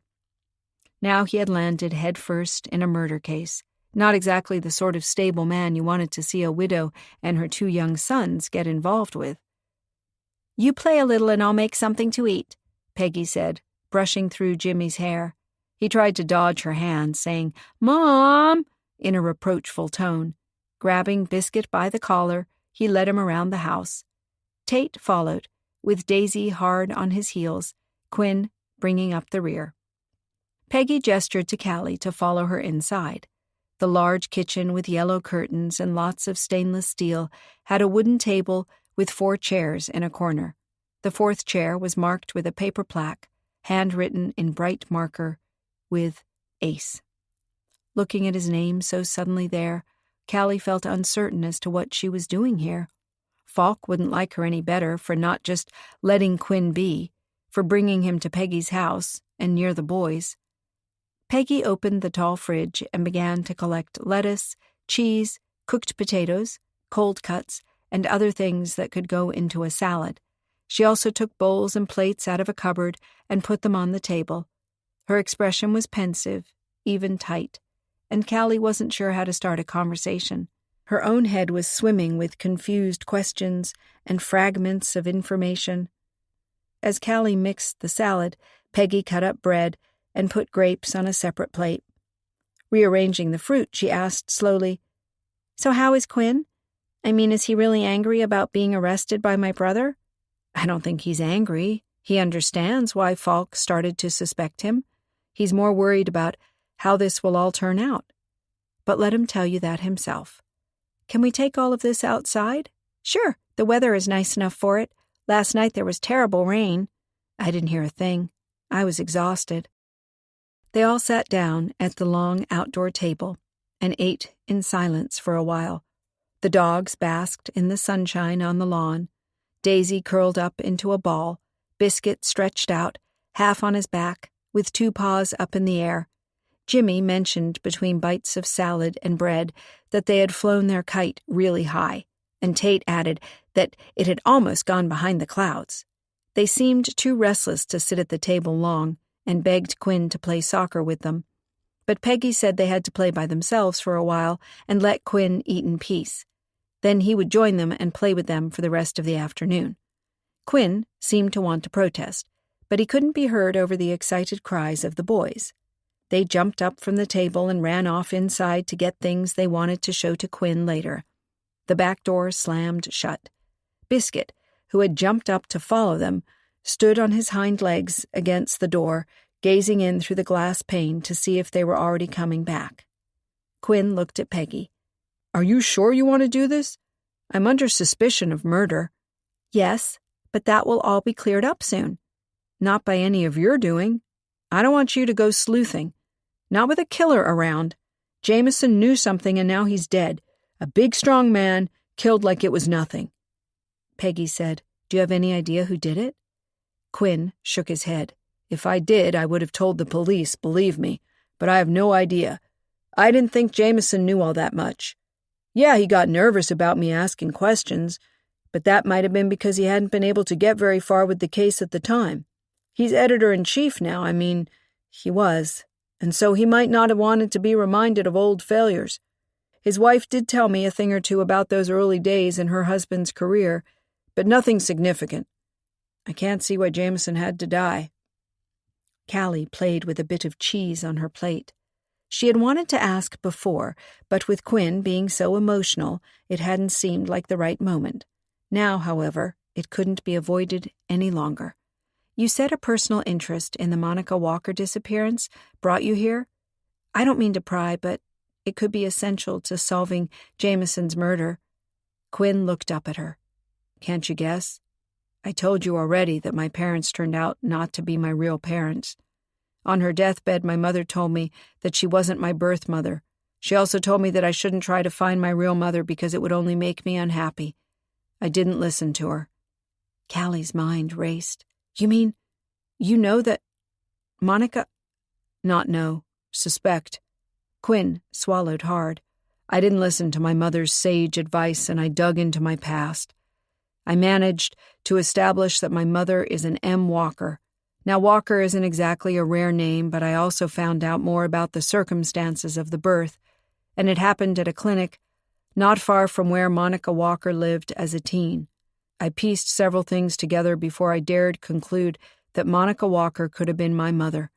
I knew vaguely who Monica Walker was, but when I looked closer at her story and read about the disappearance here in Hart's Harbor, I was sure there was more to it. There had to be. My real mother couldn't just have vanished off the face of the earth.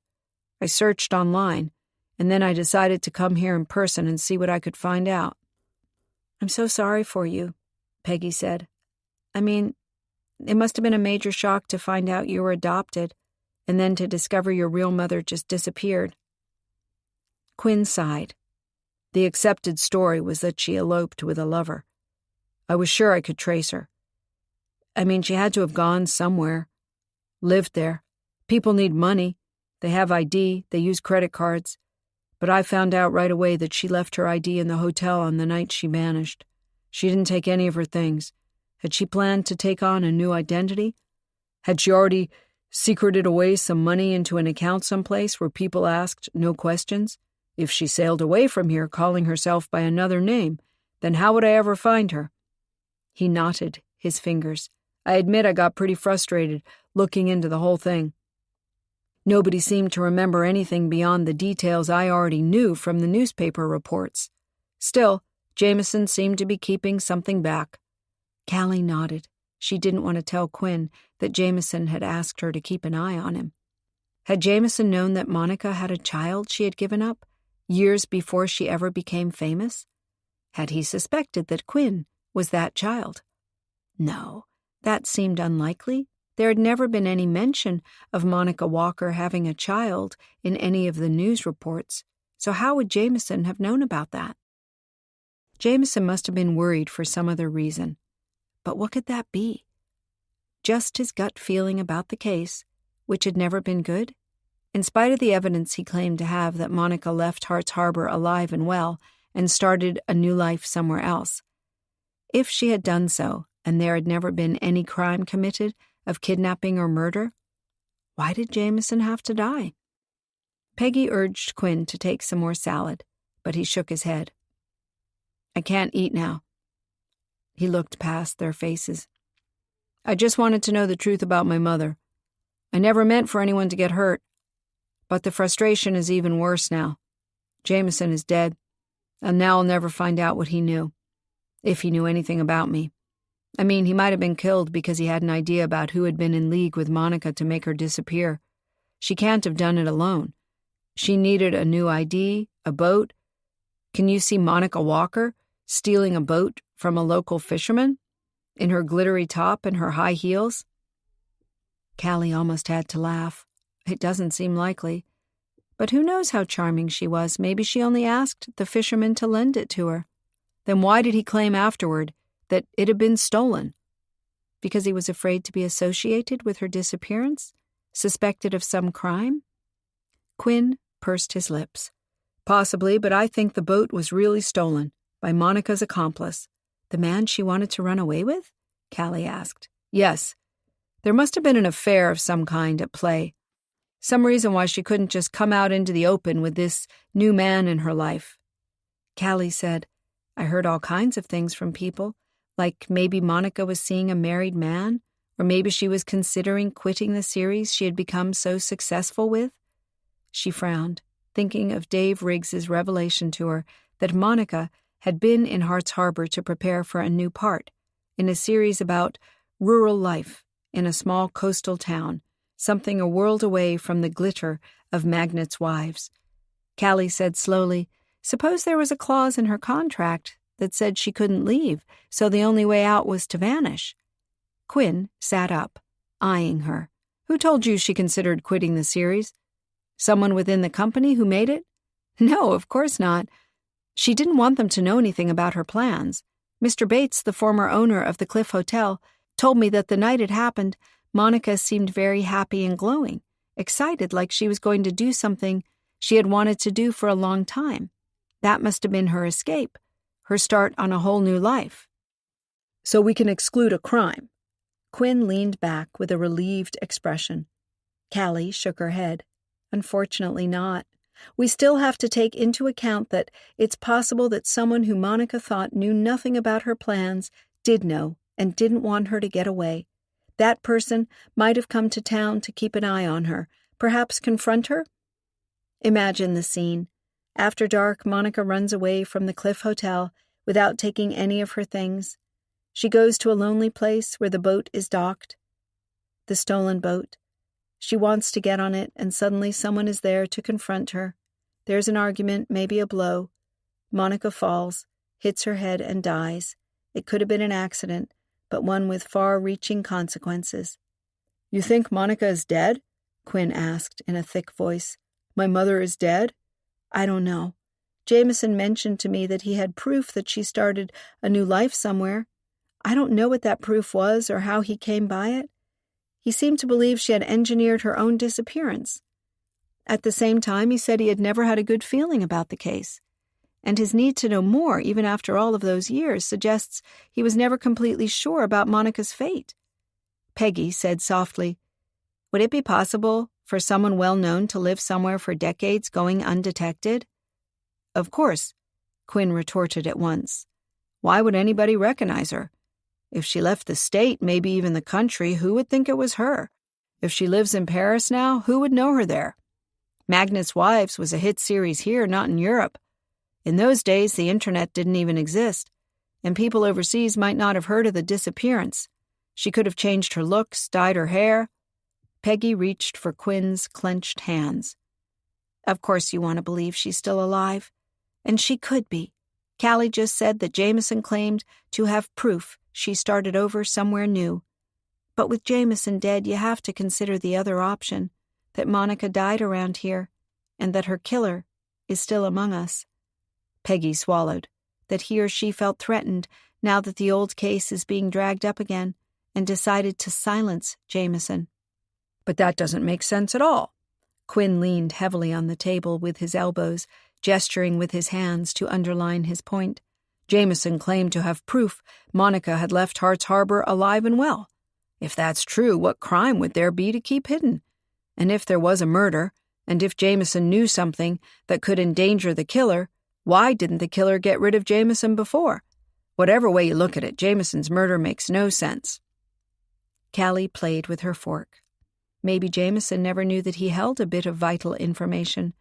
Maybe now that there was new talk about the case, he went back through his notes and things on file and drew a conclusion he had never drawn before. He called someone about it to ask for clarification, maybe, before he turned to the police. That someone asked for a meeting, came to his office supposedly to talk it over, and bam, killed him. Quinn shook his head. You just suggested that the person involved could have been connected to the company who created the TV series she was a part of. Those people don't live around here. How would they know that we were digging into the case again? How could any of them just pop up here in Hart's Harbor and kill Jameson? Let me make a call. Callie pulled out the card that Mr. Bates had given her and dialed his number. He answered on the 5th ring. Yes? It sounded disgruntled. Sorry if I'm disturbing your painting. It's Callie Aspen. I was with you earlier today. I wanted to ask if you have any idea if people who were staying in Hart's Harbor around the time of Monica's disappearance are staying here again. Does the hotel ever notify you of old guests, or do you stay in touch with them to... Mr. Bates's breathing rustled down the line. It sounded as if he had run fast to get to the phone before the ringing stopped. I go to the Cliff Hotel every Thursday night to play bridge. I usually walk around and look at the old place, the guests, just for fun. Sometimes I do see familiar faces, people who have been guests with me for decades. We have a chat, a laugh, but if guests were with me for a single time, I doubt I'd remember them. That made total sense. Could you give the hotel a call and find out if they know about any people having stayed with them during the disappearance and now? I mean, they trust you, and it would be so much easier for you to get that information than it would be for me. Mr. Bates didn't respond at first. Callie was sure he'd just hang up and think she was rude to even ask. But he said, All right, I can do that. But what's in it for me? I mean, I'll be taking a risk. We have a killer about, you know. If we can solve the old disappearance and find out what really happened at the time, you can tell about your part in it, the part of your hotel. Bates laughed softly. You know how to tempt a vain old man. I'll make a few calls and let you know how I get along. Thank you very much. I appreciate it. Bye. Callie lowered the phone and looked at Quinn. Mr. Bates is going to find out more for us. If there's anything to find out, that is. He said, and he's right, of course, that if someone stayed at the Cliff Hotel years ago, just for a single stay, he won't remember that face or a name. Is it even likely that someone who wanted to talk to Monica about her plans to leave the series would come to the Cliff Hotel? Peggy asked. And stay there? Why not meet her away from the hotel, and people who might remember something later about an argument, raised voices? Callie nodded. I know. We'll have to wait and see. She folded her hands in her lap and focused on Quinn. Do you have any idea who your father is? I mean, at the time of her disappearance, Monica had just ended a high-profile relationship. But doing the math, that can't have been your father. Quinn shook his head. I was born when Monica was just a teenager, before she ever had a part in any show, let alone in a hit series like Magnet's Wives. Her parents are no longer alive. Her father died when she was just a toddler, and her mother died a few years ago, and she didn't have any known siblings, so I couldn't turn to any close relatives for information about a possible teenage pregnancy and a baby given up for adoption. There are more distant family members, but I doubt they would have known about something so sensitive. Of course, I did look into her boyfriends, hoping I could find my father there, but those relationships didn't make the front page until she got famous. It seems she never managed to fall in with the right kind of man. It was always an athlete, an actor, a magnet of some sort, and it never lasted long. Callie frowned. Mr. Bates mentioned to me that there were flowers delivered for her at the hotel, several bunches, all with the same card attached, reading, "You are my life." That sounds pretty obsessive. Meaning she had a stalker? Quinn said. Some fan who believed he could woo and marry her? Possibly. Monica was upset about the flowers and didn't want to accept them, so they didn't come from the man she possibly eloped with. Callie pointed at Quinn. Can you get me a list of men she was involved with, just so I know a little about them? And who knows, Mr. Bates might come back with information about guests at the Cliff Hotel that we can compare to the list. Quinn nodded. I'll have to look at some paperwork in my luggage. The boys came back out, carrying half their toy collection, a brick castle with a drawbridge, wooden farm animals, fluffy puppets, and a race car. Quinn rose from the table and went to meet them, kneeling in the grass to look at everything. He calmed Biscuit with one hand, patting him and ensuring he didn't snatch a toy, while with the other he moved the race car, imitating the roar of the engine. Then he turned it over and explained something, pointing at the wheels. Peggy studied him with that same glimmer of tenderness in her eyes that Callie had noticed before. She remarked, "Quinn hasn't had an easy life, and this murder is making all of it even worse." Peggy sighed. "I know. I guess he won't stick around here as soon as Ace says he is free to leave." "Maybe if he had a reason to." Callie leaned toward Peggy and said in a low voice, "Quinn is going through so much right now that he probably thinks he shouldn't involve you and the boys in it. But if you like him, and if he likes you, you should give it a chance." Peggy flushed deep. "It's been just a year since Greg died. I'm not looking to... I'm just saying that Quinn might think he has to leave right away when it might be good for everybody if he stayed around. Just some free advice." Callie rose to her feet. "Thanks for a fab meal. I have to run now. I just remembered the Historical Society and Swing It are rehearsing at Haywood Hall this afternoon, and I want to see how everything is coming along for the 4th of July party. Enjoy your afternoon off." She winked at Peggy, who was still red in the face and looking confused. Callie left with a spring in her step. Despite the complications of the case, she had a feeling something good could come out of this for Quinn and Peggy. Neither had had the easiest of times lately, and maybe they could understand and support each other now. Chapter 10. Arriving at Haywood Hall, Callie remembered how different the house had looked in December, wrapped up in a layer of snow, with all the evergreen and sparkly Christmas decorations on the pillars and the railing leading up to the front door. Now the house's front looked rather sleepy in the summer heat, the curtains drawn against the bright sunshine, and the weather vane on top, sparkling so brightly Callie had to half close her eyes to be able to look at it. She parked the station wagon with a bunch of other cars to the left of the house and walked around to the back, lured by the upbeat tunes of woodwind instruments and a double bass. On the large back terrace, several couples consisting of men in evening wear and ladies in bright tasseled dresses and feathered headbands moved to the music, whirling around at a dazzling pace. Callie was surprised they didn't collide with one another. A dancing instructor had climbed onto the stone wall surrounding the terrace to get a better view and was trying to shout instructions over the music. A quartet, equally divided between woodwinds and strings, sat in the open doors leading into the house, giving a tantalizing glimpse of the 19th century interior with its gold-leafed wallpaper, large mirrors, and delicate chairs with embroidered cushions and twirled legs. The dance came to an end, the couples freezing in a dramatic final position, the ladies slung casually backward over their partners' arms, their pearl necklaces dangling almost to the floor. The instructor clapped his hands together, shouting, "Wonderful! Take a short break and then we'll do the two-step one more time." Turning his head, he spoke to someone Callie couldn't see. This ambience works wonders for the crew. It's invigorating."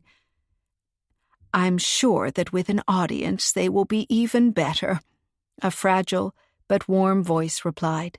A figure moved in the shadows of the house, and Dorothea Finster stepped out into the light, blinking her eyes and smiling. Callie rushed past the dancers to greet her. The elderly owner of Haywood Hall had always had a special place in her heart from the day she had first come to the house to play on its grounds with Dorothea's sole relative and future heir, Stephen de Bouvray. Just a girl at the time, spending her summers in Hart's Harbor with great-aunt Iffy, Callie had loved the house with its many corridors full of old paintings, rooms with large cupboards full of china and crystal glasses, and the library, full of leather-bound volumes in languages she couldn't read. They had drawn maps of the forest, giving every clearing and old oak a mysterious name and history. And they had fantasized about the people who had lived here and who had thrown parties where live orchestras had played and carriages with distinguished guests had rattled up and down the drive. Being able to bring to life some of the history of the house now was amazing, already fulfilling in Dorothea's lifetime what she had asked Iffy and Callie in her new will, to ensure Haywood Hall would be preserved for future generations. Ever since accepting this momentous task at Christmas time, they had made plans to open up the house for events, cooperating with the Historical Society, a theatrical company looking for a location to perform an Agatha Christie play, and musicians looking for an original venue for a performance. The first-ever summer night concert recently had been a great success, and Iffy and Callie were making plans to do more concerts the following summer and have more intimate performances indoors all through the year.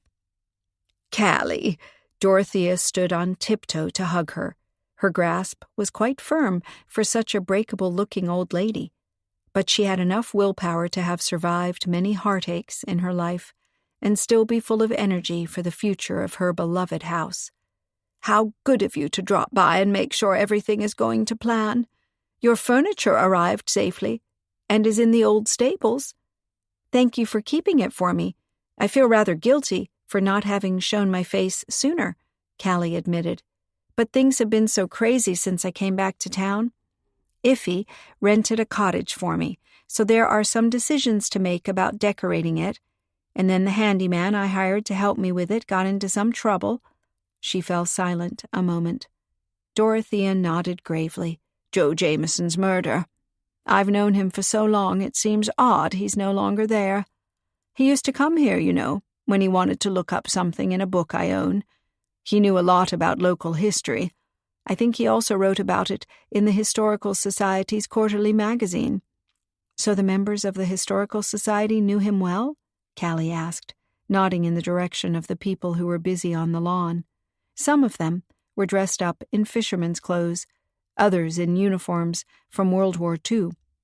"Pilots," Dorothea explained, following her gaze. "Hart's Harbor delivered a few young men who went to Europe to fight against Hitler. The plane they are bringing in is going to be a real attraction. It's an original fighter plane, now owned by a private collector. I'm delighted we have the space here at Haywood Hall to make something like that possible."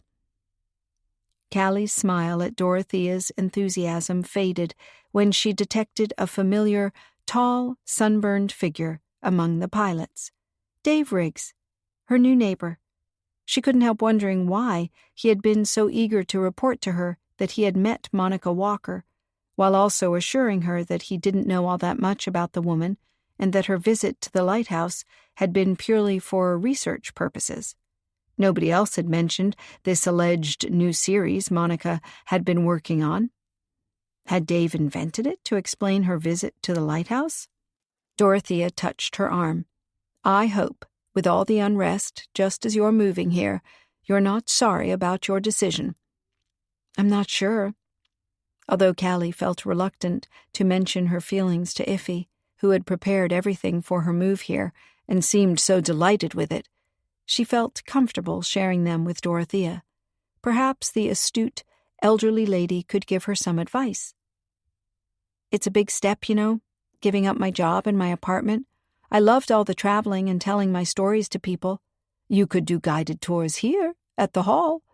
There's so much to tell people about it. And I'm sure we have international tourists staying nearby too, so you could even keep up your languages.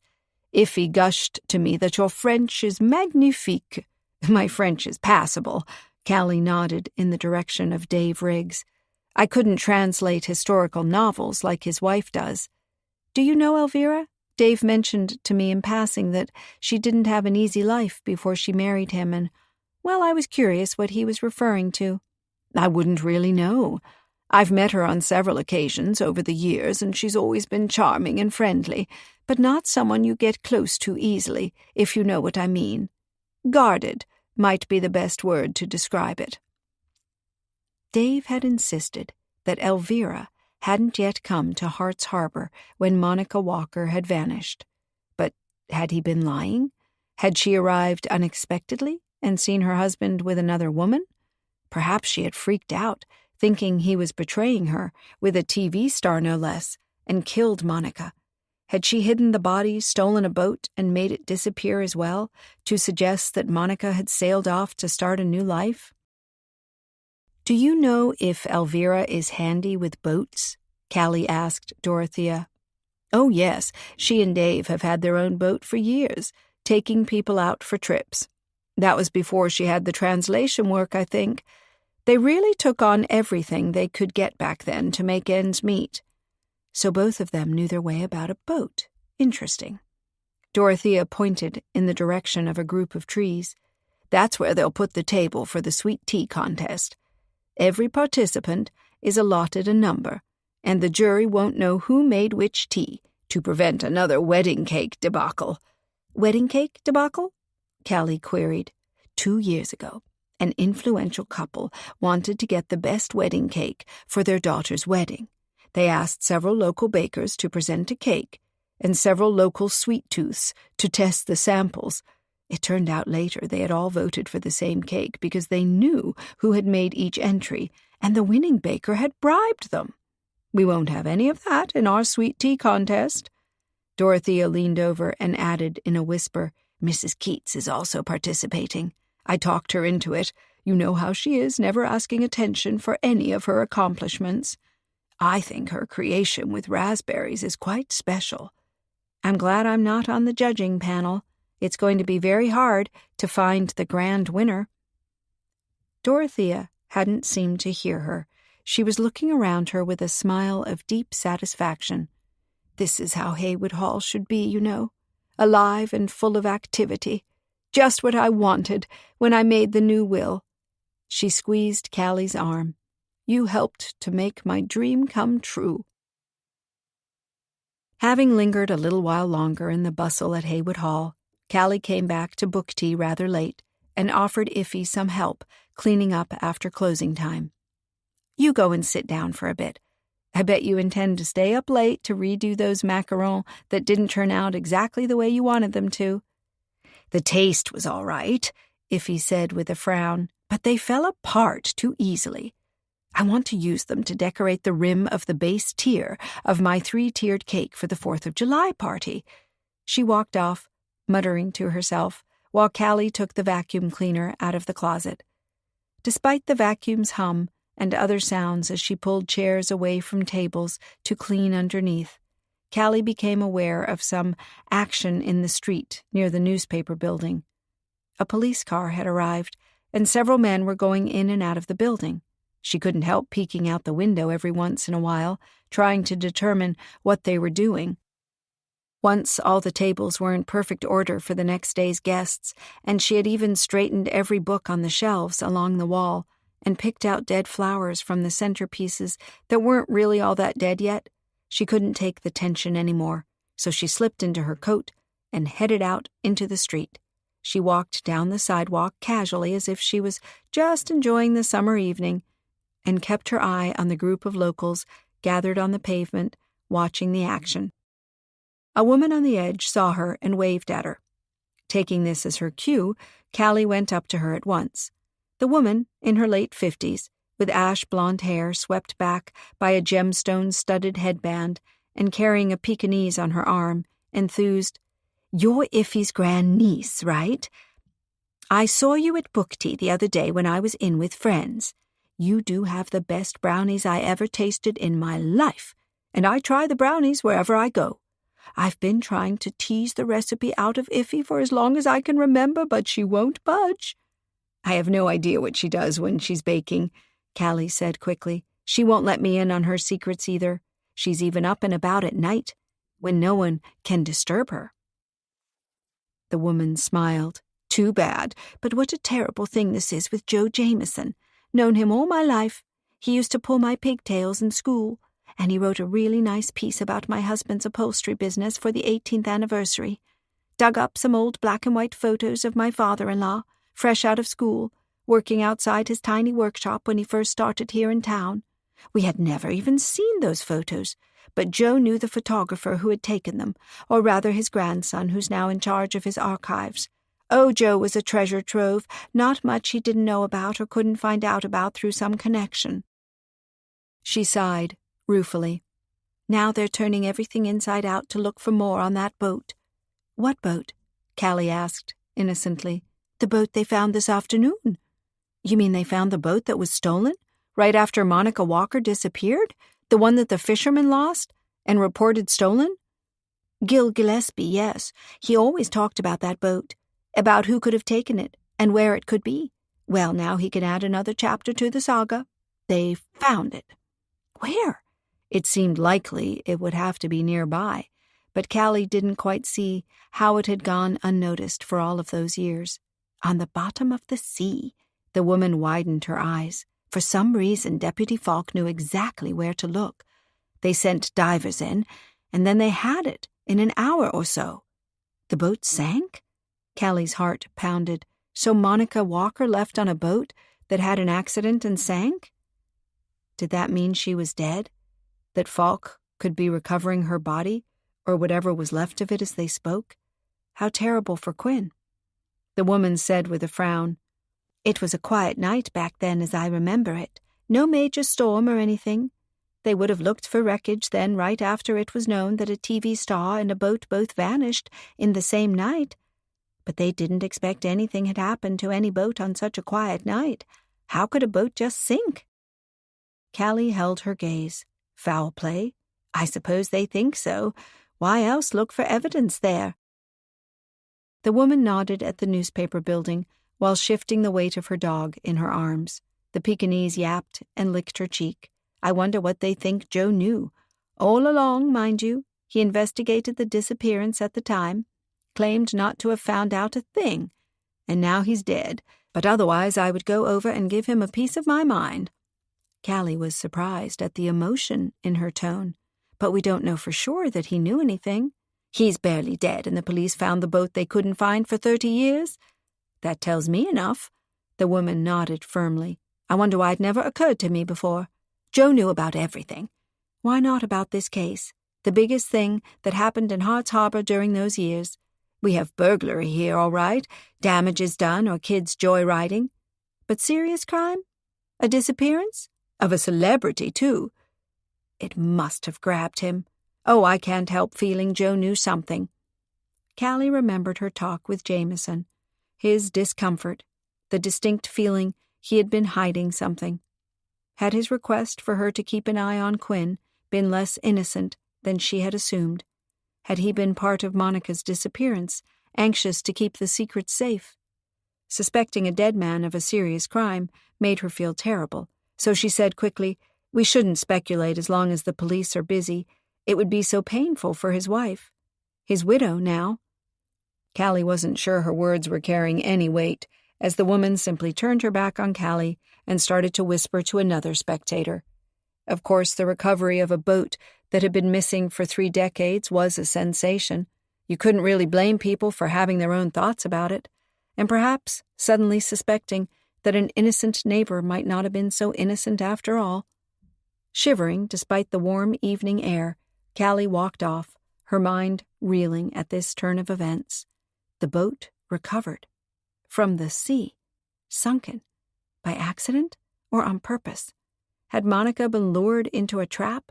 Had she believed she was sailing into a new future, when in reality she was cruising right into sudden death? Callie shivered even more.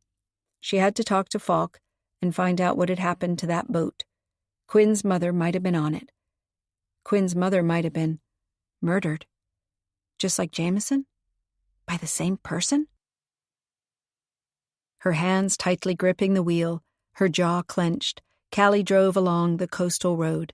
She could see the place where the action happened from afar. The area was secured with police tape, and officers were keeping curious tourists at a distance.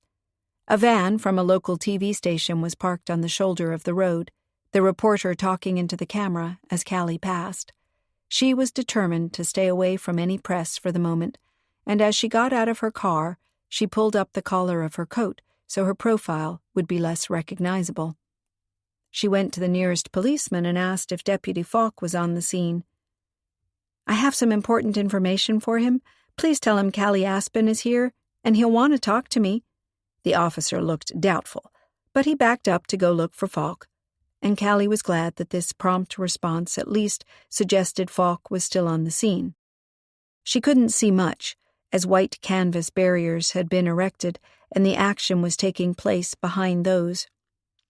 Her throat constricted, thinking of Quinn and the possibility that his mother's remains were somewhere behind those cold white walls. He had been controlling his emotions with great effort that afternoon. Another shock on top of that might make him snap. Falk appeared and came toward her with long strides. "Important information, huh?" he called across the distance. "This better be good." Callie waited until he was even with her and then asked softly, "Is it just the boat or—" Falk held her gaze. His features were tense, probably also from exhaustion, as he had been working for hours now. She noticed that the legs of his pants were wet to the knees, as if he had waded into the water, maybe to meet a boat racing to the shore with news. She expected him to bark at her that it was none of her business and tell her she had to leave again. But then he sighed and relented. "The divers found remains on board the wreck. We think somebody went down with the boat." Callie dug her nails into the palms of her hands. "And the reason why it sank? Experts will have to look at that. Of course, the remains could belong to a thief who stole the boat. It might not be—" Falk's expression betrayed nothing of what he thought. Callie had no idea if forensic experts could immediately see whether remains were male or female and how long they had been in the water. She shuffled her feet. What Monica Walker wore that night was pretty distinctive. Sequined top, high heels. I can imagine those don't just dissolve in water. Do you think— Falk tilted his head. "What's your interest in the events? The 4th of July party? This has all turned from a call for information about a disappearance into something far more serious, sinister, too. You won't be sharing this at a family event." I know, it's—" Callie hesitated. Quinn had shared his story with Peggy and her, obviously not intending for the police to know, or he would have told Falk himself when he was arrested. On the other hand, if the remains were of Monica Walker, it might be better if this news was broken to Quinn in the gentlest possible way. She whispered, "Quinn told me that he came here for the case because he thinks Monica Walker might be his mother." Falk stood motionless. She saw something of understanding flash across his features as pieces fell into place, and then a hint of compassion lit his brown eyes. He exhaled in a huff. "That's the last thing I would have thought." "And it's bad luck for Quinn. You're right, some things are easy to recover even after years of being submerged. We have every reason to believe that the clothes suggest that the remains belong to Monica Walker." Falk nodded. "Of course, we need more than just a few sequins and a pair of shoes to go on, but the clothes recovered fit the description of what she was wearing on the night she vanished." He rubbed his face. "Look, this might sound a little grim, but it could be really helpful. If Quinn is indeed related to Monica Walker, we could test his DNA and that of the remains to establish, to make sure. There isn't a lot left to ID." Callie grimaced. "I see. I have no idea how Quinn would feel. Falk nodded. I understand. I'm just thinking aloud. It's great that we now have the boat, and that we have some evidence to suggest that Monica Walker was on board when it went down. But I don't want splashing headlines proclaiming her dead before we have something official to go on. I totally understand. I'll ask Quinn how he feels about a DNA comparison. Callie nodded at Falk with more firmness than she felt. Quinn had been so emotional when he had wanted to run away from town. How do you think the boat went down? She asked. Bad weather? Poor boating skills? Falk scoffed. More like an explosion that made it sink. Callie's stomach shrank. And that explosion also killed Monica? Or whoever that dead body might have been? Falk shrugged. I can't tell.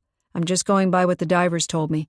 They have experience with salvaging crafts that went down, and they were sure there was damage from an explosion of some kind. Could have been the engine overheating or some electrical trouble. It might not have been foul play, especially when you're not familiar with boats. You can make a mistake, you know. I see. Well, you're right that we need a lot more information before any of this can get into the papers. They'd speculate like crazy and only hurt people who are personally involved. I'm sorry for Quinn. I mean, he must be. Falk fell silent and shuffled his feet. He spent the afternoon with Peggy and the boys. I think that cheered him up a bit. Falk nodded. I can't leave here. Could you go and ask him if— Yes, of course. I'm sure he'll want to help. I mean, he came here looking for his mother. What a way to find her. Falk looked up at Callie, a frown darkening his eyes. If we had found this boat before Jameson died, I would have concluded that Monica Walker had tried to escape the pressures of her high-profile life and had simply been unlucky in doing so. But with Jameson murdered— You think Monica was murdered as well?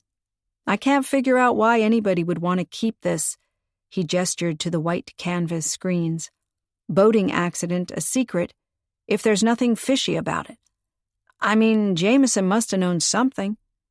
Because the map indicating the spot where the ship sank was on his desk? Callie asked.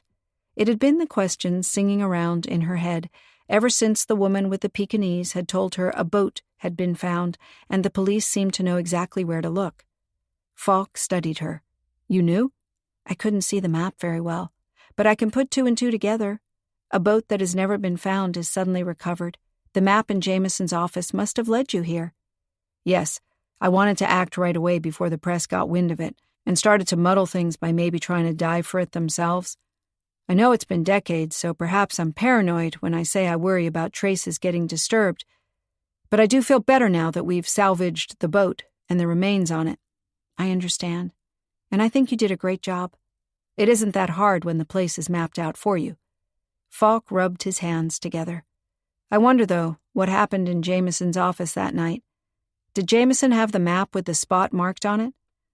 Did he take it out of the file cabinet to show to someone? Did that someone then kill him? But they didn't take the map, Callie queried. Falk pointed at her. Bullseye. That's been bugging me ever since I saw it lying there. If the map is a bit of vital information related to Monica Walker's death, something worth killing Jameson over, why not take it along? I mean, if Jameson had this locked away, and he took it out into the open so the killer had access to it, maybe for the first time since that summer night on which Monica vanished, why not grab it and take it? Who says the killer came for the map? Or maybe they killed Jameson and were then so upset that they ran without it. Falk shook his head. If the person who killed Jameson was involved in Monica's disappearance all those years ago, we're not dealing with someone who gets upset easily. We're dealing with someone who is cold and calculating, who can plan, who can organize things, who has knowledge. That person wouldn't make such a crucial mistake as to leave the map there. I tend to agree, but what do you conclude then? I'm not sure. Maybe Jameson didn't put the map there while the killer was around. Maybe he denied having it. Maybe the killer struck out at him and he crashed to the floor. The killer thought he was dead and left. But maybe Jameson was still alive, and with his last breaths managed to put the map on his desk as a clue for the police. Callie pursed her lips. Sounds a little far-fetched to me. Well, the killer certainly didn't put it there as a clue, Falk said.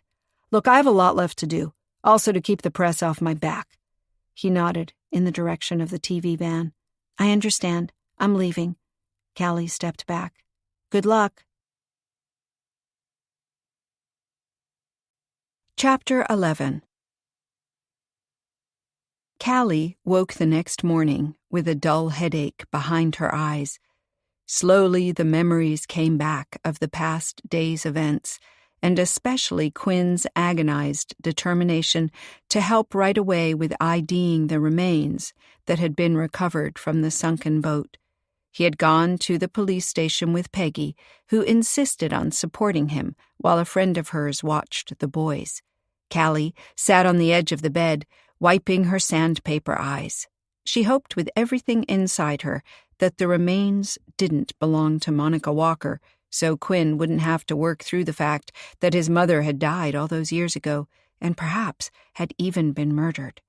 But on the other hand, she knew very well that the remains could hardly belong to somebody else. Not only had the boat vanished on the same night as Monica, but Falk had said the remains had been dressed in what was left of a sequined top and high heels, the exact outfit Monica Walker was wearing when Mr. Bates had last seen her at the Cliff Hotel. Having showered and dressed, Callie dragged herself downstairs to breakfast. Daisy ran ahead of her, entering the kitchen first and bumping into Iffy's legs as she was putting a stack of pancakes on the table. "Good morning," her great-aunt called. "Sit down. They're still hot. I put some homemade butter there and several kinds of jelly. I think strawberry is best, but please feel free to differ." Callie's stomach felt the size of a ping-pong ball. "I can't eat pancakes now." "Nonsense. You need your strength for the investigation." Iffy eyed her. "You can't help Quinn by feeling sorry for him. I'm sad, too, that the remains on the boat might belong to his mother, but Monica Walker vanished 30 years ago, long before Quinn even knew he was adopted. That's a given fact. We can only try to support him as he attempts to unearth the truth about that night." Callie knew her great-aunt was right and nodded. Iffy's brisk practicality brought back some of her own spunk. "Pancakes it is, then." She looked at the counter, where there was an array of cut-out colorful shapes. Fondant, probably. Iffy caught her look. "I wasn't quite happy with the fondant fireworks I made to put on the 3-tier cake. They're supposed to go all around the top 2 tiers so that you can look at it from different angles. I'm using slightly thinner stripes so it looks more realistic. I also need to think about the color scheme. Red, white, and blue, or something more flashy?" Iffy tilted her head in concentration. "I'm glad I've at least decided on the flavors for the different layers of cake. The base will be pecan banana, the middle tier chocolate fudge, and the top one raspberry white chocolate. I can't wait to taste them all." "When will you be doing the full tryout bake?" "Sometime next week. I need a couple of hours for it." Iffy was still studying her fondant. I wish I could think of an ingenious way to shape it better. Callie seated herself at the table and buttered her first pancake. "I heard the phone ring quite a few times late last night." "Yes, people heard about the search in the water and the canvas barriers and a boat being found, possibly, and you know how it goes. Everybody had heard a different story. They all called me to tell me their take on it." "Oh, interesting. Anything worthwhile?" "Well, most seem to be convinced that Monica left with a man. And they wonder if there's only one dead body aboard that boat, where the man vanished to. They seem to think he killed her." "Her new lover?" Callie's eyes went wide. That idea hadn't occurred to her, but with only one dead body aboard the sunken vessel, it did make a lot of sense. But what on earth could have prompted him to kill her if he loved her and wanted to start a new life with her? "Well, consider this." Iffy pointed at Callie with the whisk in her hand. She had washed the things used for baking the pancakes and was now clearing them away. Monica left her ID behind. She knew she needed money for a new life. She might have been carrying a large sum of cash, or she might have already put cash in a place only she and her lover knew about. Maybe he killed her for the money. He might never have loved her and only suggested they run away together to gain access to her funds. After all, Iffy held Callie's gaze. Monica earned a fortune with her role on the successful TV series, but after her disappearance, not much of it was left. I called Falk to tell him about the money theory, and he confirmed that at the time, everybody was surprised that Monica's bank accounts held so little money. She must have funneled it away to use in her new life. But now that she's probably dead, I'm afraid her killer has been living off it. Callie cringed. That's terrible. She chewed in silence while Iffy poured coffee for her and encouragingly moved the bowl with blueberry jelly closer to her. Inhaling its sweet scent, Callie spread the jelly thick across her second pancake. Nobody made blueberry jelly quite like Iffy, and the taste was even better on something warm. So we're not just talking about a woman who went missing, but about her fortune that went missing as well? I hadn't realized. Although it makes perfect sense to assume she had put money aside to use once she had run away. How else would she live? And stay undercover, Iffy added. She sipped her own coffee from her favorite daisy-spattered mug. Very clever, but not so clever when you share your plan with a killer. Right. Quinn gave me the list last night of men Monica had been involved with, as far as he could find any. He emphasized again that the men she might have dated before she got famous are of course not on it, as there was no interest from the media in her life then. I was wondering if maybe after her last relationship ended in heartbreak, she turned to one of her old lovers for support. Let's have a look. She produced the list and smoothed it on the table, running a finger down the names and the brief notes Quinn had put after them. Okay, this one was only a short relationship, and a long time before Monica vanished. I doubt she'd turn to that man for support. Here's someone she was with for 4 years. That could create a bond of confidence even after it ended, right? And here... Wait, what? Callie stared at the last name on the list. Her last relationship was with a man named Roger. So, Iffy asked, refilling her coffee mug, the flowers she got and didn't want to accept came from an R. You are my life. Signed, R. What if they came from this Roger? Not a fan, stalking her, but her ex, making her feel so insecure and threatened that she wanted to vanish. Iffy nodded. Possible. You hear a lot of cases where exes can get quite obsessed, and more often than not, those cases end in violence. Callie leaned back against the chair. We need to know if this guy Roger had been sending her flowers before, which she refused to accept. Maybe somebody who worked with her on Magnet's Wives would know about unwanted deliveries arriving for Monica? Iffy nodded again. That would make sense. But how can you trace that person? The series ended years ago. How would you even know who handled such things as deliveries for the stars at that time? Yes, that's a problem. Callie ate her third pancake, turning the question over in her head. How to contact someone relevant. How to find someone who would actually want to cooperate now that the story was getting hot again. Not all publicity was good publicity, she supposed, and former employees on Magnet's Wives, who still worked in the business, might be reluctant to touch anything potentially damaging. Iffy leaned against the sink. Mr. Bates was going to ask around the Cliff Hotel you said last night before turning in. Did he get back to you yet? No, but I suppose it's too soon. He needs some time to gather information, I'd say. Callie used the last of her pancake to wipe the remaining jelly off her plate. Delicious breakfast. Thanks for cooking. You know what? I think I'll look up Dave Riggs. He met Monica. He might know something about this Roger. I wanted to go see my cottage anyway. I need some measurements to order curtains for the various rooms. I'll also get wallpaper and paint. I think Quinn needs to do something physical to take his mind off the case. Great idea, but I don't see what Dave Riggs could contribute. Even if he met Monica, she wouldn't have shared her relationship troubles with him. Callie wanted to protest that sometimes it was easier to confide in a stranger, but Iffy said she was a public figure. She couldn't trust someone she'd just met. That seemed right. Still, Monica had told Dave she was going to do a new series. something she might not even have been supposed to mention.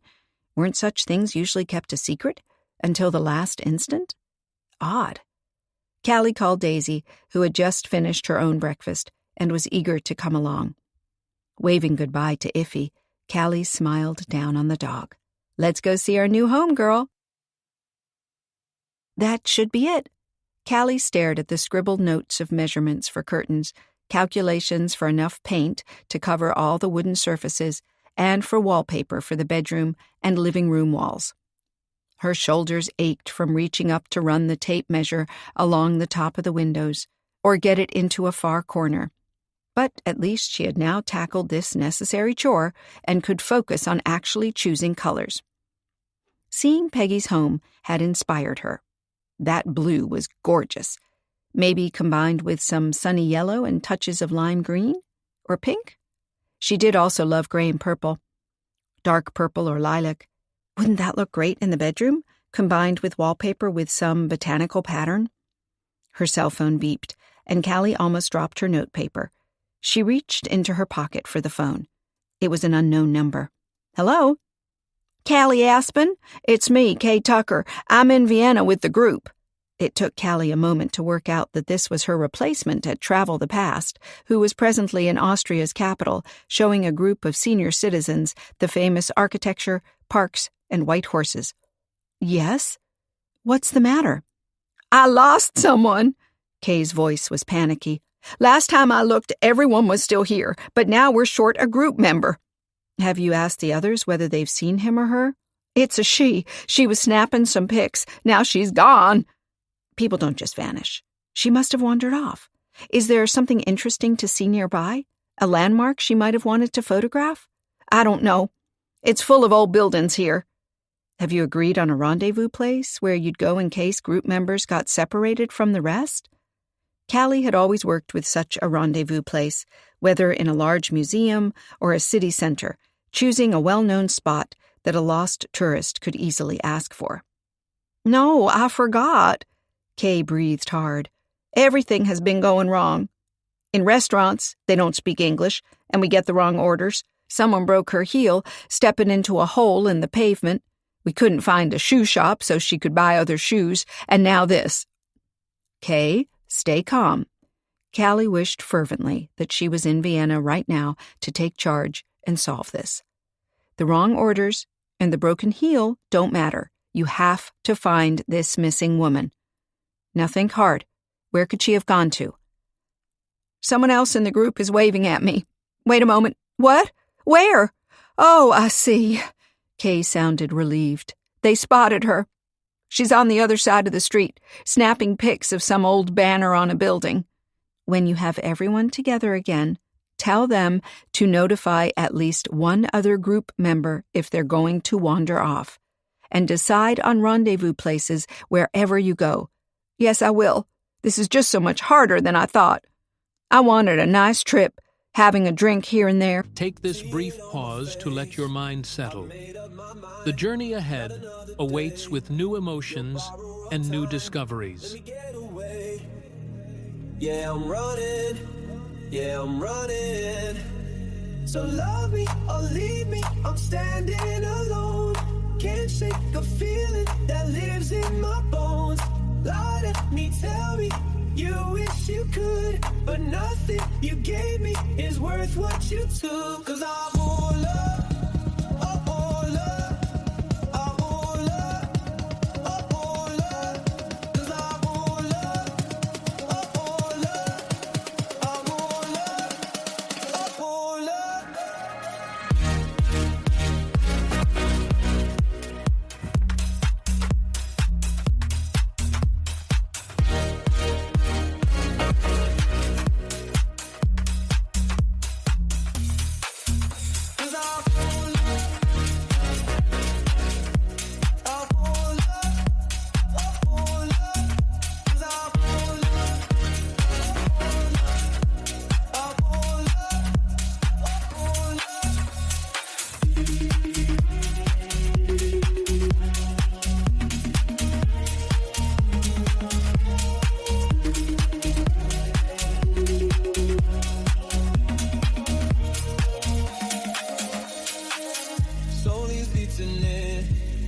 times out alone, but it keeps we lit. The mother willows, I can feast my time.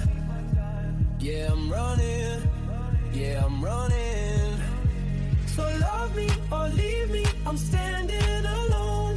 Can't shake the feeling that lives in my bones. Lie to me, tell me you wish you could, but nothing you gave me is worth what you took. 'Cause I want love, I want love, I want love, I want love. 'Cause I want love, I want love, I want love, I want love.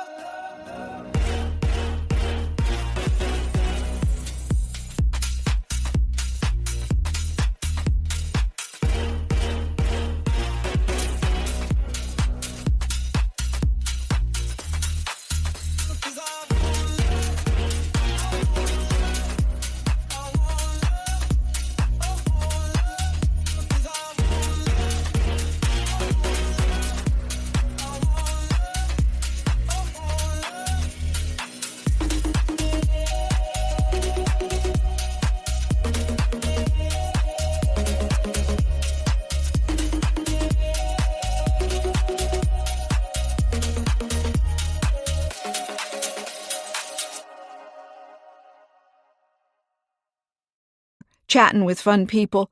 They're all asking questions I don't know the answers to. Callie couldn't remember feeling quite so lost on her first trip. But then, it was a long time ago, and the routine had settled in so much she had been able to do things on autopilot. "It will be fine," she said to Kay. "It's just your first trip, and maybe my last if it keeps going like this. I don't need all this stress." Kay hung up without even saying goodbye. Callie stared at the phone in her hand. If Kay quit, would her former boss ask her to come back? Was she going to decorate a home she wouldn't be living in at all if she moved back to Trenton to start in her old job again? Right now, that prospect seemed inviting. Hart's Harbor was once more the scene of a murder case, whereas Vienna offered beautiful sights, wonderful meals, if you did get the right order, of course, and the freedom Callie had always craved. What had she done, moving here? Confused, Callie left the cottage behind and walked with Daisy to the lighthouse. She was determined to talk to Dave about Monica Walker, something quite natural, she supposed, with the boat having been found. But at the same time, she was sort of worried she'd run into Elvira instead of Dave, and would have to make up some reason for her presence. But to her relief, the tall man was busy on a ladder, leaning against the base of the lighthouse. He clambered down to greet her. "Hi, Callie. I saw you at Haywood Hall yesterday, but I didn't have time to come up and chat. Did you like what you saw? The dancing and all? Swing It is really good." He held his hand over his eyes to shade them against the sun. "Is there something you need for your cottage? I could lend a hand. This, he gestured at his ladder, isn't urgent and can wait." "Monica Walker," Callie merely said. Dave flinched. "I didn't tell you about my encounter with her to get more questions about it. I just want it to stop." He rubbed his left hand over the paint stains on the right. "That won't be possible now that the boat has been found on which Monica allegedly left Hart's Harbor. There might be remains on it." She didn't want to say for sure that there were, and assumed it was natural to speculate about it. Monica Walker might be dead. Killed. Like Jameson. If Dave was shocked by these suggestions, he might be open to a conversation. There was a moment's hesitation in his features, as if he was weighing the circumstances and coming to some kind of a decision. Then he nodded, more to himself than to her, it seemed. "Let's walk on the beach." He went on ahead of Callie and Daisy, his hands folded on his back. As she came to walk beside him, he was staring ahead in deep thought, a frown settling over his features.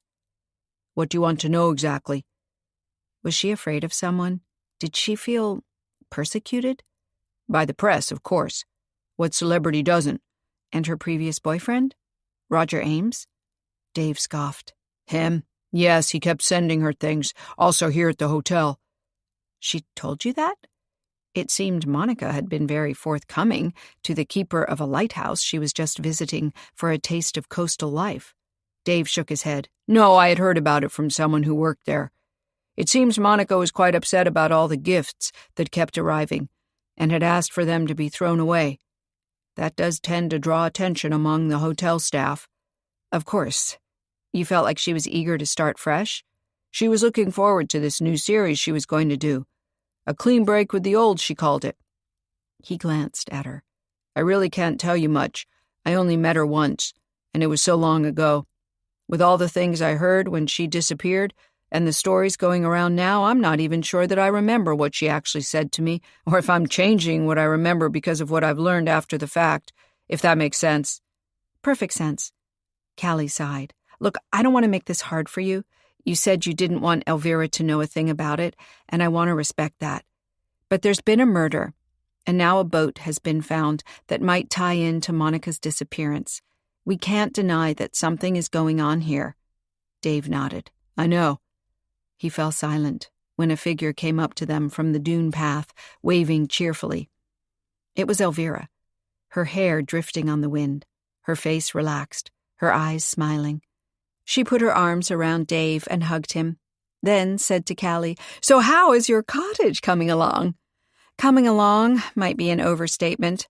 Callie forced a laugh. I still have to buy so many things for it, you know. I was just over there making a list. I can't really decide what color scheme I want. I had hoped to be organized sooner, but... You don't need many things to be happy. Elvira leaned down to pat Daisy. You've got this, cutie. Well, I do want some wallpaper on the walls. I'd better go and shop for some. Thanks for telling me all about lighthouse history, she added to Dave, to give some reason for her presence. I can use it for the 4th of July party. Dorothea will be very pleased with all the local tidbits we've managed to include. Sure, no problem. Give my regards to Mrs. Finster when you see her. Will do. Callie turned and walked away from the couple. As she looked back to call Daisy to follow her, she saw the two of them standing a foot apart, Dave looking down, Elvira studying him, as if she didn't believe for one moment that her husband's conversation with Callie had been about the lighthouse and the upcoming 4th of July party. Callie bit her lip. If Dave Riggs wasn't very careful, his wife would start to suspect him of something. And when she found out about his meeting with Monica Walker, even if it was just a one-time occurrence like he claimed, there would be even more trouble. Why had he not simply told her that he had once met the TV star? Was Elvira so jealous that she would get upset about a simple meeting so long ago? Or was there more to it? Something that Callie couldn't quite fathom. Quinn straightened up and pushed the upper half of the wallpaper piece against the wall, while Callie used both of her hands to flatten it top to bottom so it would stick without bubbles. After having bought wallpaper, paint, and other supplies, she had called Quinn to come and help her at the cottage. He had been eager to accept, arriving looking rather worn and explaining he had taken a long run on the beach to clear his mind. The exercise had left Biscuit calm and sleepy, so he was snoring away on the porch with Daisy by his side, while Quinn and Callie dove into the chore of getting the wallpaper on straight.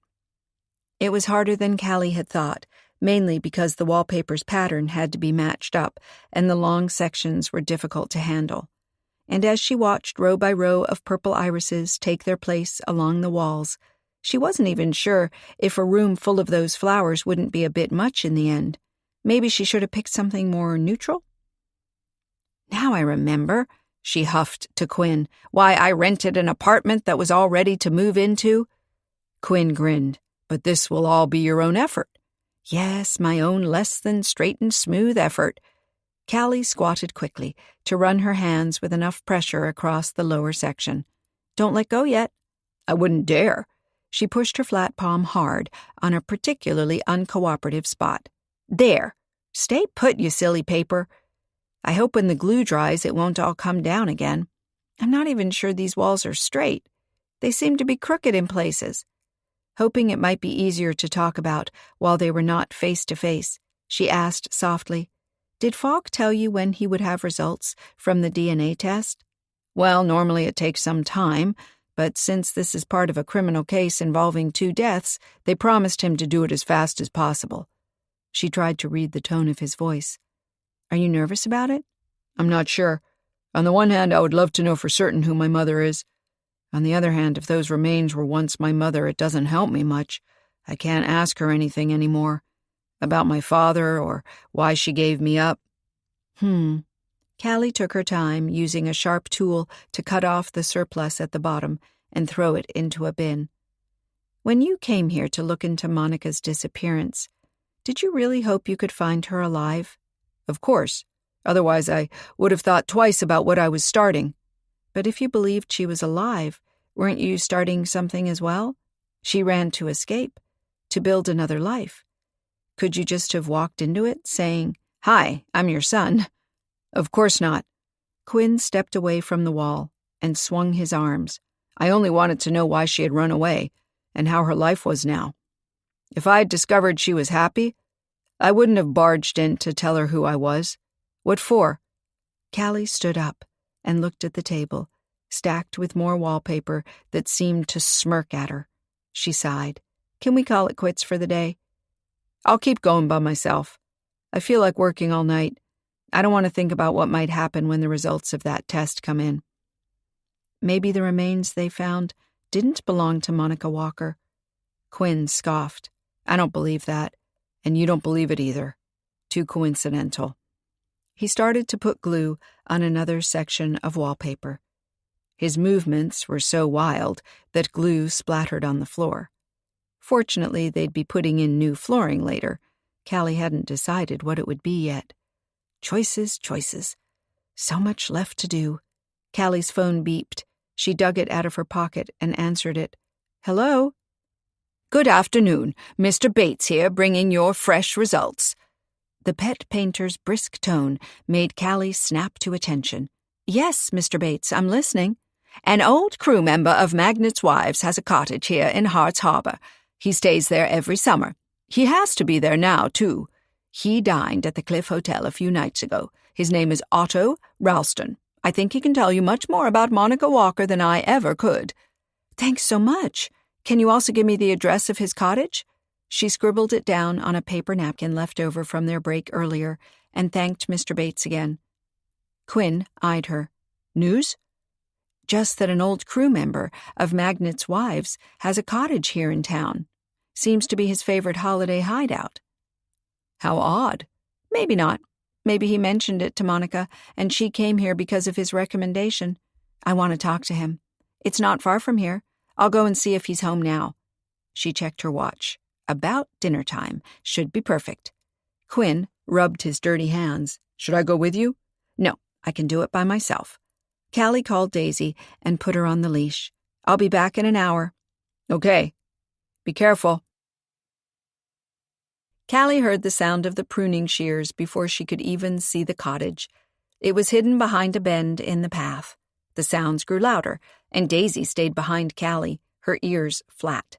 She didn't like metallic sounds. Callie pulled her along and came to a man standing just behind his garden gate, pruning some yellow roses. He was deep into his chore, not hearing her approach until she was beside him. Then he looked up. Oh, good evening. You must be lost. Not many people come this way unless they take a wrong turn. There's nothing out there. He gestured with the tool down the path. Just a dead end. I'm actually here to see you, Callie smiled, reaching out her hand. Callie Aspen. Otto Ralston. Let me guess, you want advice on how to grow these amazing roses. Callie laughed. That would be useful, as I don't have a green thumb, and I did just rent a cottage with a garden. But no, it's not about the roses either. I'm part of a local team preparing a tea party for the 4th of July at Haywood Hall. We're focusing on key events from town history, and I'd like to talk to you about Monica Walker. Ralston looked her over. The relaxed expression on his slightly sunburned face didn't alter at all upon hearing the name, as if it had been but a few days ago since he had last seen her, worked with her. Not as if she was a missing celebrity with a ton of secrets. What about her? You did work with her, didn't you, on Magnet's Wives? That was a long time ago. After the show got cancelled, I did a lot of other things, but people always remember Magnet's Wives. Ralston laughed softly, somewhat disparagingly, it seemed. It didn't go deep, maybe, but it was a hit series. Mainly because of Monica. She was a natural. When she acted a highly emotional scene, even the crew was crying. He took a rose in the palm of his hand and studied it. She had this way with people. She got what she wanted, in a very charming way. Callie tilted her head. You mean she was manipulative? Very. You never knew with her where the acting started. Sometimes I think everything she did was acting. For the sake of results, applause, her own satisfaction, she thought she was very clever. Callie studied this man, the first person she had heard say less than complimentary things about Monica. All the others had seemed to like, even adore her to some level, but Ralston didn't mince his words. He had to be about 60, 65, physically fit, tanned, an outdoor person with a love of his garden, his hands full of scratches from thorns and his fingernails full of dirt. She couldn't quite imagine him on the set of a TV series, but then, as he had put it was a long time ago. Ralston said, "Don't get me wrong, I liked her. We all did. She was charming, funny. She lit up a set with her presence. When she was off for a day or two because the scenes we were shooting didn't include her, it was dull, and even the prop boys asked when Monica was coming back. The moment she walked in, the set came to life again, and all was right with the world. But we knew, without ever saying it to one another, that Monica got what Monica wanted. When she started dating Roger, he was still engaged to another girl on the show. That didn't matter to her. She wanted Roger, so Roger had to be hers. How the other girl suffered didn't mean a thing, and we didn't tell her to look at what she was doing. We wanted to keep her on the show, so we all just smiled at her." He shook his head. "You know, Miss Aspen, I see it now like it really was. But back then I was so caught up in what we had created, in our success, and in maintaining it that I was blind to what Monica did. I liked her, and I protected her. I catered to her every whim. I sent her here, you know." He looked at Callie as if waking from his memories. "But how impolite of me. You must want a cool drink. Come on in. The dog is welcome, too." "Her name is Daisy." "Well, welcome, Daisy. Just don't dig in my flower beds." Ralston opened the gate and let them into the garden. The warm air was full of scents, and when Callie looked around, she discovered hydrangeas, more roses, fruit-bearing bushes, and a shaded seating arrangement where some children's toys lay in the grass. Ralston followed her gaze and said, "My grandkids' toys. They're also staying here for the summer, at the campgrounds. They like it a little more rustic than I do." He waved at the seats. "Have a seat, and I'll be back in a moment or two with the drinks. White wine?" "Why not?" Callie didn't like alcohol much, but she wanted to maintain the light, chatty atmosphere that would induce this man to tell her more about Monica Walker. Apparently he had observed her well, and the relationships she had with other crew members. This girl he had just mentioned, who had been with Roger Ames before Monica had taken Roger away from her. Could she have wanted revenge? Could she have followed Monica here to kill her and dispose of the body in such a way that it would seem she had run off with a new lover? That would be extremely hurtful to Roger, perhaps even driving him back into his old love's arms. Daisy wanted to pick up one of the toys, and Callie lifted her and put her in her lap, brushing back her ears and whispering to her about the nice roses until Ralston came back, holding 2 wine glasses in his hands. He gave one to her and then toasted her with the other. "To Monica. May she be happy wherever she is." Callie lifted her glass and repeated the toast, even though her mouth was sour at the idea that Monica was very dead, and her remains currently under forensic investigation. Ralston sat down and stretched his legs leisurely, crossing his ankles. "You said Monica came here on your advice?" Callie picked up where they had left off. Advice. She asked me for a quiet place to unwind for a few days. She had ended the thing with Roger because she was tired of him. A typical Monica thing to do, and he kept pursuing her, so she wanted to get away. I told her about Hart's Harbor, walks on the beach, going out on a boat, bird-watching, that sort of thing. Monica was more into parties and skiing in the French Alps, but if she wanted quiet for a change, I wasn't going to stop her. Did she seem anxious about Roger? Was he pursuing her in a nasty way? Well, Roger was engaged to be married when Monica stole him, so he was upset when she dumped him like a brick. He wanted her back whatever it took, also to prevent others from laughing about him behind his back. Meaning he stalked her? He sent gifts to the set, yes, left flowers at her apartment door. "You are my life," or something like that. He kept writing to her. A bit overdramatic, if you ask me. And you never felt like something violent was brewing? Ralston stared at her, his green eyes lighting. "What are you saying? That Roger hurt Monica? He didn't even know she was here." "Yes, he did. He also sent her flowers here. The hotel owner at the time noticed and told me about it." Ralston whistled. "I had no idea. I thought Monica hadn't told anyone where she was going."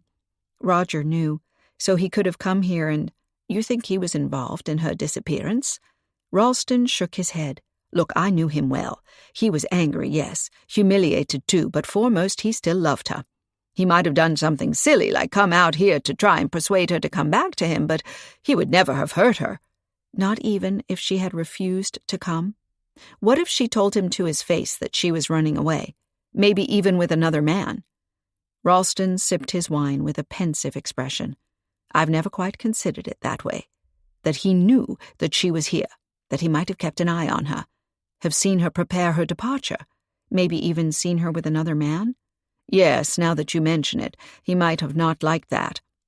Ralston emptied his glass and rose. "I need more of this. You?" "No, thanks." Callie watched Ralston walk off. He seemed shocked at the idea that Monica's ex might have come after her here. Callie wasn't quite sure herself whether it fit. If Roger Ames had followed Monica to watch her, why let her know he knew of her hideout by sending the flowers to the hotel, giving himself away like that? Ralston returned with his glass and a bottle of wine. He sat down and poured liberally. Taking a few sips, he sighed. "That's better." He glanced at her. "Roger was here, you know." "When?" Callie asked, confused. "Just the other day. I saw him on Main Street. I wondered what he was doing here, but I didn't feel like going up to him to ask. We lost touch, and, well, I like my life quiet now." "He was here in town?" Callie echoed, a chill running down her spine. So he could have killed Jameson. At the time of Monica's disappearance, a local journalist called Joe Jameson looked into the case for the local newspaper. "Did he ever contact you?" "Oh, he contacted each and every one of us on the show. We were all tired of him. Couldn't stop digging." Still, he came up empty. Ralston turned the glass over in his hands. "Those things happen. I'm sure it wasn't for a lack of trying. He was a super snoop. He even came to the studio to ask questions. I think someone complained that a reporter had been inside his dressing room. But hey, the press was hot on the story at the time. It could have been someone other than this Jameson." "Have you ever talked to him again? He lived here too." Ralston shrugged. "It's not such a small town that you can't avoid each other. I'm here most of the time, tending to the garden, or I take our little boat out and do some fishing. I don't need to breakfast in town." "So you have no idea how Jameson felt after all these years?" "I suppose he had moved on. The story wasn't news anymore." Ralston lifted the wine bottle. "Some more?" Callie had barely touched her glass yet and waved off his offer. "No thanks, it's a very nice wine, but I had a busy day, and too much alcohol gives me bad dreams." Ralston refilled his own glass. Callie had noticed his wedding ring and asked casually, "Is Mrs. Ralston also a fan of gardening?" "Mrs. Ralston isn't with us anymore." Ralston glanced down at his hands. "I suppose that's why my daughter insists on coming to stay in summer, so she can keep an eye on me. She thinks I don't eat enough." "It's not very nice eating alone," Callie said, smiling at him. The man was probably lonely, but it's good to be near family during the summer. I'm sure your grandkids love this garden to play in. About Roger Ames, when you saw him in town, do you have any idea where he's staying now? How I might reach him? I'd like to get the best possible picture of Monica for our 4th of July party." She was quite sure already that with the recent developments, the Monica Walker story didn't lend itself for a presentation at a fun, family-oriented event. But she didn't want to explain to Ralston that she was looking into things for Quinn's sake. "You aren't going to say I told you she was manipulative?" Ralston looked worried. "The public loved her. It won't do any good to show them what she was really like. Let them believe what they want. I'm fine with that. I just needed to talk about the old days." He smiled sadly. "There aren't many people who want to hear about it. Certainly not my daughter. She's glad I got out of that world." He sat up and added, more lively now, "Roger? Well, I don't know where he might be staying. But you could contact his agent. Roger's still acting, so he needs someone to get him parts." Ralston stood and pointed at the house. "Can write it down for you. Give me a minute." Callie sat and watched the tranquil garden while the bumblebees buzzed about her and Daisy chased a butterfly. This was a perfectly peaceful little place. She hoped it would bring some contentment and consolation to the lonely widower's heart. Ralston came back with a note for her, holding the agent's name and phone number. He accompanied her to the garden gate and shook her hand. "Very nice talking to you. Do stop by some other time." As Callie walked back with Daisy, she called the agent. In California, it was still within working hours. A secretary answered, who was reluctant to connect her until Callie said it was very important. "Yes?" A male voice came on the line. "I want to get in touch with Roger Ames. It's very urgent. It concerns the disappearance of his former girlfriend, Monica Walker." It was so silent on the line for a few moments that Callie feared the connection had been broken.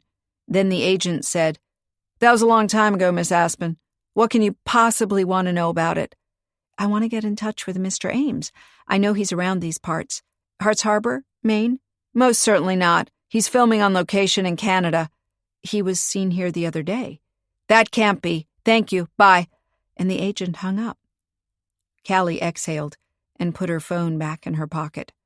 Roger might, of course, really be filming in Canada. Maybe Ralston had been mistaken about seeing him here. People changed over time. Or people looked like someone else. How likely was it anyway that Roger Ames had been here? Unless he was involved, of course, and had been asked by Jameson to... She called the police station. Falk was still there. "I was wondering," Callie said, "if you checked on phone calls going out from Jameson's office at the newspaper before he died. If you found out if he might have called someone, asking them to come see him, or..." "Of course. We looked into that right away, both his cell phone and his office phone." Callie waited, but Falk didn't seem to want to give her any more. "I wondered," she pressed, "if he maybe called a Roger Ames. That was Monica's ex at the time, and I heard he was seen around town the other day. He could have been in touch with Jameson before he died." "Interesting." Callie couldn't stand the tension anymore and asked outright, "Did he call this Ames or not?" "I don't need to tell you that," Falk added, in a friendlier tone. "Look, Callie, the media are all over this, and I've told all of my people that we're not saying anything to anyone until we have some firm results. Until we know for certain if the remains belong to Monica Walker and how the boat sank, for instance. I can't tell them to keep their mouths shut and then go and share information myself. You understand?" "Of course. But the phone calls could be important. I keep thinking Jameson must have invited the killer into his office." "That suggests Jameson knew who was involved in Monica's disappearance, that he invited him over to confront him with information he had, or wanted to tell him he was going to go to the police." "Not necessarily. Jameson might have thought about the case anew and remembered something he found odd. He called an involved party to talk about it. The party in question came along and then killed Jameson, either in cold blood, because he was dangerous, or in anger or emotion over the turn their conversation took. Jameson might have seen the light during the conversation, and the other person knew nothing better to do than to grab something and lash out. Do you already know what the murder weapon was?" Falk exhaled. "Doesn't that also go under the heading we are not giving out any information?" "Yes, I see. I do understand. I just want to help. And I appreciate that. Look, why don't you stop by my cabin later tonight? We can sort of catch up." Callie's stomach was suddenly full of butterflies. "Tonight? If you have something else to do, we can do it some other time. No, tonight is fine. Around 9? Good for me. See you then. Callie disconnected and stared at the phone as if she could read something special from it. Falk's invitation had come out of the blue. She had no idea why he'd want this. It threw her off balance, and she didn't like that. Even worse, if the case was off limits, what could they talk about? Her mind seemed to be blank, just imagining them sitting together with the log fire burning. The only questions going through her head would be, are we friends or not? Is there more or not? Did you miss me or not? Do you even still want me to come and live here? Of course, she hadn't decided to come to Hart's Harbor for Falk, but for book tea, Haywood Hall, a new life in a place she had loved ever since she was a kid. But in December, in that warm atmosphere of togetherness, when she had made her decision to quit her job as a travel guide and settle here, Falk had been a part of that equation, and she wasn't sure anymore how he fit in, especially if he didn't want to fit in any longer. Around 9, Callie, dressed in a pale pink blouse straight from the laundry and her favorite jeans with gray sneakers, walked up to Falk's cabin, feeling as nervous as a 16-year-old on a date. The door was open, and she hopped up the porch steps and peered in. No one in sight. Falk? Maybe it was about time she started calling him Ace, but since he had never invited her to... She knocked on the open door and walked in. In December, the cabin had looked much the same as it did now, since Falk wasn't into Christmas decorations.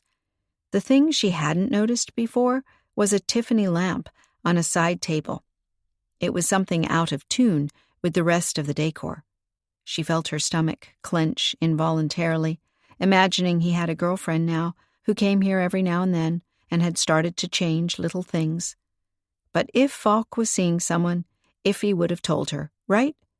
Callie held her hands behind her back and called again, Falk, are you here? Falk appeared from the kitchen, holding up 2 metal sticks with marshmallows on them, pink and white ones.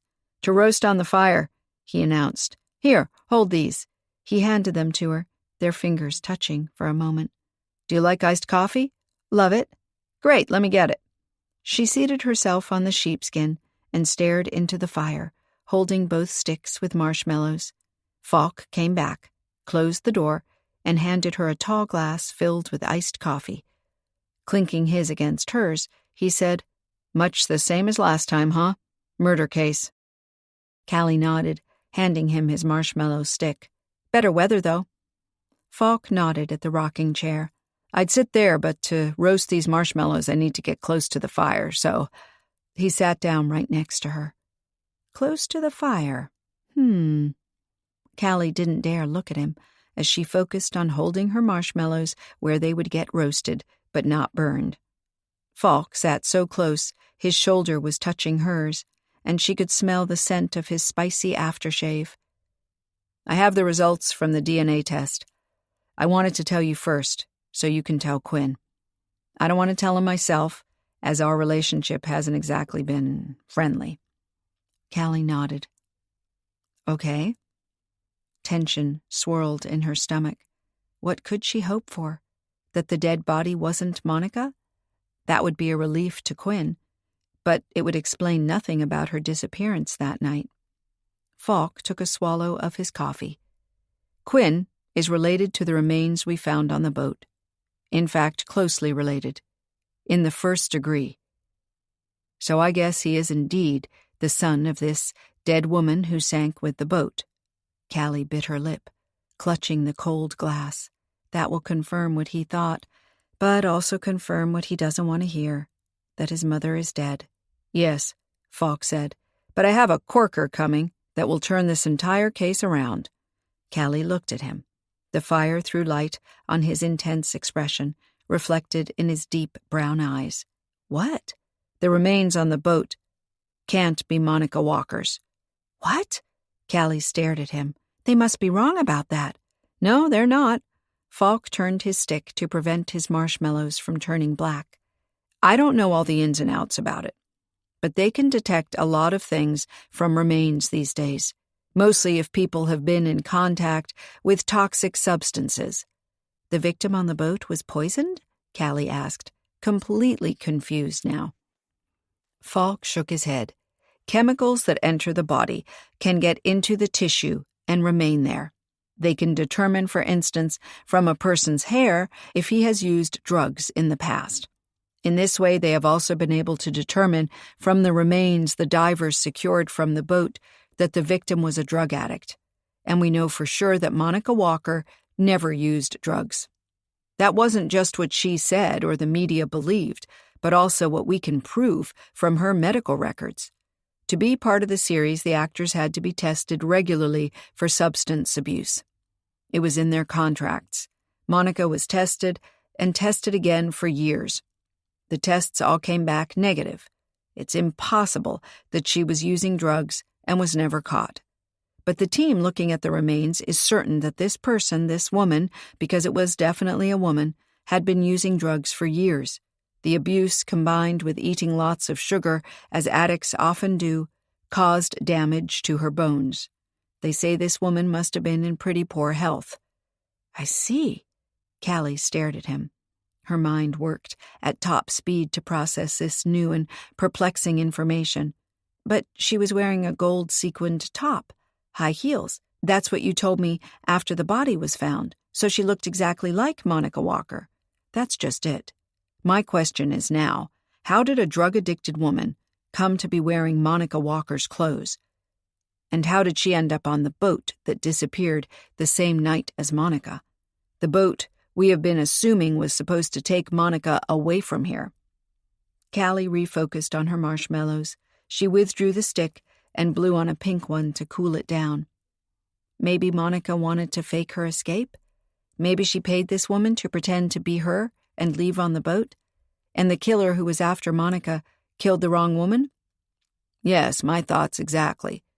The skull was damaged, suggesting she received a blow to her head, knocking her unconscious, or perhaps killing her before the murderer sank the boat.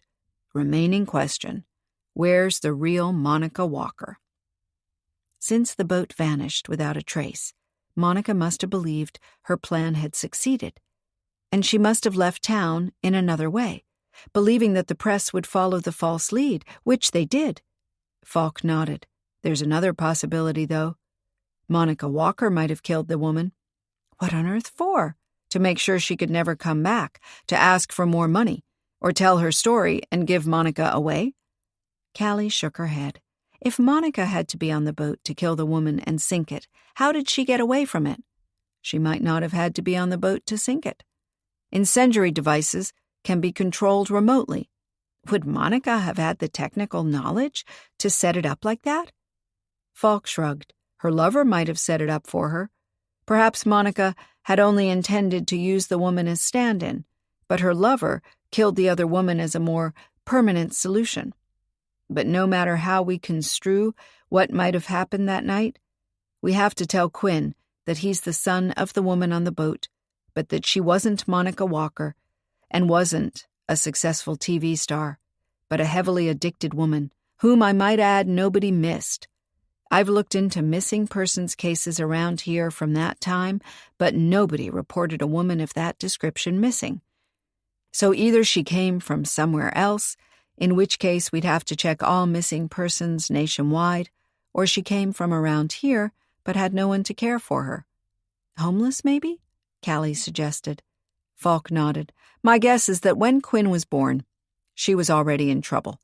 The adoptive parents must have believed they did the best thing possible, taking the baby away from this woman, who was perhaps already into drugs, or on the verge of being so. But Quinn told me his mother was called M. Walker. Isn't that really coincidental? Falk shrugged. Maybe this woman was also called M. Walker, and after having seen Monica in a newspaper, she thought she could approach her and ask for money. Then Monica saw a likeness between them and thought up this escape idea. Callie pursed her lips. A woman who used drugs for years can't have looked like Monica Walker. You can do a lot with makeup. Falk thought in silence for a few moments and shook his head. I feel so sorry for this poor woman who was used in a clever scheme and ended up dead because of it. I don't very much like Monica Walker anymore. It's in line with what Otto Ralston told me about Monica's manipulative character. Callie told Falk all she had learned from the former Magnet's wives crew member upon her visit to his cottage garden. Falk ate his marshmallows and listened, washing down the stickiness with the occasional sip of iced coffee.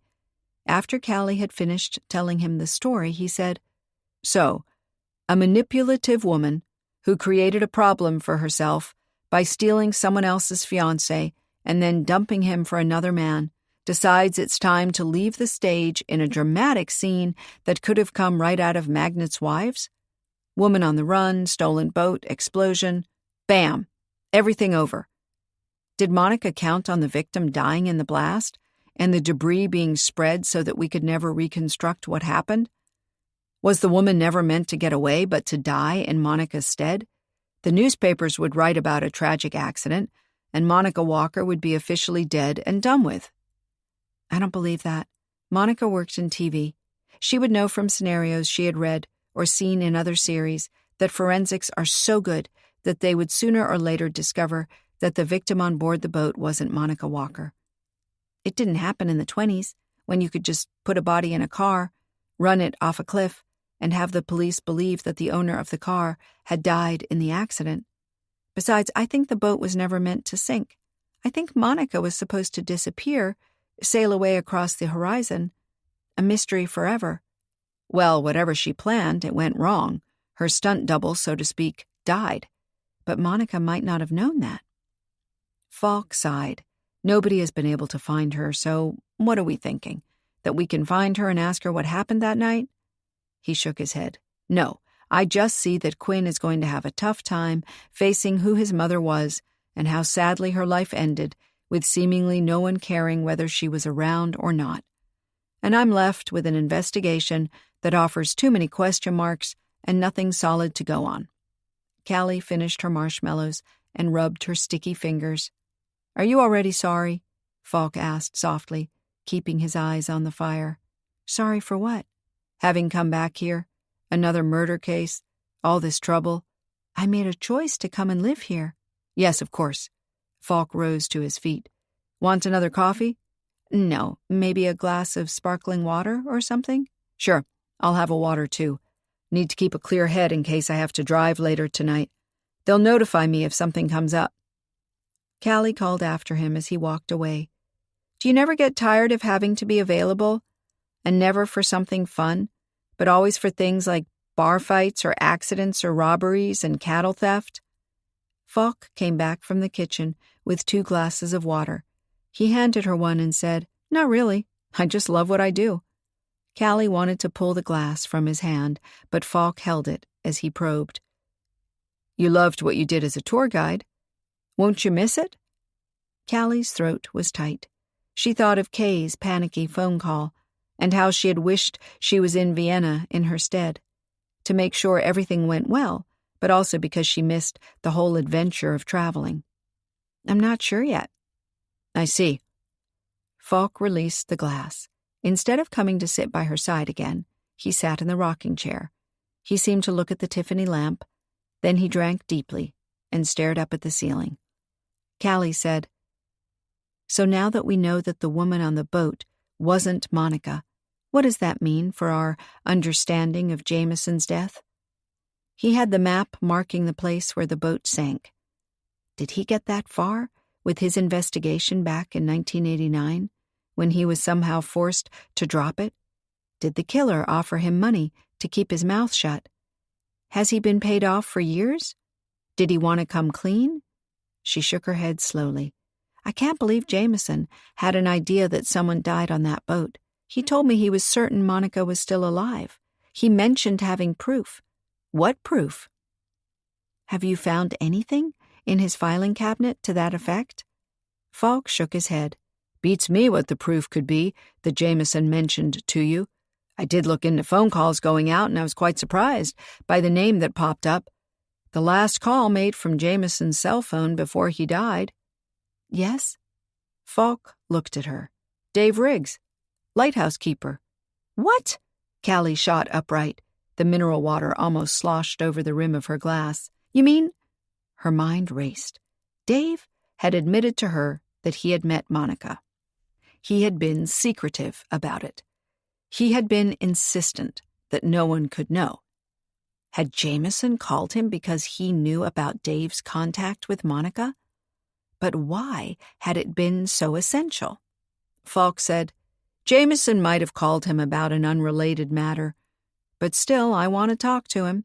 Yes, I think you should. He turned up at book tea the night Jameson was killed with an odd story. She told him about their conversation. Falk leaned forward with his elbows on his knees. I think, he checked his watch, I'm going to talk to him now. This is just too important to postpone. Maybe he knows something that can help us. Callie rose. Can I come with you?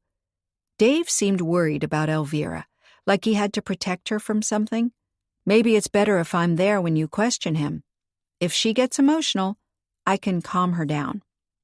Falk thought a moment, looking as if he would rather decline her offer. But then he sighed. All right, then. I'm not eager for a scene. They left the cabin together. Callie noticed the wind had turned chilly, even though it had been such a great day. She felt cold inside, too, thinking of Dave Riggs leaving book tea mere hours before Jameson died. In what kind of mood had he been?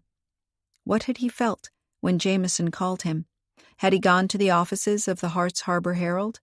Was he the person who knew what the murder weapon had been because he was the one who had used it on the unsuspecting editor? Chapter 12.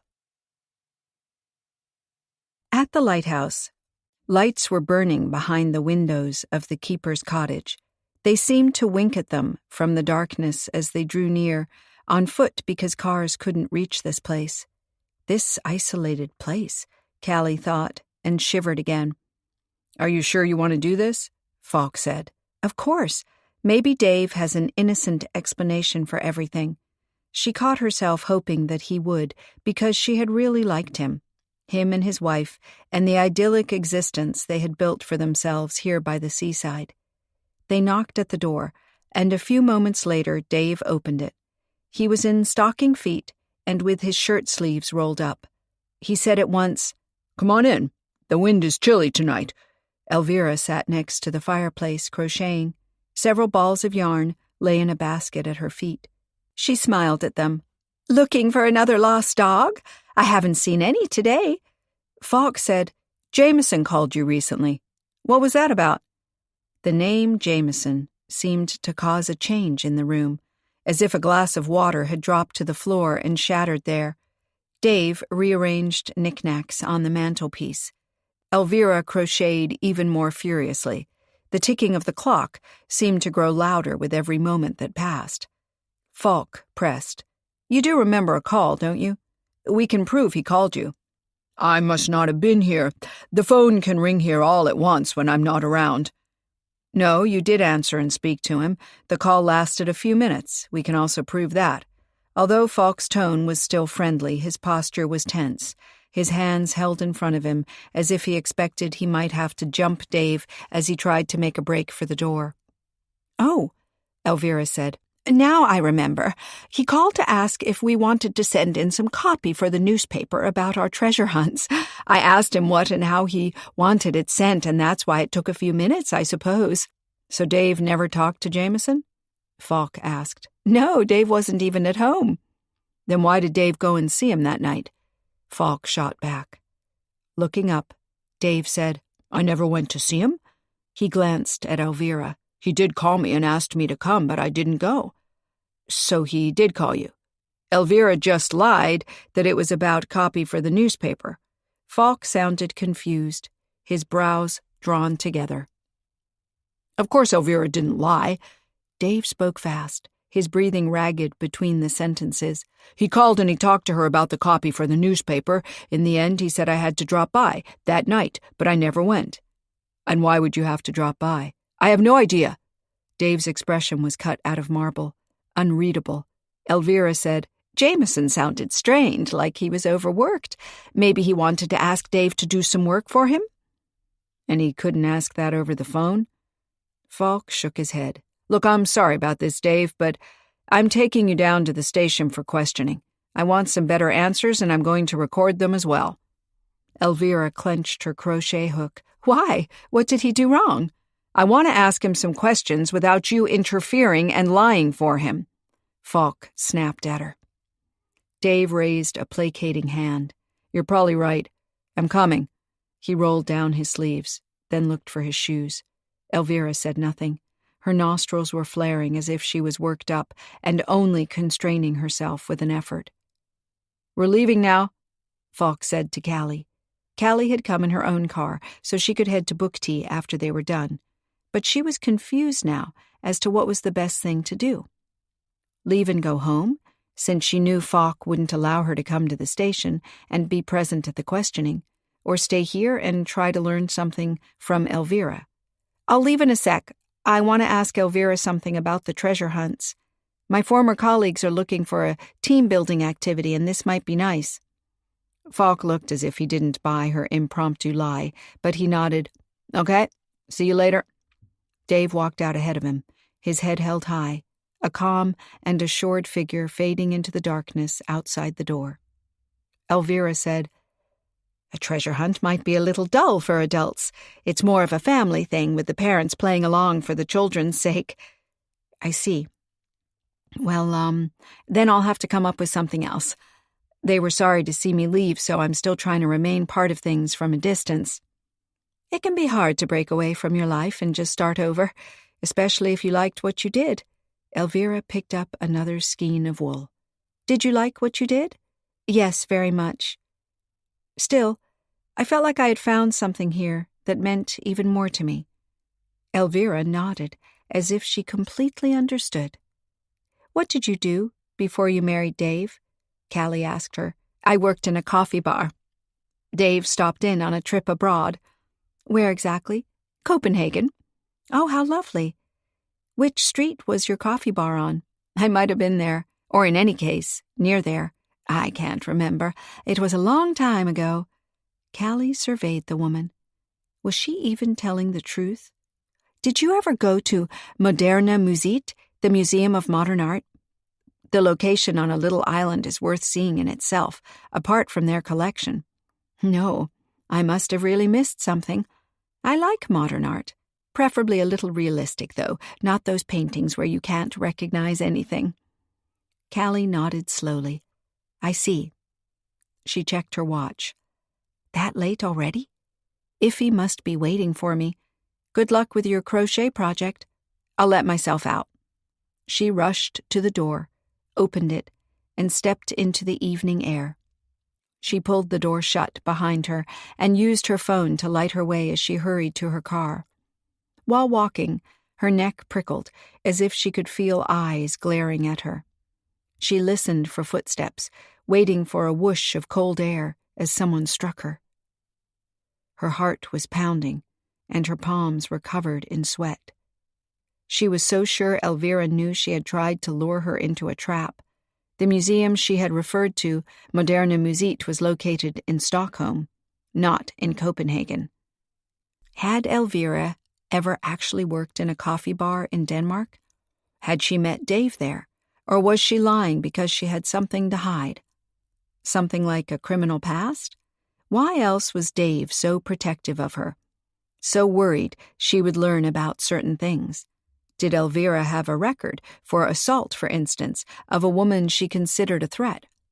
Was that why Dave hadn't wanted her to know about his meeting with Monica Walker? Nothing stirred behind her. She reached her car without incident, got in, and drove off. Half a mile away, she pulled onto the shoulder and placed a call to the police station. Falk had just come in with Dave Riggs. She told the deputy she needed to tell Falk something before he talked to Dave. He came to the phone, and she told him what had happened between Elvira and her. Falk said, thanks for telling me that. And keep away from that woman. She could be dangerous. Good night. Callie put the phone away and looked into her rearview mirror. She saw the headlights of another car in the distance. Her heart skipped a beat, and she clenched the wheel, suddenly eager to get moving. But she kept looking at the lights, as if mesmerized. They didn't come any closer. The car was also on the side of the road, a distance away from her, parked. Waiting? She turned the ignition and started driving again. The lights followed her. At the same distance, not coming closer, not intending to pass, even though Callie was driving too slowly for the speed allowed on the road. Her breathing was ragged now, and her hands shaky on the wheel. She expected any moment that the car following her would suddenly accelerate, come up around her, and try to run her off the road. What would she do then? How would she defend herself? But nothing happened. Just those lights teasing her from the darkness, telling her she wasn't alone. Chapter 13. I can't believe this. Quinn sat on the floor of Callie's cottage, with his legs crossed, his hands fidgeting with the sandpaper he was using to smooth patches on the window frame before painting it. He had probably started early, as the other window in the room was already finished. Callie had driven out first thing after breakfast to tell him what Falk had told her the previous night.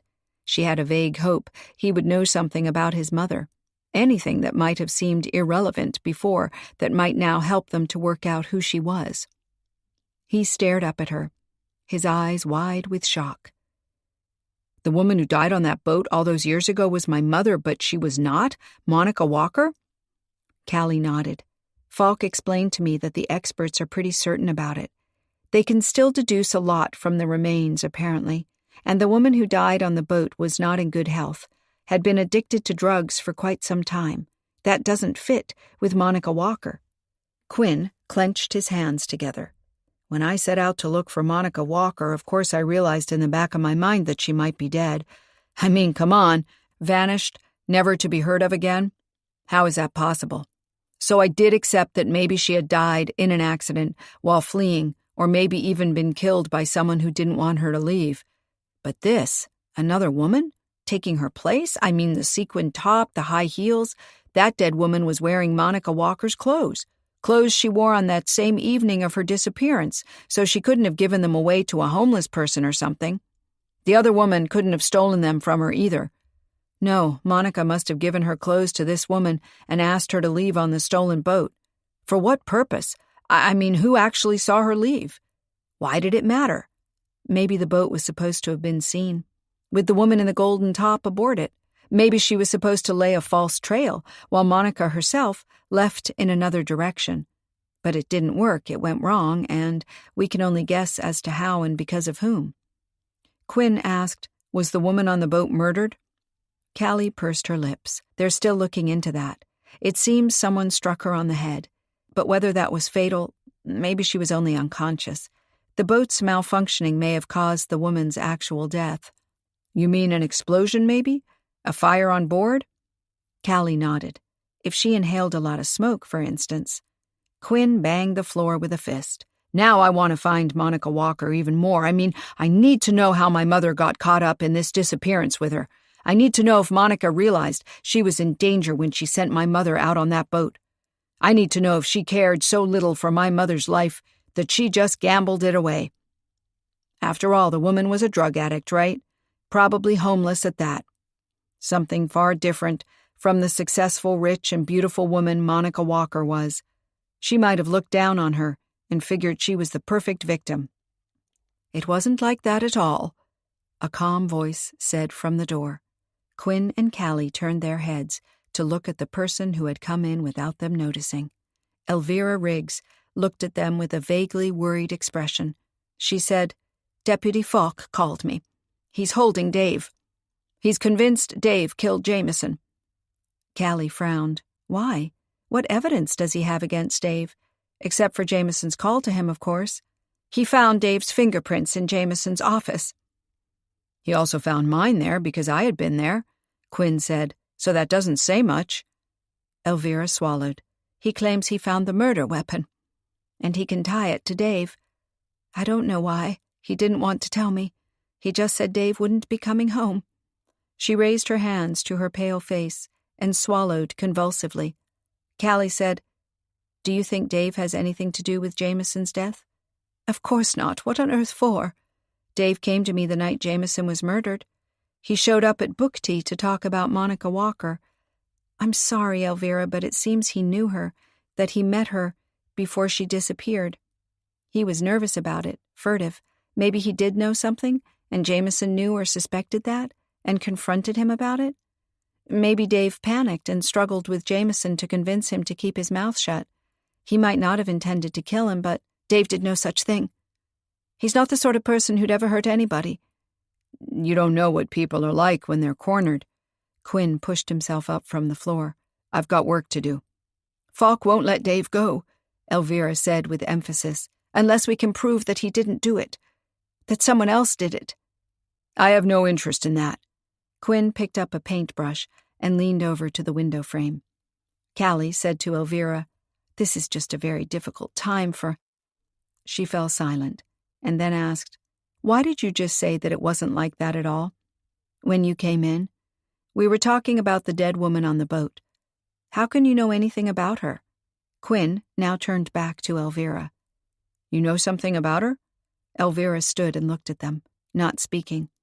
Callie said, "Dave claimed you married abroad, and you came over here after the disappearance." "In a way, yes." "Don't talk in riddles," Quinn yelled. Paint dripped from his brush to the floor. "I can't stand it. My mother died on that boat. I want to know why and who did it." Elvira swallowed again. "I can't tell you who did it, but I can tell you why. Because it should have been me who died there." Callie blinked. "I don't follow. So you were here in town? On the night Monica Walker vanished?" "Yes." Dave and I had been preparing it for weeks. Ever since we married. It was the only way. Quinn said, "You planned the murder?" "No, you don't understand. We planned the disappearance of Monica Walker." Elvira stood very still. "And the appearance of Elvira Riggs."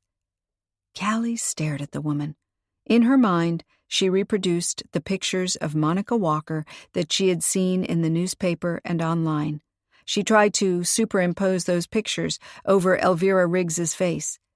Of course, her hair color was different, her haircut, and her face seemed broader and— "You're Monica Walker?" Callie asked in a whisper. Elvira nodded. "I met Dave in Bretagne when he was visiting lighthouses and I was on vacation.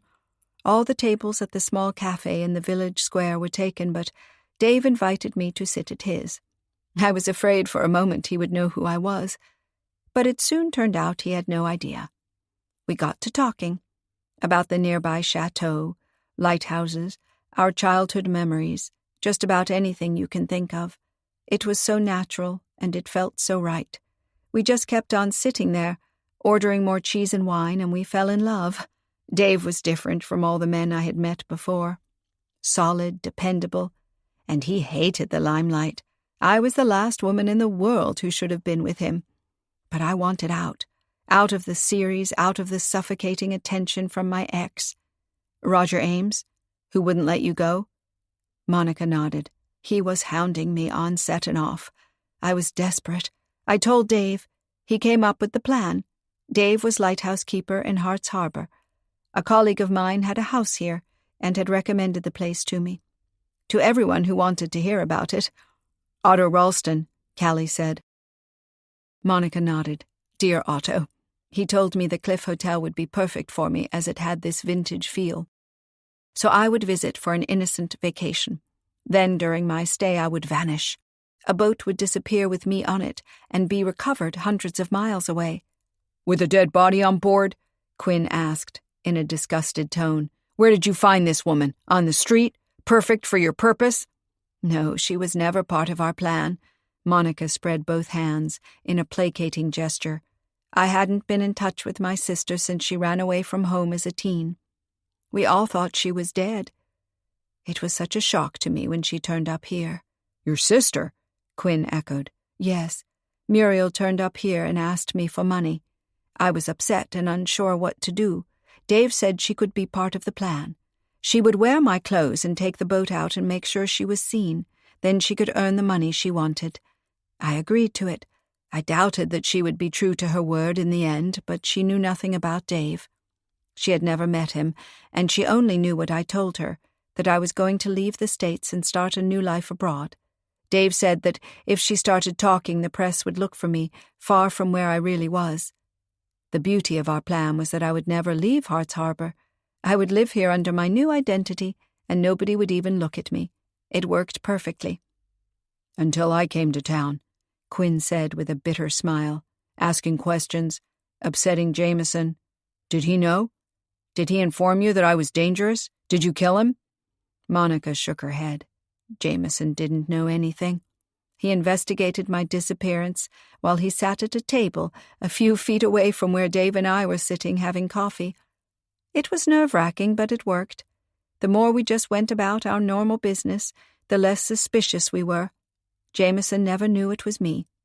Listen, even Otto Ralston never knew it was me. He has a cottage here and he comes here every year. He worked with me on the series and he's never recognized me. So if you didn't kill Jameson, and Dave didn't, then who did? Monica shrugged. I don't know. If I knew, I would have told the police. Instead, I'm telling you that I'm Monica Walker. Dave will be furious, because we vowed to each other that we'd never tell, but I want to get him out of the cell. You have to help me. Why would we? Quinn said. You didn't care for the fate of your own sister. I didn't know she died. I heard today that the boat was found, and that there was a dead body on board. I suspected it had to be my sister. Monica knotted her fingers. It was a terrible shock to me. For all that time I believed that she got away and sold the boat and lived off that money. I was worried for her because I knew she had been using drugs, and I was pretty sure that if she kept doing that she wouldn't see old age. But my sister had always been on the wild side. Nobody had been able to change her. How could I, from so far away? I had no idea where she was. Monica looked Quinn straight in the eye. I never knew she was followed to the boat and killed. If I had known that my plan would put her in any danger, I would never have asked her to do it. I certainly didn't know she had a son. I didn't know I was her son until the DNA test just now, Quinn said. I only knew that my birth certificate listed an M. Walker. I can't remember reading anywhere that you had a sister, Callie said. Like I said, she ran away from home when she was a teen. She never showed up anywhere with me. I think the press simply didn't think about her existence. It didn't matter to them. They were more interested in my boyfriends. You had a string of them, Quinn said. Monica didn't flinch. I always chose the wrong men. I was looking for security, but I chose men who were adventurous and fun. It always brought me heartache. When I met Dave, I was tired of that life. The series was wearing me out. Roger's relentless attentions were driving me crazy, and to be honest, I was done with it. I told Dave that for all I knew, I would rather not be alive at all anymore. He was concerned for me and tried to cheer me up. He showed me the stars at night and took me out onto the water so I could experience the quietness and power of the sea. Before Dave, I thought everybody lived like me, running from one empty party to another, trying to forget how hard life was by taking another drink or finding another way to spend money. He showed me that he didn't care for what people thought of him, for what he owned, or how he would be remembered when he died. He just wanted to live a full life. He convinced me in a few short days that what he had was everything I had always been looking for. She looked at Quinn. I don't blame my sister for getting addicted. I was addicted as well. To fame and applause, the fans who adored me. I couldn't live without that, I believed. But Dave showed me that I was everything without those things. He changed my life. For him, I wanted to give up everything I had because it didn't really matter. Couldn't you have just quit the series? I talked about it once. They responded fiercely, saying I had signed on for 2 more years and I had to complete those. They were worried about losing money if I quit, so they raised my salary. Just more money to spend. But I was sick of spending. I had to run. Monica smiled sadly. It sounds so selfish now, but I was at a breaking point. Either run and save myself or die. Instead, your sister died. Quinn still sounded grim. We assumed that whoever killed her meant to kill you. But what if that's not what happened? What if you realized that she was a threat to your perfect plan? Dave might have killed her to make sure she could never talk. No, Monica cried. Or you. She turned a deathly pale. Me? Kill my own sister? Quinn pressed. She knew you were here in town. She could have given you away. How? She didn't know I was going to stay here, or that I would turn into Elvira Riggs. She believed I wanted to leave the States and go to Europe. She even said she wanted that for herself, too, and would go if she had the money. I gave her that money. I believed she had done that, left to start over. You say that now, but how can we be sure? Your sister popped up unexpectedly. She was a problem, a danger to your plan. She was unreliable. She knew nothing to give away. Monica stood firmly, her feet planted, her hands on her hips. I would never have killed anyone for my escape. I wanted to start over, make things better. How could I have made anything better if I had started my new life with blood on my hands? Callie said, when you were here, Roger sent you flowers at the hotel. Do you think he might have been watching you?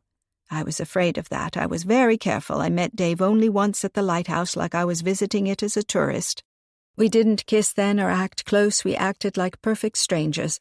I'm sure that anybody watching us never noticed a thing. Callie sighed. How does the map Jameson had fit into everything? On his desk was a map with the spot marked where the boat sank. How could he have known? Did he sink the boat? Did he kill your sister? Did he then investigate the case to solve it miraculously and take credit for it? If that was his plan, Quinn said, then why didn't he go through with it? Maybe he was afraid he would get caught. Maybe over time he believed he had made some kind of mistake that would give him away. His career wasn't worth the risk of spending his life in prison for murder. Callie thought hard. It doesn't gel somehow. If Jameson thought he had killed Monica Walker on that boat, why did he call Dave before he died? He had no idea you're Monica, right? Nobody knows that, Monica said, except for Dave and you two now. She held Callie's gaze. What are you going to do about it? Callie shrugged. We can't do much about it. If we reveal it, there'll just be a media sensation, and it won't solve the 2 murder cases. Besides, I assume you don't want the world to know you're living here, and have been, since the day you vanished. Monica nodded.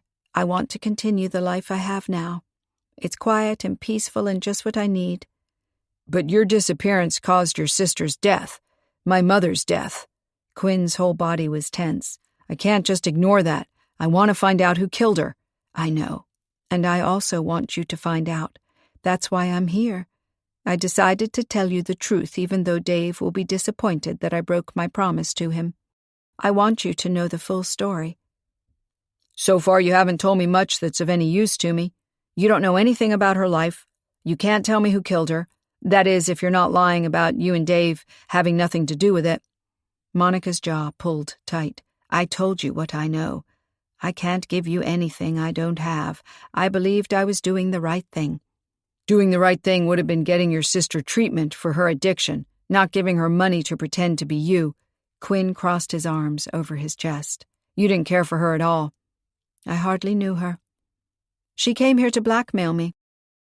She told me she wanted money, or else she would go on TV and spread lies about me, about our childhood, our parents, whatever came to mind.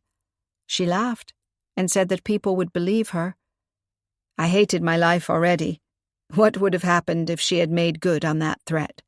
She was a ruthless, self-centered person. There was nothing in the world that mattered more to her than her need for drugs and the money to pay for them. Quinn jutted his chin up as if to resist Monica's explanation, but Callie saw in his eyes that he realized it was probably true. Monica said, I know I should have treated her better, and over time I've often wondered if I could have helped her, but I know that it's very hard to help people who are addicted and who don't want to change.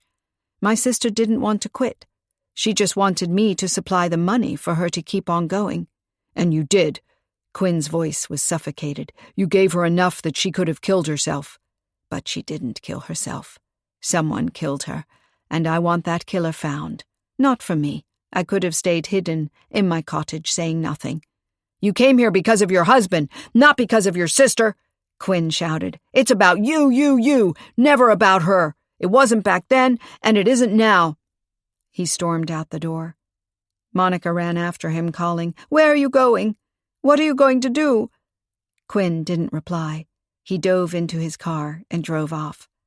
Monica watched him leave, then turned to Callie, who had followed her out. "What will he do? Tell the press I'm here?" "I can't say. He's very upset. He only just learned that his parents weren't his real parents when his adoptive mother died. Then he looked for you. Now he's found you, but the story isn't what he thought it would be. That's been very hard on him." "I know." Monica stood and surveyed Callie. "I lied. When I said the police had found the murder weapon and could tie it to Dave, that's not true. They haven't found it yet. Falk called me to tell me that he released Dave. He might be home already, wondering where I am." Callie held her gaze, perplexed by this revelation. "Then why did you come here? Why did you tell us the truth?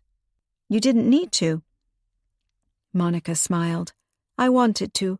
I realized that for all these years I've tried to tell myself I did the right thing. For survival. I told myself that if I had let down the studio and the crew of my hit series, they had gotten past it and turned the series into an even bigger success without me. I told myself over and over that in the end nobody's lives had really gotten any worse because of what I did. Until the boat was found with the body on it. Then I knew my sister had died. Not by my hand. Not because of anything I did directly, but still." She swallowed hard. "I involved her in my escape, and she died while I kept on living. I already had the better life of the both of us. Our father died when we were little and our mother had to make ends meet and wasn't at home a lot. Muriel, as the eldest, felt responsible to bring in some income, so she was doing newspaper rounds and washing dishes at restaurants, anything she could, really. I was the youngest. Protected, getting all the extras like new jeans or a birthday present. Then Muriel ran away from home and it was just Mom and me. She put everything she had into my future. I got to study, model, act. After my big breakthrough, I had money, fame. I bought my mother a nice house and made sure she never had to work again or worry about money. But I couldn't do anything for Muriel. I had no idea where she was or what her life was like. She told me when she came here all those years ago that she had given up her baby because the father had left her and she couldn't take care of a child on her own. I felt so sorry for her. Monica's voice trembled. Guilty, too, but I didn't see how I could help her. I involved her in my plan so I could quiet my conscience with the idea of having given her money. But it was no solution, and now I know she died and I feel even worse. I can't keep the secret anymore. She hung her head and stared at the floor. Dave will probably hate me for what I did just now. But I can't ignore Muriel's death. I can't go on living my life like her death didn't happen. All of those years I didn't know. But now I do. Callie said, "You should have told Quinn. Then he would have understood you better. He would also have known that you had some information about his past. The things your sister told you about her baby, why she had to give him up. He wants that information so badly. Now he's run off and—" Monica said, "It's my fault. I pretended like Dave was in danger and that I was acting because of him. It seemed to be a plausible reason, and I didn't want to say that I felt guilty about my sister. It seemed so cheap after I let her down so badly." Callie squeezed Monica's hand. We all have things in our lives that we regret, things we can't undo, but I think it's very brave of you to come forward. I think we should go to Falk and tell him what you told us. He should know, especially if Quinn is somehow going to make this public. Her stomach tightened at the idea. I hope he's not, but this is a very hard time for him, and he's not himself. Monica nodded. Let's go to the police then. Chapter 14. At the station, Falk was surprised to see them, but got them coffee and then listened patiently while Monica told her story again. He took notes and asked some questions to get things clearer in his head. It would be helpful if you could give me a timeline for that evening. When you exchanged clothes with your sister, where she was to go, how she would find the boat, and so on. Maybe we can find a point on that timeline where the killer got involved? Just then the door opened, and Dave stormed in. He stopped in the middle of the room and looked at Monica. His voice was strangled as he said, "Tell me you didn't do it." Monica's lips wobbled as she whispers, "I did it, Dave. I had to. I can't just let Muriel." "Muriel was after your money. She wanted to destroy you. She never cared for you, just for herself." Dave's hands were clenched into fists by his sides. He glared at his wife. "She was cold and ruthless and dead set on ruining everything for you. Your career, your spotless reputation, and if she had understood what we had planned, she would have ruined us too, our chances of ever being happy together." Monica sat with her head down, tears trickling down her cheeks. Callie said, "Sit down, Dave. It's too late to change it now. Monica has already told us." She also told Quinn. He got angry and stormed off. We're not sure what he intends to do. Dave stared at her. Then his eyes flashed to Monica. "Come on. We have to leave. We have to get out of town before the press comes after us. They can't know how you look now. We have to run. We can leave the States. We'll go see Venice. You wanted that, right? We'll go today." "Sit down, Dave." Falk rose from behind his desk and pointed at the empty chair beside Monica. "Now." Dave repeated to his wife, "We have to leave. They can't find us. They can't destroy all we've worked so hard for." "Monica isn't leaving town," Falk said. "We need her for the investigation. Now you sit down, or I'll make you sit down." Dave sank to the chair. He looked at Monica with wide, disillusioned eyes. "Why did you have to do this?" he whispered. Monica tried to put her hand on his arm, but he pulled away from her and sat with his back half turned to her. "It's convenient that you're here, Mr. Riggs," Falk continued, "because I have some questions about the night on which Muriel Walker died. I want to know exactly what happened, what your part in it was." "None at all. I never saw Muriel that night." Dave didn't seem to want to say more, but when Falk just leaned back in his chair and watched him, letting the strained silence linger, Dave seemed compelled to continue. "She knew where the boat was and how to take it out. She knew what to do. Make sure that in the morning she was seen in another town or two, lay a false trail, divert attention. Monica paid her enough money to get it right. But she must have been using again and botched it." "Someone killed her," Monica cried. "She didn't botch it." Dave spoke as if he hadn't heard her. "Monica met Muriel to exchange the clothes. Monica then came to me and dyed her hair, changed her appearance, became Elvira Riggs. I had arranged a fake identity for her through an agency. They delivered everything, birth certificate, passport, diplomas, a complete life to step into. The correspondence was all handled through P.O. boxes, and they sent me a key to a locker at a bus station where I could find the envelope with paperwork waiting for me. It was expensive but pretty much foolproof, since they didn't know who I was and I didn't know who they were. I had already told people around here about the wonderful woman I had met abroad about our wedding, and said that she would come over shortly. They were expecting her arrival, so it was never connected to Monica Walker's disappearance. We believed it had worked, even though there were no sightings and no boat ever turned up. We never thought anything had happened to Muriel." Falk said, "You knew where the boat was waiting for Muriel." "Of course, I put it there." "So you stole it?" "Yes." Dave glared at Falk. "Are you going to arrest me for that?" Falk didn't flinch. "You took the boat to that assigned spot, and you knew that Muriel Walker was going there. Who else knew? No one. Is it so hard to understand, man? We made this plan together. Muriel didn't even know I was involved. She thought Monica had arranged for the boat." "Yes, I see." Falk leaned back in his chair again and leaned his fingertips against each other. Muriel thought she was dealing with her sister. She thought that after the clothes exchange, nobody would be following her around to see what she did. She went out to the boat, not knowing a man knew where it was docked. She went on board unsuspectingly, and then you popped up, Mr. Riggs, and you killed her." Dave scoffed. "What? Why? If someone did follow her and killed her, it was someone mistaking her for Monica. Monica was the intended victim. Was she? It's clear you're very protective of your wife. You wanted to take her out of her destructive showbiz life and give her a new start here in this wholesome little town. You had everything prepared, but then her sister turned up. You decided to make her a part of your plan after all. It was convenient if she could take the boat out so you didn't have to do it, and if she could also play Monica. She could even create sightings that would make the elopement more credible. But let's be fair, you knew that her addiction drove her to desperate acts. Lies, manipulation. As soon as her money ran out, she would come back. She would start asking for money again. She had no one to come back to. Monica was leaving the States for all Muriel knew. She didn't know about me. Where could she have gone? That is rational. But aren't a lot of things in life very irrational?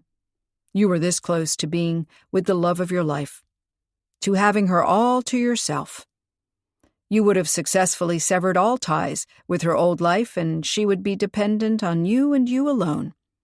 That was your idea of happiness. You couldn't risk that. You had come so close. Muriel was a risk. Maybe you even told yourself that with her drug addiction, she would never have a really good life. So killing her wasn't really unethical. Perhaps you were even doing her a favor? What are you talking about? I never thought that. I never saw her that night either. I certainly didn't harm her. Come on, Mr. Riggs. Falk leaned forward on his desk. When you came in here just now, you were fuming. You spoke about Muriel Walker in derogatory terms, saying she had been out to ruin your wife's life. You didn't like her. Even after all these years, you can't hide your frustration about her appearance on the scene. And now we know someone killed her. You just told me you put the boat in place. You were the only one who knew where it was. So if Muriel Walker's dead body ended up on that boat, who could have killed her but you? Dave was silent. His eyes shot from left to right as he scrambled for an answer to Falk's accusing questions. Monica said, "Someone must have followed Muriel to the boat. She was wearing my clothes. It could have been Roger or a crazy fan, some stalker who followed me to Hart's Harbor. The dock where we kept the boat was dark and abandoned, an ideal place for a confrontation. The killer might have intended to kill her all along, or maybe there was an argument, a struggle. Then he put her on the boat and sank it to hide her death. Not very likely. Someone who had been following her for a longer time and confronted her there would have simply thrown her body into the water or hidden it some other way, but not thought up this entire plan with the boat. No, I think I'm holding Mr. Riggs. You admitted you stole the boat. You admitted you were the only one who knew where it was docked." "Not quite." Monica's eyes sparkled. "I also knew. I had to tell Muriel, remember? Are you sure, Deputy, that I didn't kill my sister? She was a danger to me, too, maybe even more so than to Dave." Falk looked at her. "A charming way to distract me, Miss Walker, or Mrs. Riggs, or whatever I should call you now. Is your marriage abroad even valid? I doubt it. If you had married under your own name, the press would have gotten wind of it." Monica hung her head. Her hands clutched the purse in her lap. "I'm holding Dave," Falk continued. "I want to take a closer look at all the circumstances of the old case, and of course Jameson's death as well. You were the last people he called before he died. What was that about? Treasure hunts? I don't think so." Dave glanced at Monica and sighed. "Okay, so he told me over the phone he had to see me, that he needed my advice on something sensitive. Why you, of all people? We knew each other through the Historical Society. We got along. He said that he needed someone who could keep a secret, in case he was wrong about what he suspected. But you didn't go to him. No. I was worried it had something to do with Monica's disappearance, and I didn't want to talk about that. I was already sorry I had gone to Callie. I felt compelled to meddle, to tell her about Monica, about her having wanted to do a new series. And I wanted to steer Callie's perception of the situation to have her think in a certain direction. But that was wrong. I should never have come forward. It only drew attention to me, to us, because I had already made that mistake. I was edgy, unsure. I didn't feel up to facing Jameson and risking him maybe intuiting something about my story, finding it suspicious." "You admit you felt edgy? Cornered, perhaps, even?" Falk hitched a brow. You had made a mistake approaching Callie, and now Jameson wanted to talk to you. You were worried about what he might know, or in any case, suspect. You did go to him, and then it got out of hand, and you lashed out at him. No! Dave shook his head forcefully. I never went to the Herald's offices. I don't believe you. Falk leaned back with determination etched in his features. Jameson had the map indicating where the boat was sunk. He must have been on to you. You paid him money to keep his mouth shut. Then Jameson wasn't prepared to shut up anymore. He told you over the phone that he was going to tell the truth, that you killed Monica Walker. I don't think Jameson knew Monica was still alive and someone else had died on that boat. I think he believed that the boat held the remains of Monica Walker, and he wanted to come forward and have his moment of glory after all those years of being pointed at as the reporter who couldn't crack the case. He called you and you told him you'd come over to discuss it. Then you killed him. You can't prove any of that. Dave leaned back, crossing his legs. You're just speculating. A good lawyer will have me released in no time. Then I suggest you call a good lawyer so we can start the interrogations as soon as possible. Falk looked at Monica. You're staying too, to give your side of the story. You can have a lawyer present as well, of course. Can we do this discreetly, so that it doesn't get out that I'm Monica Walker? Let the people believe you're questioning me, Elvira Riggs, and my husband, please. Falk shrugged. I don't want a media circus at this station, so I'm fine with that. But you just said this Quinn character knows something and ran off, so he might be telling the whole world right now for all we know. Monica sighed. I should have handled it differently. Dave shook his head in disbelief. Why did you have to tell Quinn Darrow the truth? I could have protected you. You've protected me long enough. And Quinn Darrow is Muriel's son. I've always felt like I let Muriel down, and I can't do the same to her son. I had to tell him. Please try to understand. Dave stared at the floor. His shoulders slumped. Callie looked from the dejected husband to the guilt-ridden wife and wondered if they were telling the truth. Had they really not known that Muriel Walker had died on the night of Monica Walker's disappearance? Had they really not known that the stolen boat had sunk and been buried under the water so close to them for all of these years? Or was it only Monica that didn't know, while Dave had known all along? Was he the killer? Did he kill Jameson as well? Falk gestured to Callie to leave his office. Outside, he said to her, Thanks for bringing her in here. She wanted to come and tell you. I didn't make her. I'm sorry about all of this. Dave did what he could to keep her out of it. Yes, I wonder how far he was willing to go for that. Falk raked back his hair. Anyway, I have a challenging few hours ahead of me. I need to reconstruct what happened, and it was a long time ago. Plus, they could both be lying to protect themselves or each other, or who knows who else involved. So far, everybody seems to have been lying about everything. He sighed. Well, never mind. I'd just be very happy if Quinn Darrow refrained from making this breaking news on every channel. He held up his hands and spread them as if unrolling a banner. Actress missing for 30 years turns up alive and well in small town where she vanished. It would be a global sensation. Callie frowned. Did you check the map for fingerprints? Of course, but no luck. Nothing on it. What? Nothing? Not Jameson's? If he took it from his file cabinet, he wasn't wearing gloves, right? No, you're right about that. It's odd. But I don't suppose the killer would have wiped the prints away. He could have taken the map with him. It pointed straight to the scene of the crime, the boat, and the remains. Falk walked away to talk to his other deputy and get things into motion for questioning the Riggses. Callie stared at his busy figure. He had said before that the killer wouldn't leave a clue. He was saying now that the killer would not have removed fingerprints from the map. But why not? What if the killer had wanted the map to be found? What if the killer had wanted the police to conclude that Jameson had had the map all along, hidden in his file cabinet? But what if Jameson hadn't known anything about the map, the boat, or the body on it? What if Jameson had been killed for another reason? What if the map had been put there on purpose, to lead the police to the boat and the remains and muddle the waters?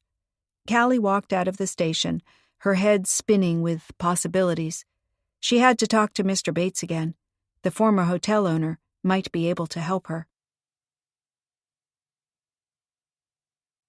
Chapter 15. Mr. Bates was glad to see her, as he was just working on Daisy's portrait.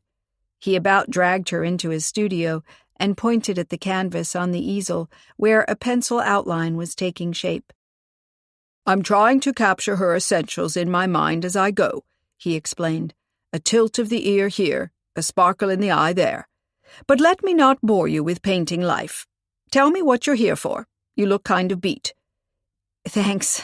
Now I feel even more tired." Callie sank into a chair.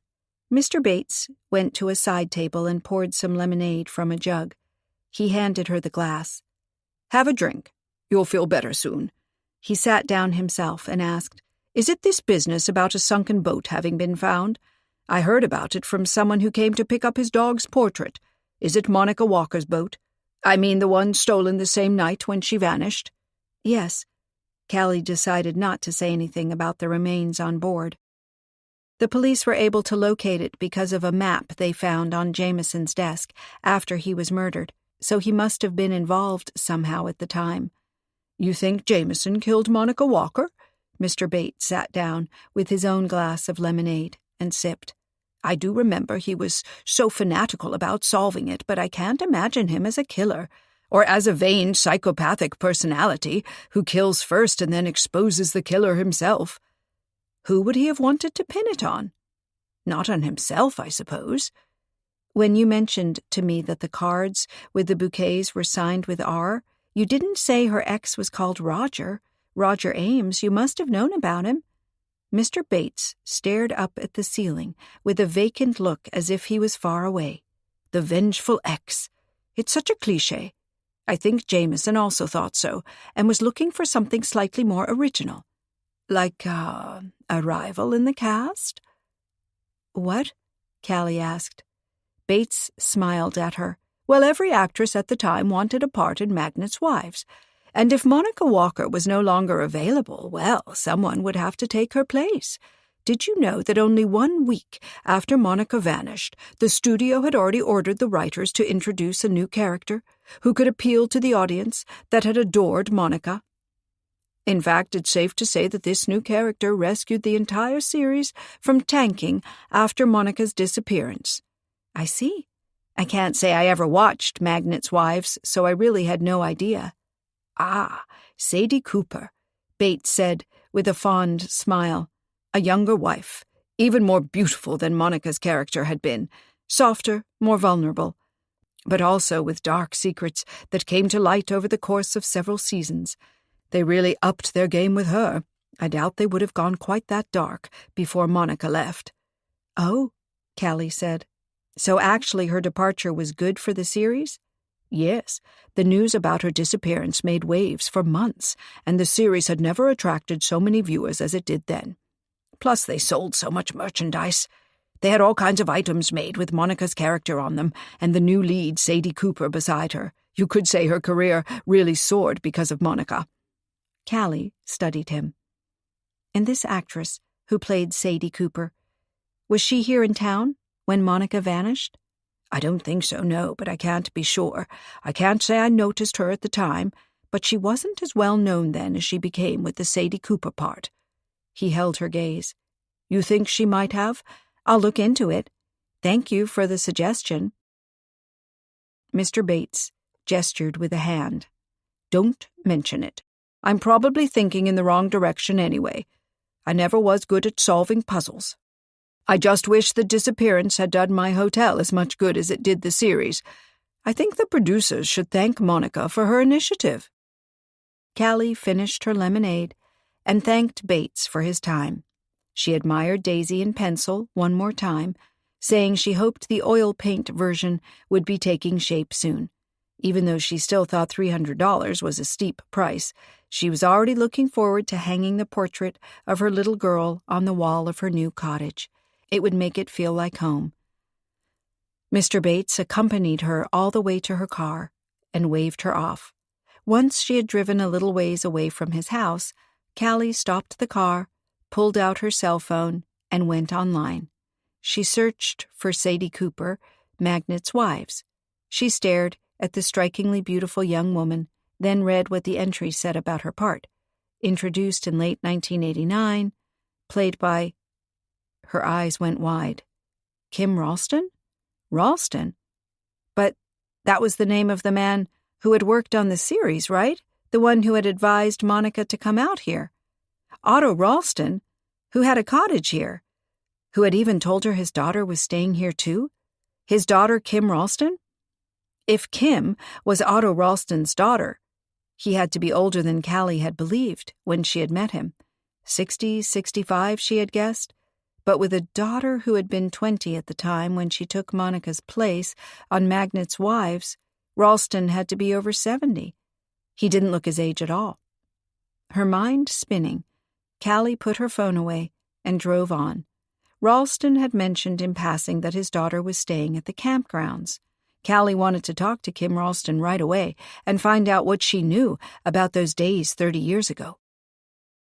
At the campgrounds store, Iffy's friend Irma told Callie that Kim and her family weren't tenting, but had a motorhome and took her to it. Seeing how large and luxurious it was, with an inflatable jacuzzi beside it, Callie concluded that Otto Ralston's definition of rustic to describe his daughter's vacation didn't match her own. A neighbor who was cleaning his barbecue straightened up a moment to reveal that the family were probably at their favorite spot on the beach near the Wavebreaker Beach Pavilion before dipping both his hands into a bucket of soapy water again. Armed with Irma's directions to the pavilion and her detailed description of Kim, her husband, and their 3 daughters, Callie exchanged the tree-rich campgrounds for the wide-open beach, soaking up the exuberant summer mood of kiting, swimming, and sunbathing, which eased some of the tension in her shoulders. And when she spotted the family at the water's edge, she was all ready for some innocent conversation. The eldest daughter, a pretty teen with a slightly bored expression, was swiping through screens on her phone, while 2 much younger girls built a sandcastle. They looked almost identical, with blonde pigtails and pink shirts emblazoned with the word princess in glittery letters. Kim was still a striking woman, tall, statuesque, and with the blonde curls that had been her trademark in her days on the show. She wore a simple summer dress now, and had bare feet crusted with sand. When Callie asked her if they could talk a moment, she stepped aside with a friendly smile. "Yes, what is it?" "I'm Callie Aspen from Book Tea, a tea room in town. I'd like to invite you and your family to the 4th of July tea party we're organizing at Haywood Hall.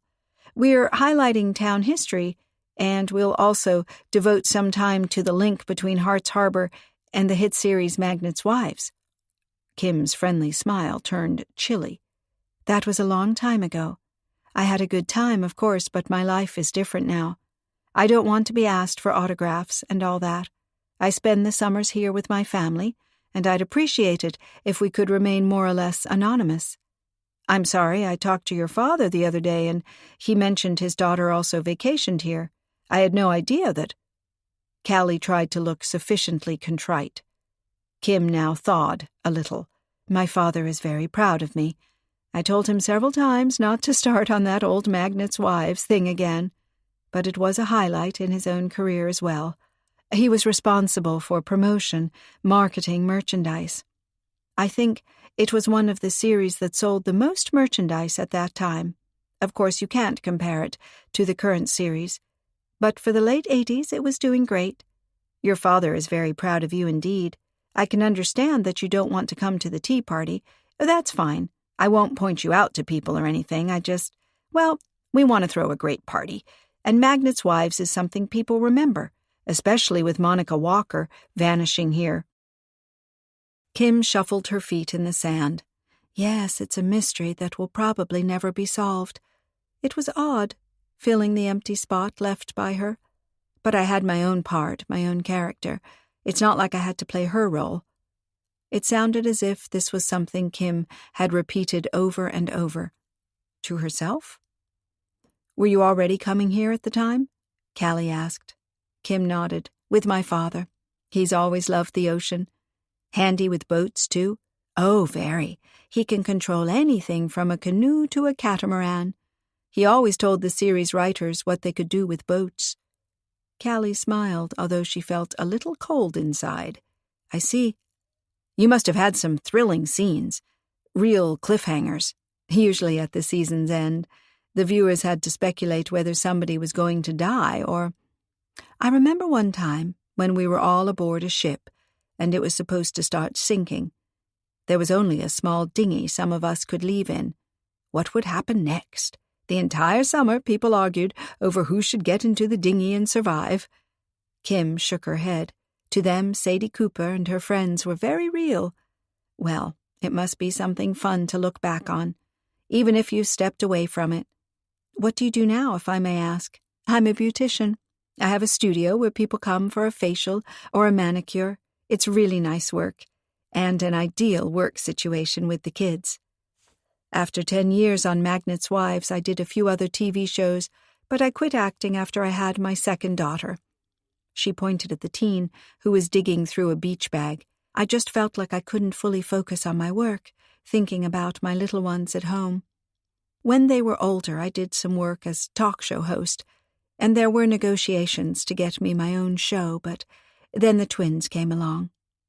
Rather unexpectedly, but nonetheless very much wanted. They grow up so quickly, you know. My eldest is in Japan right now, as part of an exchange program. When I think of her so far away, I'm glad I have the twins close to hug. Kim smiled as she watched her daughters bicker over where the sand castle's gate should be. My father wasn't happy that I quit. He has always said I could get into some big Hollywood production. He's still upset I didn't make it to that level. Callie nodded.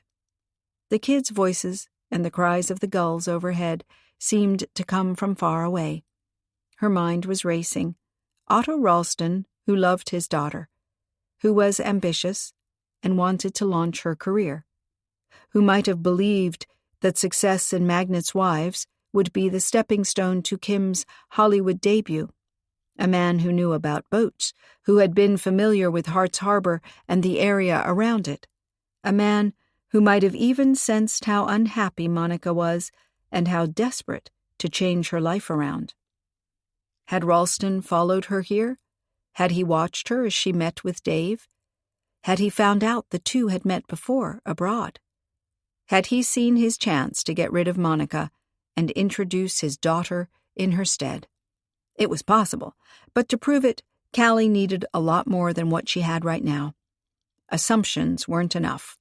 She'd have to prove that Ralston had been in Hart's Harbor that night, that he had known where the boat was, or that he would have had the chance to follow Muriel, mistakenly believing her to be Monica. Monica had told her that Ralston lived here in the summers and had never recognized her, so Ralston believed he had killed Monica Walker. He had killed her and sunk the boat, but he had kept a map of where he'd sunk it. As a backup plan? To use in case the matter became news again? Had he killed Jameson and left the map on his desk as a distraction, to lead the police in circles ever farther away from the truth? With the boat found and a dead body on board, the police would, of course, have opened up the old case and looked at all the old suspects. Roger Ames, stalker fans, the alleged new love interest.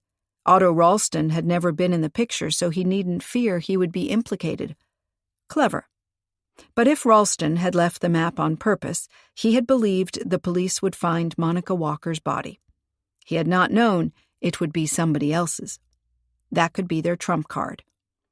Before word got out that Monica Walker was still alive and the remains on the boat belonged to somebody else, they had to confront Ralston, lure him into a trap. She thanked Kim hurriedly and walked off, leaving the woman to stare after her in mild surprise. Callie pressed a hand to her throat as she ran for her car. There was no time to lose. They needed to get to Ralston before he knew what was really up, if they were to have any chance of succeeding. Chapter 16. "I don't like this," Falk whispered to Callie.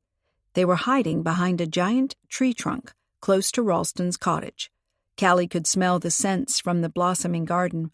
Ralston was working there, quietly pulling out weeds. He had no idea what was about to happen to him. Falk whispered again.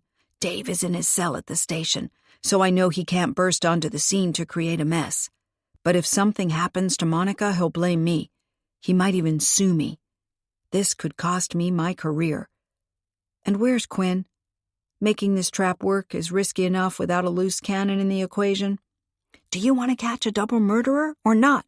Callie asked, with more conviction than she felt. Who knew what Ralston might do when he found out he had made a terrible mistake all those years ago? Footsteps crunched on the gravel, and Ralston looked up. He froze. The weeds he had pulled out dropped from his hand to the ground. A few feet away from him stood a woman with blonde hair, waving on the breeze that came from the ocean behind the trees. She was dressed in a gold-sequined top, black pants, and towering high heels.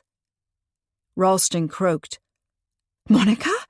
That can't be. You're dead." Monica laughed softly. "No, Otto. You only believed I was dead, but I never was." "This can't be." Ralston reached up and rubbed his eyes. He blinked and stared. "It must be the heat. Heat exhaustion. Yes, I need water." "Stop," Monica said as he started to turn away. "You don't need water. I'm as real as the trees around us."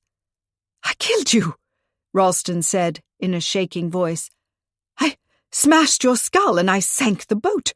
You're dead twice over, like you deserved." He stepped forward, waving a hand at her. "You wanted to abandon us, just walk away. After all we had given you, your career, your fame, your public, it was ours. We created it for you. You had a little talent, maybe, but not a lot. Others were much better than you." "Others like Kim?" Monica scoffed. She laughed, in a disparaging tone.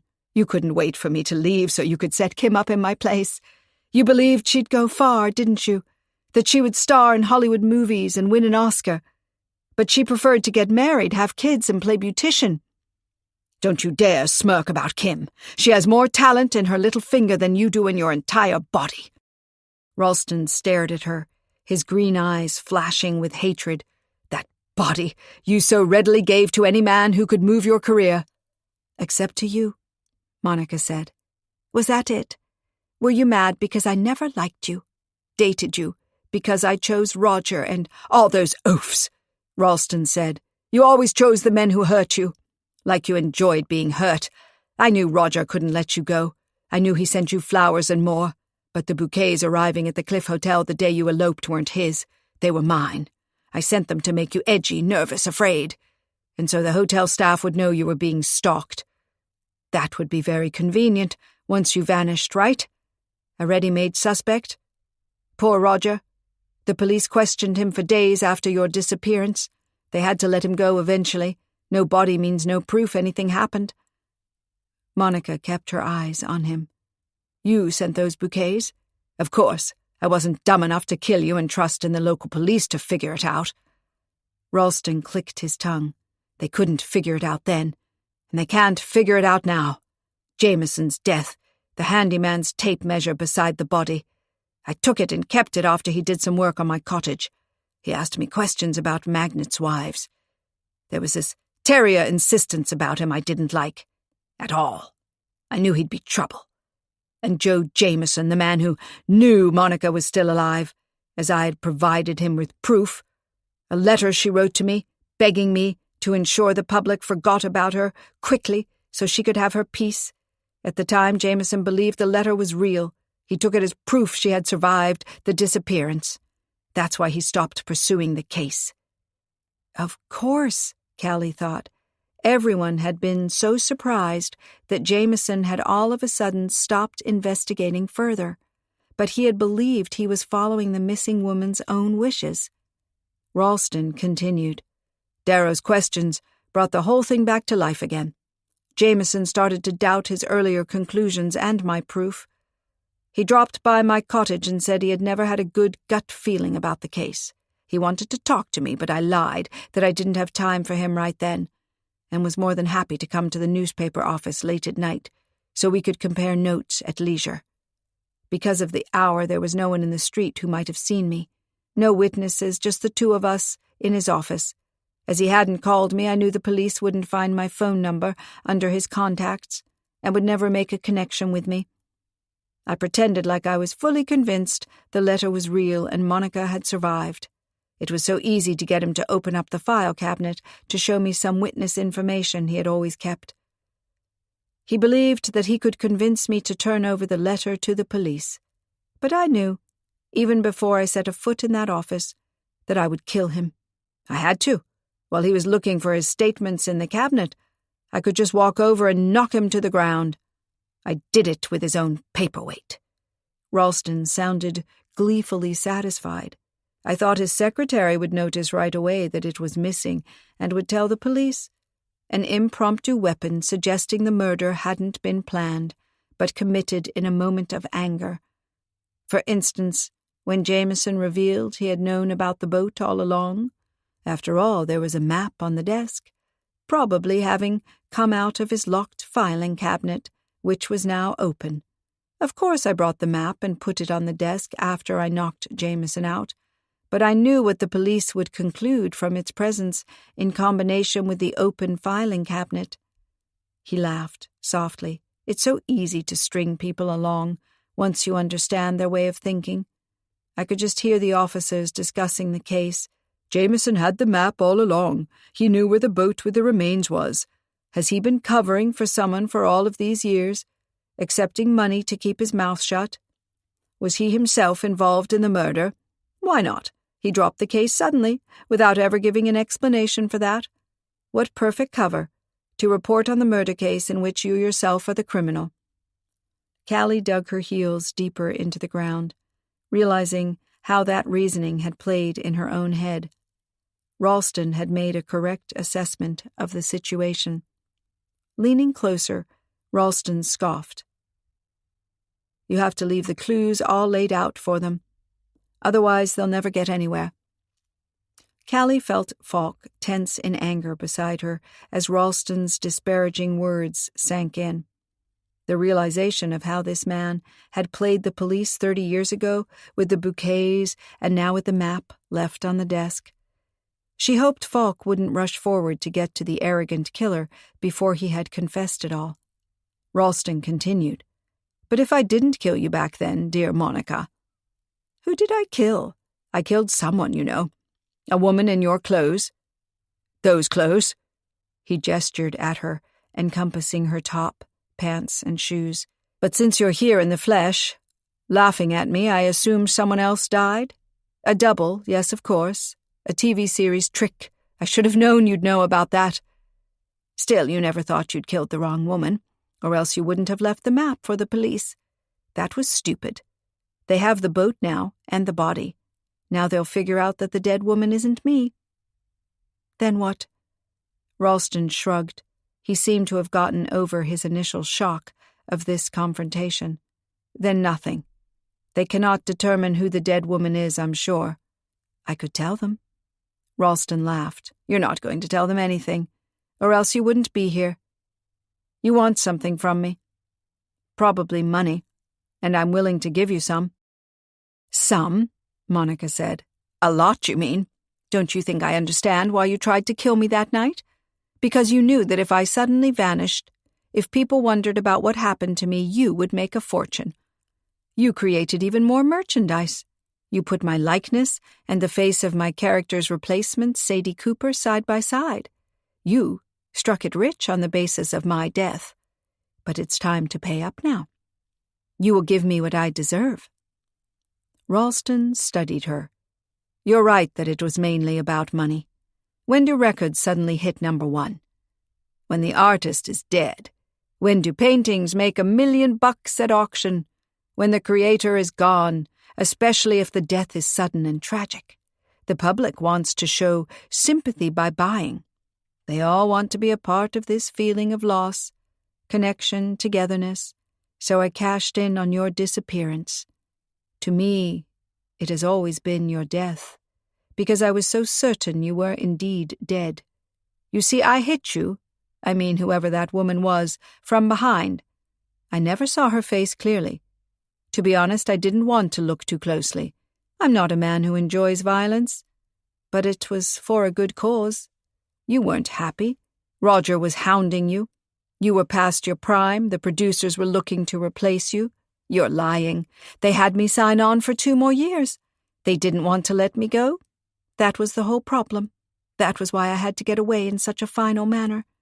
Kim would have replaced you sooner or later, Ralston said calmly. I just created the perfect moment for her to step up. Does she know? Monica asked. That I killed you to get her the role? Of course not. She would never believe it either. She's always told me I was too soft for that business. Too soft, he chuckled. Monica straightened up. I want money to keep my mouth shut. Like you said, the local police aren't very smart. They can't work it out. They'll have to give up again this time, just like they did all those years ago. I'm the only one who can hurt you. Write me a check and I'm out of your life. All right, let me go get my checkbook. Ralston stepped back. Don't worry, I won't run. I'm too smart for that. I don't want to spend my life running. I can see in your face that it's not a good life. He disappeared into the house. Monica stood tight, nervous. She didn't make the mistake of looking in the direction where Falk and Callie were hidden. Callie held her breath. Falk had assured her his men were watching the house, and Ralston couldn't escape. But what was he up to inside the house? Would he attempt some kind of smart vanishing trick? Ralston appeared again. He carried a check in his hand. Ostentatiously out in front of him, he walked up to Monica. This is half of what I earned from the merchandise. It should be enough for a nice couple of years on the Riviera. If you're frugal, it might last a lifetime. But frugality was never in your nature. As he spoke, pleasantly, sedately, he had come very close to her. Monica reached for the check. Then Ralston's hand came up suddenly and hit her under the chin. She made a soft, gasping sound and sagged to the ground. Ralston leaned over her. You'll get what you deserve, all right, he said through gritted teeth. The sea grave you should have ended up in 30 years ago. Falk stepped away from Callie. Her heart pounded for him. For some reason, he hadn't drawn his gun but was going for the man without showing a weapon. Ralston looked up. He recognized Falk and hissed, I see a trap, and I fell for it. Very good, deputy. You should have gone into the movies. As he spoke, he jumped with lightning speed over Monica's fallen body and lashed out at Falk. Falk groaned as the old man's fist made impact with his jaw. He staggered back. Ralston kicked out, almost hitting Falk full in the stomach. But Falk was alert enough to avoid the kick and turn away, throwing himself to the ground.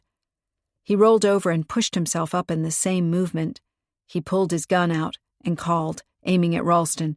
Hands up or I'll shoot! Ralston stood, his eyes fixed on Falk's expression. It seemed as if he was trying to determine whether Falk would make good on his threat. Callie called out, It's pointless, Mr. Ralston. The house is surrounded. You'll never get away. Just surrender now. Ralston turned his head to look in her direction. She came forward from behind the tree. It's over. You of all people should know when the game is up. You did very well. You made no mistakes in Jameson's office. You were never suspected all those years ago, and you weren't suspected now either.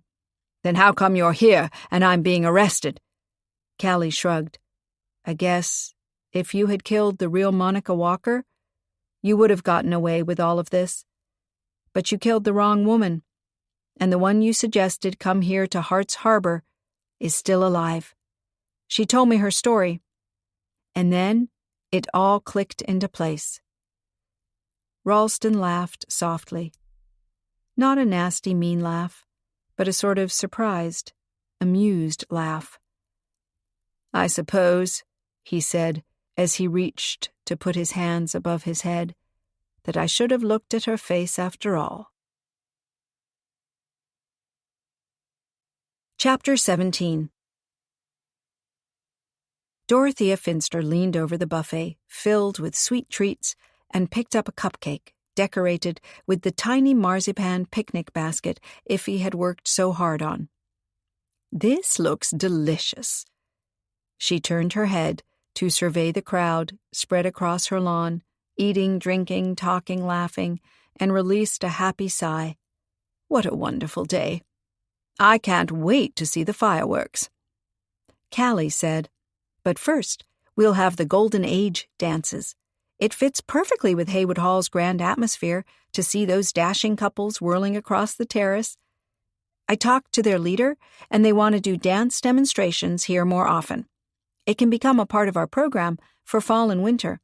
Of course, when it's cold, they can't do the dancing on the terrace, but we can do it inside then, restoring the old ballroom to its former purpose." Dorothea squeezed her arm. "You've come up with such good ideas for the house, and how lovely to see this working out in my lifetime.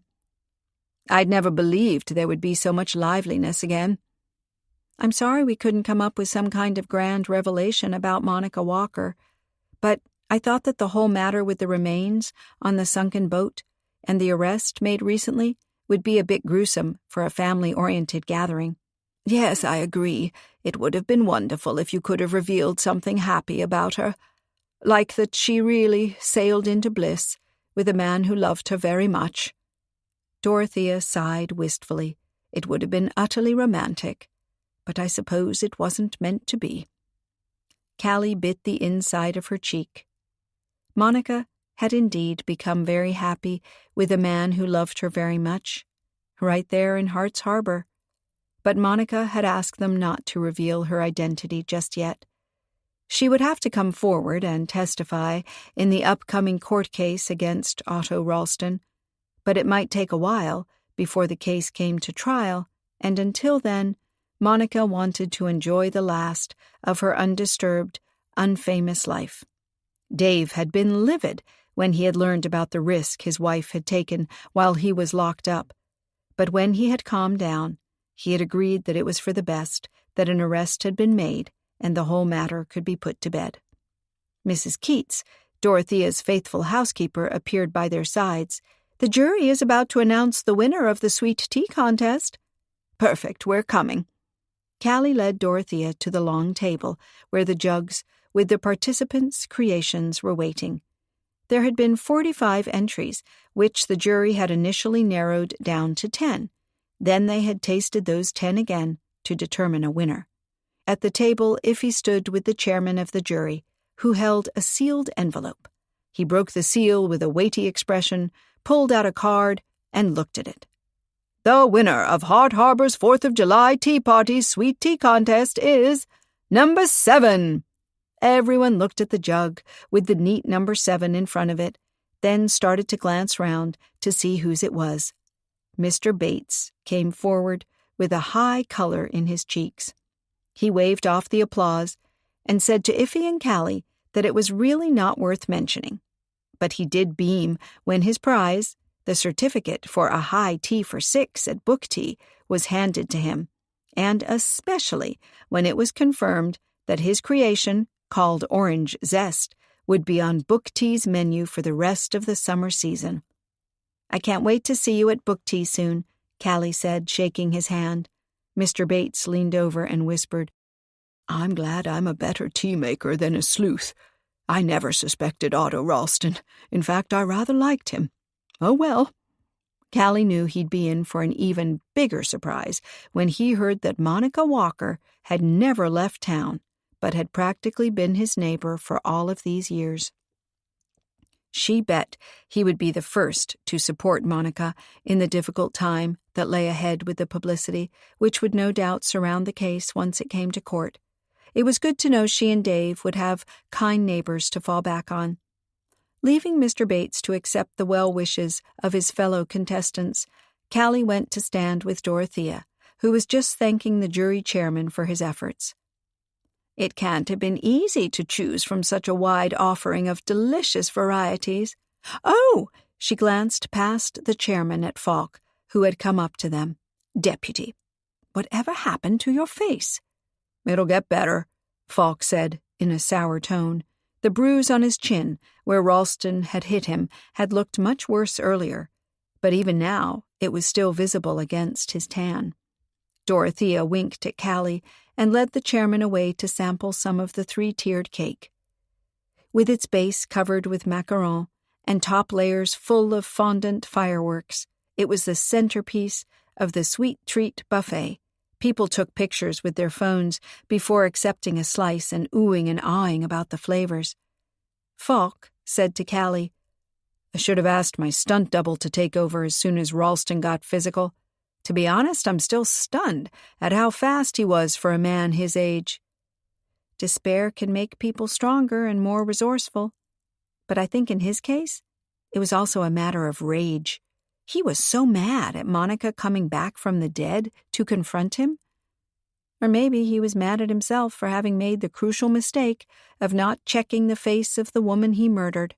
He sank the boat with her on it, never having established that she was really Monica Walker. Of course, he had no reason to doubt it. He knew nothing about Muriel's existence. The unknown factor that turned everything upside down. Falk picked up the spoon resting in the bowl of fruit punch and filled a cup. "For you. Very creative to cut the fruit into star shapes." "Thanks." Iffy's idea entirely. She's done so much to make this a memorable day.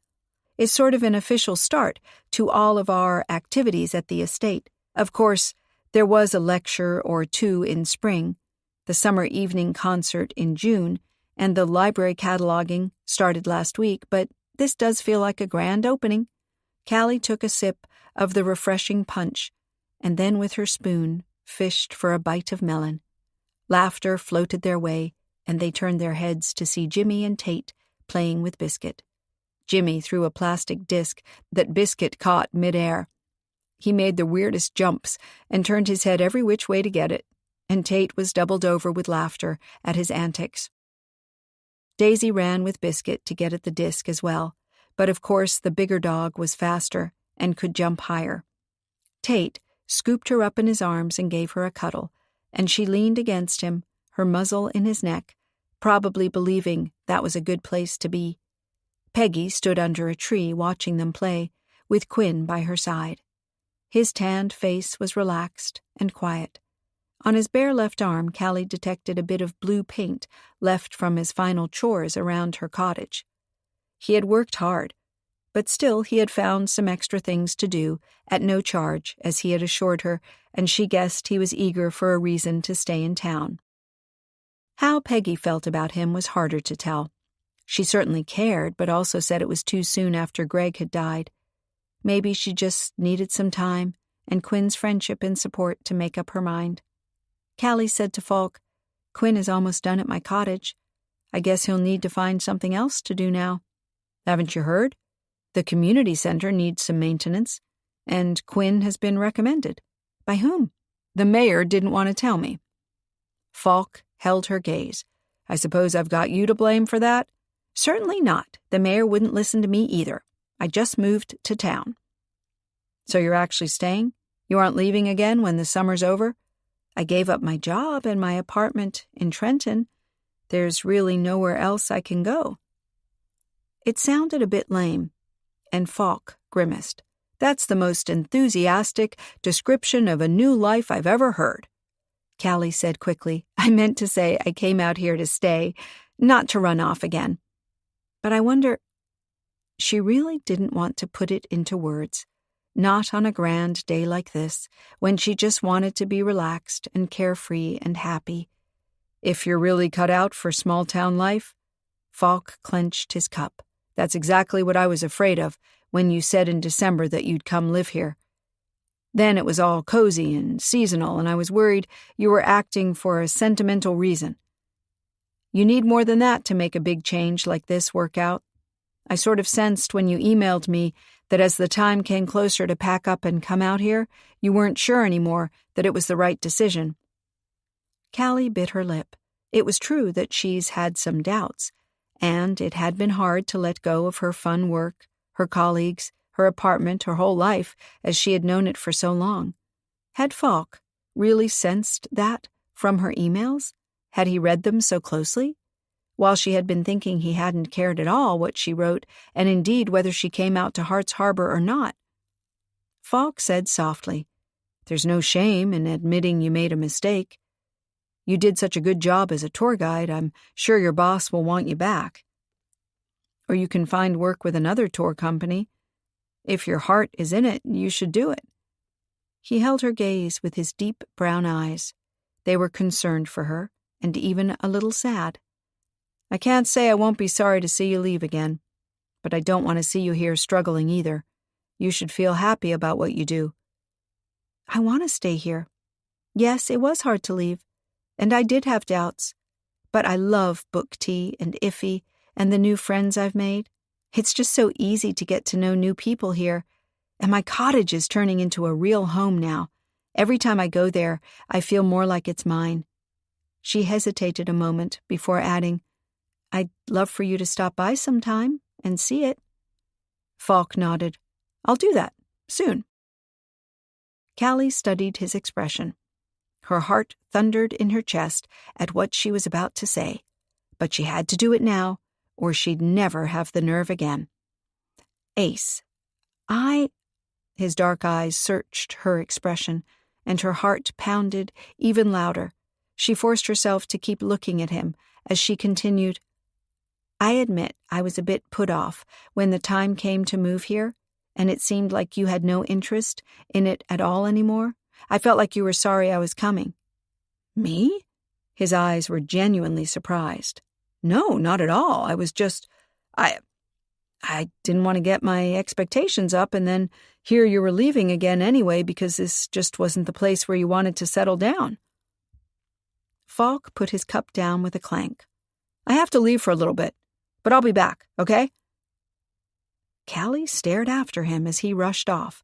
How about that? The moment they were finally having a serious conversation, and he had to leave? She exhaled in a huff. Men. She'd never understand them. Still, her head was light with the realization that he had more or less admitted he had some kind of expectations for her new life there, and that he had been bothered by the idea that she might regret her decision and leave again.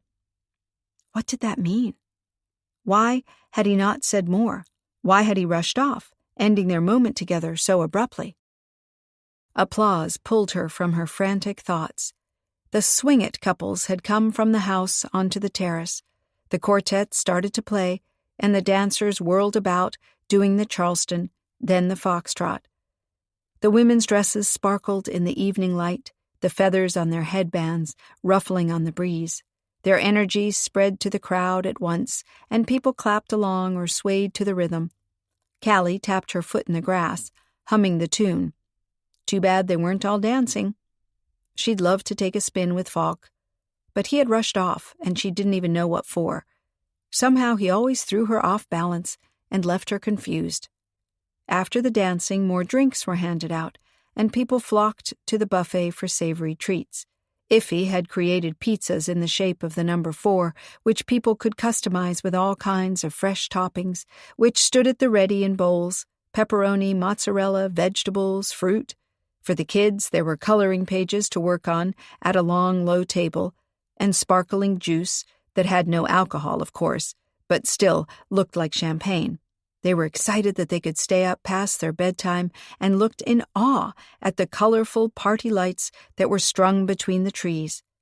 Their glow seemed to increase as the sun's light faded and darkness closed in, creating the perfect background for the fireworks show that would be their party's grand finale. Cuddling Daisy in her arms, Callie chatted to Peggy, while Quinn was teaching Biscuit to sit. The dog didn't listen most of the time, and the boys were laughing until, as Jimmy put it, their sides hurt. Peggy said to Callie, "I'm so glad things worked out here for Quinn. Imagine him being able to do such a big job as the work on the community center. I told him that if he's working there and I'm at book tea, we should have lunch together sometime. It only makes sense, right?" "Perfect sense," Callie agreed, suppressing her grin of delight that Peggy and Quinn would see more of each other, and might get together in due time. And he's going to keep Biscuit. He can actually take him to the community center when he's working there. The ladies who volunteer have all taken to Biscuit, and they want to look after him. I hope they know what they're getting themselves into. Well, with long walks and proper training, he'll turn into a perfectly well-behaved dog. I'm sorry that it didn't work out with the couple who originally brought him here, but maybe by some weird twist, he ended up with the person he was intended to be with after all. You bet. Peggy smiled as she looked at Quinn and her children, petting the dog who lay sprawled in the grass with his 4 legs in the air. Biscuit's portrait had turned out to be a stunning likeness, and it was now sitting in Callie's closet. She was waiting for the perfect opportunity to give it to Quinn. Maybe for his birthday? She thought he'd mentioned in passing once that it was in September. Just as the fireworks were about to start, an official show put on by a licensed company from a nearby town, Falk returned to Callie's side. The bright light of the exploding firecrackers illuminated his face as he came to stand close beside her, his hands behind his back. "You missed the dance demonstration?" Callie groused, "and I don't see what could have been so urgent. I thought you were off today." "I am. This was personal." He pulled his hands out from behind his back and showed them to her. He was holding a colorfully wrapped box. "For you. But be careful, it's heavy." Callie accepted it. "You weren't kidding. I'll put it on the grass to unwrap it." She crouched down on the grass, nervously tearing at the tape, while the skies overhead filled with gold, silver, blue, and purple. The oohs and ahs of the eager audience resounded in the air. What could it be? Last time Falk had given her a present, it was a heart, reading "Welcome Home." He had won it in a raffle at the ice skating rink, and it had seemed to convey a special message for her.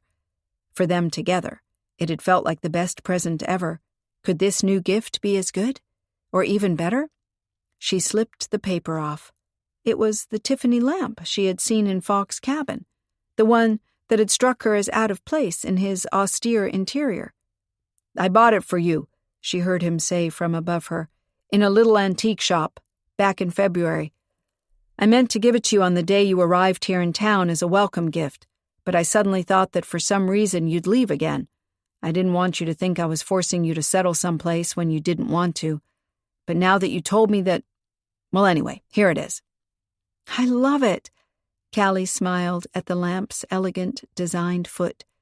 The colorful glass fitted into a poppy pattern.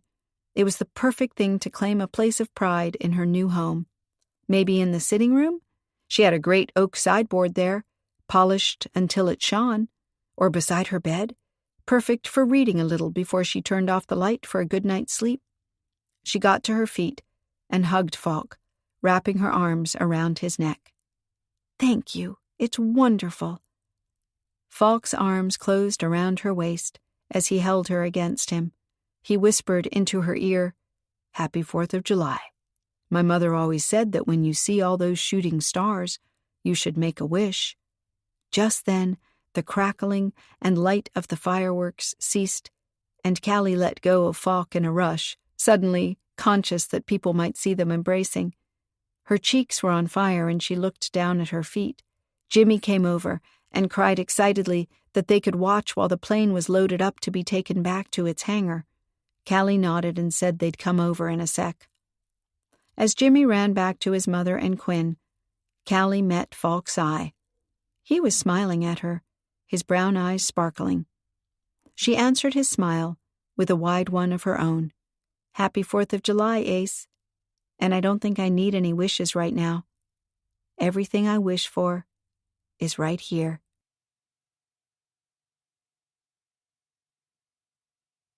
This recording of Sweet Tea and Secrets, a Tea and a Read mystery, was presented by Dreamscape Media, LLC. Text copyright 2019 by Joy Avon. Sound recording copyright 2019, Dreamscape Media, LLC. Thank you for listening. Please check dreamscapeab.com for Dreamscape's latest releases.